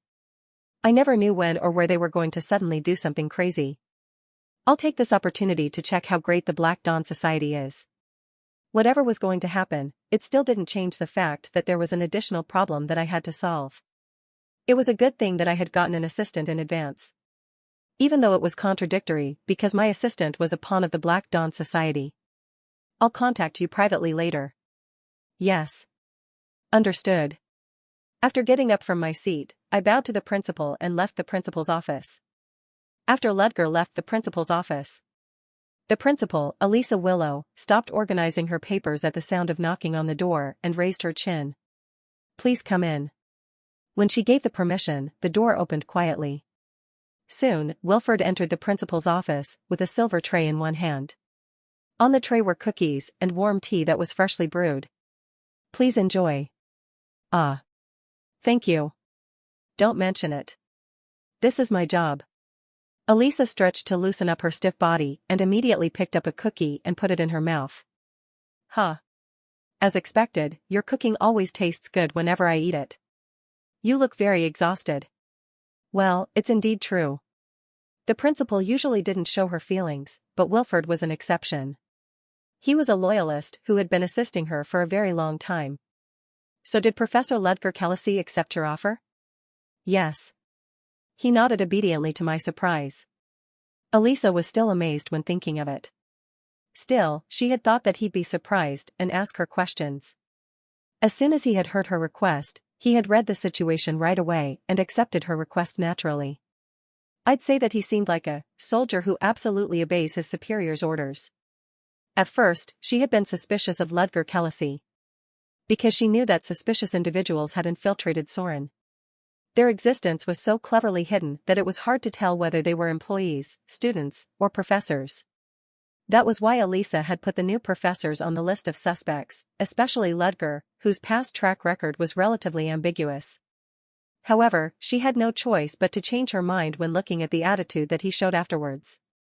It was indeed unexpected that my Vascania didn't work on him, but looking at his behavior, it suggests that he has a strong mentality. His evaluation among the students was also overwhelmingly good. Especially, the source code spell that he created, which was enough to stimulate Elisa's curiosity even though she had only heard the rumor about it. If she had not held the heavy position of a principal, she would have searched for Ludger before anyone else. Ho ho. Didn't I tell you so? He's a reliable person. But you were actually suspicious of him too at first. It was until I met him at the train station directly. Elisa was suspicious because she didn't believe in Ludger, but now she thought it was okay for her to trust him. He had made the Hugo faction dumbfounded, which had been bothering her more than anything else. That alone had relieved her 1-year stress while she was working as the principal. Even so, she couldn't completely trust him. That was why she let him handle this job. Professor Ludger. This is the last time. I hope you can show me more than I expect. The principal mumbled so while chewing on her cookies. Knock knock. I was reading a thesis in the professor's office when I heard a knock on the door and raised my chin. Who is it? I'm Sedina, Professor. I'm here to look for you because I have finished sorting out the homework. So it's Sedina. Come in. When I gave her permission, Sedina opened the door and came in. Her face after having sorted out the homework of 80 people was full of fatigue, but she was still proud that she had done it. Here's the summary. Yes. You have worked hard. Yes. I took off the rimless glasses on my face and carefully examined the data Sedina had been organizing. Sedina stared at me doing that with a blank look on her face. There's no issue. Good job. And no. It was a comfortable work because I just had to sort them out. Is that so? You worked hard. Now go back and take a rest. I'm also about to get off work. Ah, yes. You have worked hard. Sedina brightened up at my compliment and left the professor's office excitedly. As I was left alone again, I organized the pile of assignments Sedina had been sorting out, turned my head, and stared out the window. Before I knew it, the sun had set and the sky turned dark. The twinkling stars embedded in the sky were so dazzling and brilliant that it was hard to see such starlight on the earth where I had lived. Was it already nighttime? The principal will call me again in the next few days. A relic that was kept in Soren. And the Black Dawn Society organization that was after such a relic. The principal had long been aware of the existence of the Black Dawn Society. Perhaps that would be the first proper fight between Soren and the Black Dawn Society. And I had gotten involved in that. I can't jump to conclusions yet because what I should do hasn't been decided, but I'm sure this is a big turning point. Rather, no matter how it was the biggest magic academy on the continent, I never imagined that a relic would exist in that place. A relic was not a simple object. They were objects with a huge mystery that even wizards could not identify. Tuck tuck. I took the medicine out of the bottle and poured it into my mouth. After I felt refreshed and charged with mana, I suddenly remembered something, so I took an object out of my pocket. The principal would have thought I might have heard something about relics, because I was a military officer, but that wasn't the case. There was only one reason why I wasn't surprised to hear about relics. Relic, huh? The object that I took out from my pocket. It was a piece of metal of unknown material that looked like a fragment dropped from some round object. I didn't know I'd find it in a place like this. Read latest chapters at Wuxiao World. Sight only. Because I also had a relic. To be exact, it was a piece of something that used to be a relic. Lynn kept tossing and turning while laying on the dormitory bed and staring blankly at the ceiling. She couldn't sleep even though she closed her eyes to sleep. The night was deeper than she thought, but it was also because her mind was a little uneasy. So Professor Ludger chose an assistant in the end. It wasn't exactly something strange. There was no reason why a man as busy as Ludger wouldn't pick an assistant. However, she was a little disappointed that the one in that position was not her. But it was something else from before that kept bothering her. The book about non-property magic. Lynn lay down after grabbing the book that she put at the bedside and opened it. Inside the book were detailed, organized words about non-property magic. The part when she felt uncomfortable with her magic until then, and even the situations that she hadn't realized yet. The book was full of such experiences. For her, who had suffered from various inconveniences due to her lack of properties so far, that book was beyond even 1,000 gold in value. I read it many times, but it's still seeping into my heart. Why did Professor Ludger willingly hand this over to me? And where did he obtain this? She was pretty much illiterate about magic, but she wasn't stupid enough not to know the value of the book. Obviously, the value of the book was pretty high. No. It wasn't only high, it was worth billions. She could even get enormous wealth and fame for her whole life if she took it and handed it over to the magic tower. But Ludger wasn't like that. He said that he did not write the book himself and replied to her that it was right for the book to go back to its suitable owner. Then who on earth wrote this book? Every time Lynn opened the book, she felt strange. The author of the book did not reveal her name, and she had not even said the reason why she wrote such a book. The author was unknown. No matter how much she read the book, it was hard to even identify a clue of who the author was. But I don't think she's a complete stranger. Even though it was just her hunch. Whenever Lynn saw the author's handwriting, her heart felt overwhelmed. She could feel the unknown familiarity and sense of longing through the writing itself. Lynn couldn't figure out why on earth she was like that. It's weird. I really don't know why I'm being like this. In the end, Lynn had no choice but to close the book. Let's just sleep instead of worrying about this kind of thing. Lynn covered her head completely with the blanket. However, she still couldn't sleep properly, so she had to wriggle, then toss and turn for hours. I had been traveling around the continent for a long time and swapping my identities. Sometimes as a mercenary. Sometimes as a hunter. Sometimes as a criminal consultant. Sometimes as this, and sometimes as that. There was only one reason why I wandered around the world while hiding my real self. Relics. An unknown world in which magic existed. An ancient relic containing an overwhelming mystery in it. I had gone around the world while looking for the other piece of the relic that I had. The sun had completely set and a night full of starlight had emerged in the sky. I sat by the window of my accommodation and remained still on a chair under the moonlight.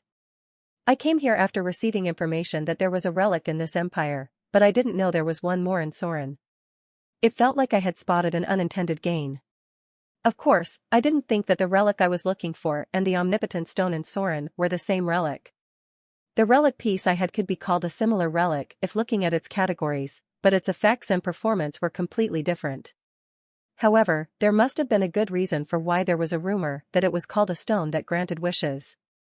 I don't really covet the omnipotent stone itself, but if I can discover another piece of the relic that I'm currently looking for with the omnipotent stone. It was a slim chance, no matter how I looked at it. Relics themselves were so rare that they weren't easy items to be found just because I wanted to find them. Even for me, who had been wandering on the continent for a long time, meeting countless people, and going through all sorts of incidents. There were only 3 pieces of the relic that I had gotten from that struggle, including the one I held.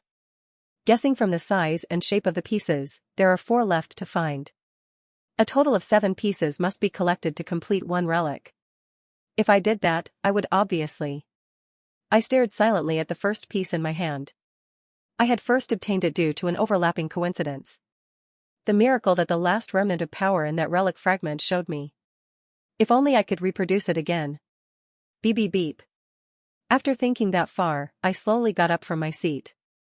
It was because a signal came from the crystal ball that I had for private contacts.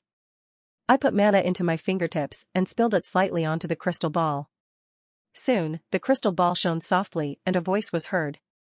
"Are you there? Hans?" It was Hans who contacted me. Well, actually, Hans was indeed the only one who privately contacted. The number of people who privately contacted me would increase later, but not at that moment. "What's the matter?" "After you defeated them in that battle, I finished roughly organizing." "So you're talking about the remaining organization?" "Yes." Hans' voice from beyond the crystal ball even contained the relief that he had finished his job. "So what happened?" "There's no one who's against us for now." "It's a relief. For us and for them." "Do they accept our existence unexpectedly meekly?" "Yes." "Well, to be honest, what can they do if they don't accept it anyway? Just the 2 of us have cruelly and completely destroyed the existing Crimson Society." "No, actually, you did it alone." "Even so, they were the body of the organization that also rolled for a long time in the darkness of Lethelk. We can't just ignore them." "I know it. That's why I told you that it's a relief." "Well, they're not interested in supremacy in the first place, so it's enough if they just have adequate space." "Even so, there must have been a lot of talk about the authority that the Crimson Society had before. The Crimson Society had been in charge of all the dirty businesses in the underworld of Lethelk. Drugs, alcohol, gambling. Even without drugs, the bars and gambling houses operated by the Crimson Society were large enough to bring in a considerable amount of money. Since the organization that was handling those businesses disappeared overnight, their surroundings must have become very noisy about it. Some of those organizations might want to take that opportunity to try reaching out with the intention of having a round of battle with them. I was sure those people who couldn't even think of overpowering the Crimson Society before must have raised their heads one by one. The time for chaos had come. Unless someone appeared and condemned the chaos at that time, there would be a bloody smell within the alley. For now, the other 3 organizations are working together to keep us under control, but this probably needs to be discussed later. Of course. Our side has the initiative, but still, I don't have the ability to negotiate this alone, so I need your help. When do you need it? The faster the better, but this is not an urgent matter. You can decide about it comfortably. Even though he said that, I knew that I shouldn't delay it for too long. I'd have to be on the negotiation table in at least a week. It would be easier for me to make a move right then if I could. I can't do it right now because I have a task to do related to the Omnipotent Stone. Sooner or later, the Omnipotent Stone would be moved away from its existing storage area and transferred to a temporary storage area. Come and read on our website Wuxiao World site. Thanks. Since in the process of its preparation, the information on it had leaked and the rumor had spread. Perhaps the mastermind of the rumor had already known when and where the Omnipotent Stone would be moved. It's certainly the work of the Black Dawn Society, but the question is who the hell masterminded this case. They hadn't contacted me yet. If there was any contact, then Sedina would have tipped me off right away. I don't know yet if the First Order other than me did his job on his own lines, or if there was a reason other than that. But one thing I could be sure of was that the incident surrounding the Omnipotent Stone would happen sooner or later. That was why I couldn't be away from Soren right then. I'll go there within a week. Is there something that's also going to happen there? Something related to a relic. Oh, my. Hans, who had a good ear for information, immediately understood when I said the word relic. You have a professor identity, but why does it seem that you've experienced more incidents than before? I agree. And a relic, you said? Is it because Soren is that prestigious? Who would have thought that the Academy would keep relics in it? It's a place with that much history and tradition. According to rumors, there's also a secret dungeon made by the first principal. Don't tell me that's real as well? Hans, don't spit out too much nonsense. TSK. It's a joke. Anyway, we'll try to arrange the negotiation time for this week before you come out. Yeah. Work hard. After I finished my call with Hans, I looked up out the window without saying a word. Relic, huh? I wasn't aiming for it, but I had someone gotten involved in that relic case. I wondered if it was fate. That night, the moonlight floating in the night sky felt unusually cold. Asterisk asterisk asterisk. Asterisk asterisk asterisk. Your Highness, shall we prepare your bath? No. Never mind. Would you like to have a meal? I'm already full. Then how about some snacks? It's a rule not to eat anything in the evening. Please just step back. At Elendil's order, the employees bowed their heads, as they were at a loss of what to do, and stepped back. Phew. Elendil, who was barely left alone, sighed in a low voice so as not to be heard by her employees. If anyone heard her sigh once more, they'd immediately stick to her and bother her asking about any concerns that she had. Finally, Elendil entered her room, as she had been freed from other people's eyes. It's tiring. When the other students were assigned to stay in a dormitory, she was assigned to stay in a large mansion and was staying there as a princess. No matter how much Soren treated everyone equally, they dared not ignore the blood of the royal family that she possessed. Elendil was dissatisfied with it. I also wanted to get along normally like other students. It was her honest feelings that she wanted to have a new semester, make new friends, and live an exciting life at an academy. But her status as the third princess didn't leave her alone that easily. Apart from the magnificent mansion, the extreme hospitality of more than 30 employees toward her made her feel something beyond gratitude. She felt uncomfortable. Even so, this is something I can't do anything about. Considering her position, Elendil should acknowledge it and move on from that particular bother. If she didn't care about others' eyes and acted according to her own will, it would only be harder for the employees and her maids. To be considerate of them, she needed to listen to what they wanted, even if it was inconvenient for her. Even so, well, it's not like the inconvenience is unbearable. Normally, it would have caused her a lot of stress, but recently, it had also decreased.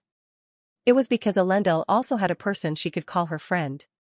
Lynn was a very pretty and nice junior.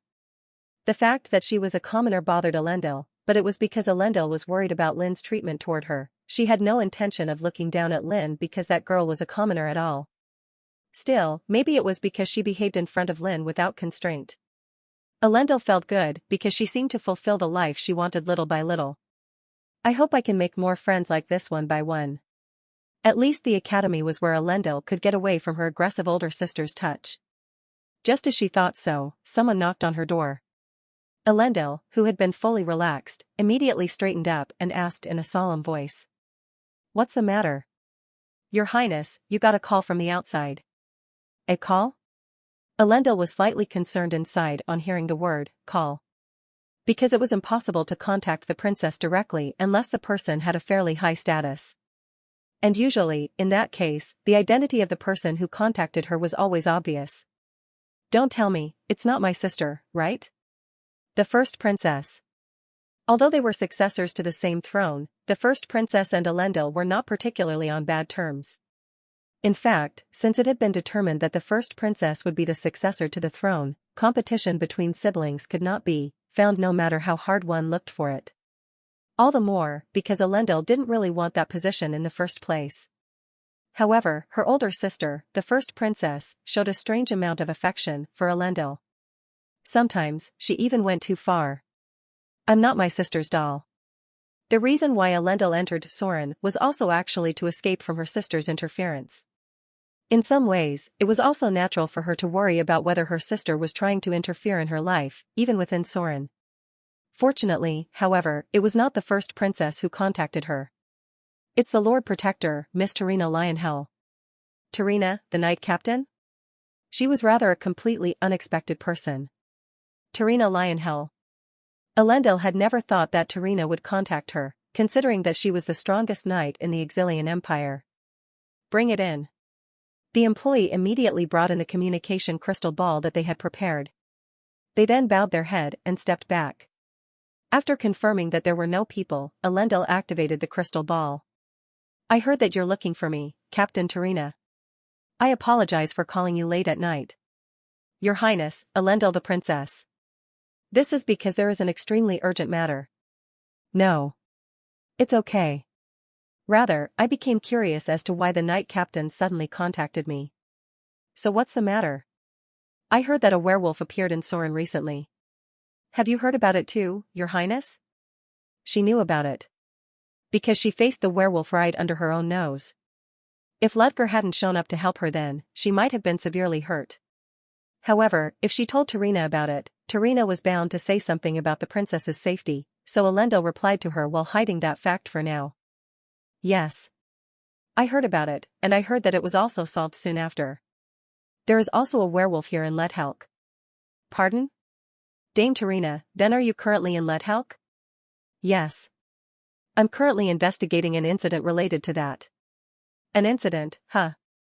We have to investigate this secretly, so please kindly forgive us for not telling you, Your Highness. No. You don't have to apologize. The fact that Tarina stepped up meant that the security department had moved. She obviously had no choice but to be careful.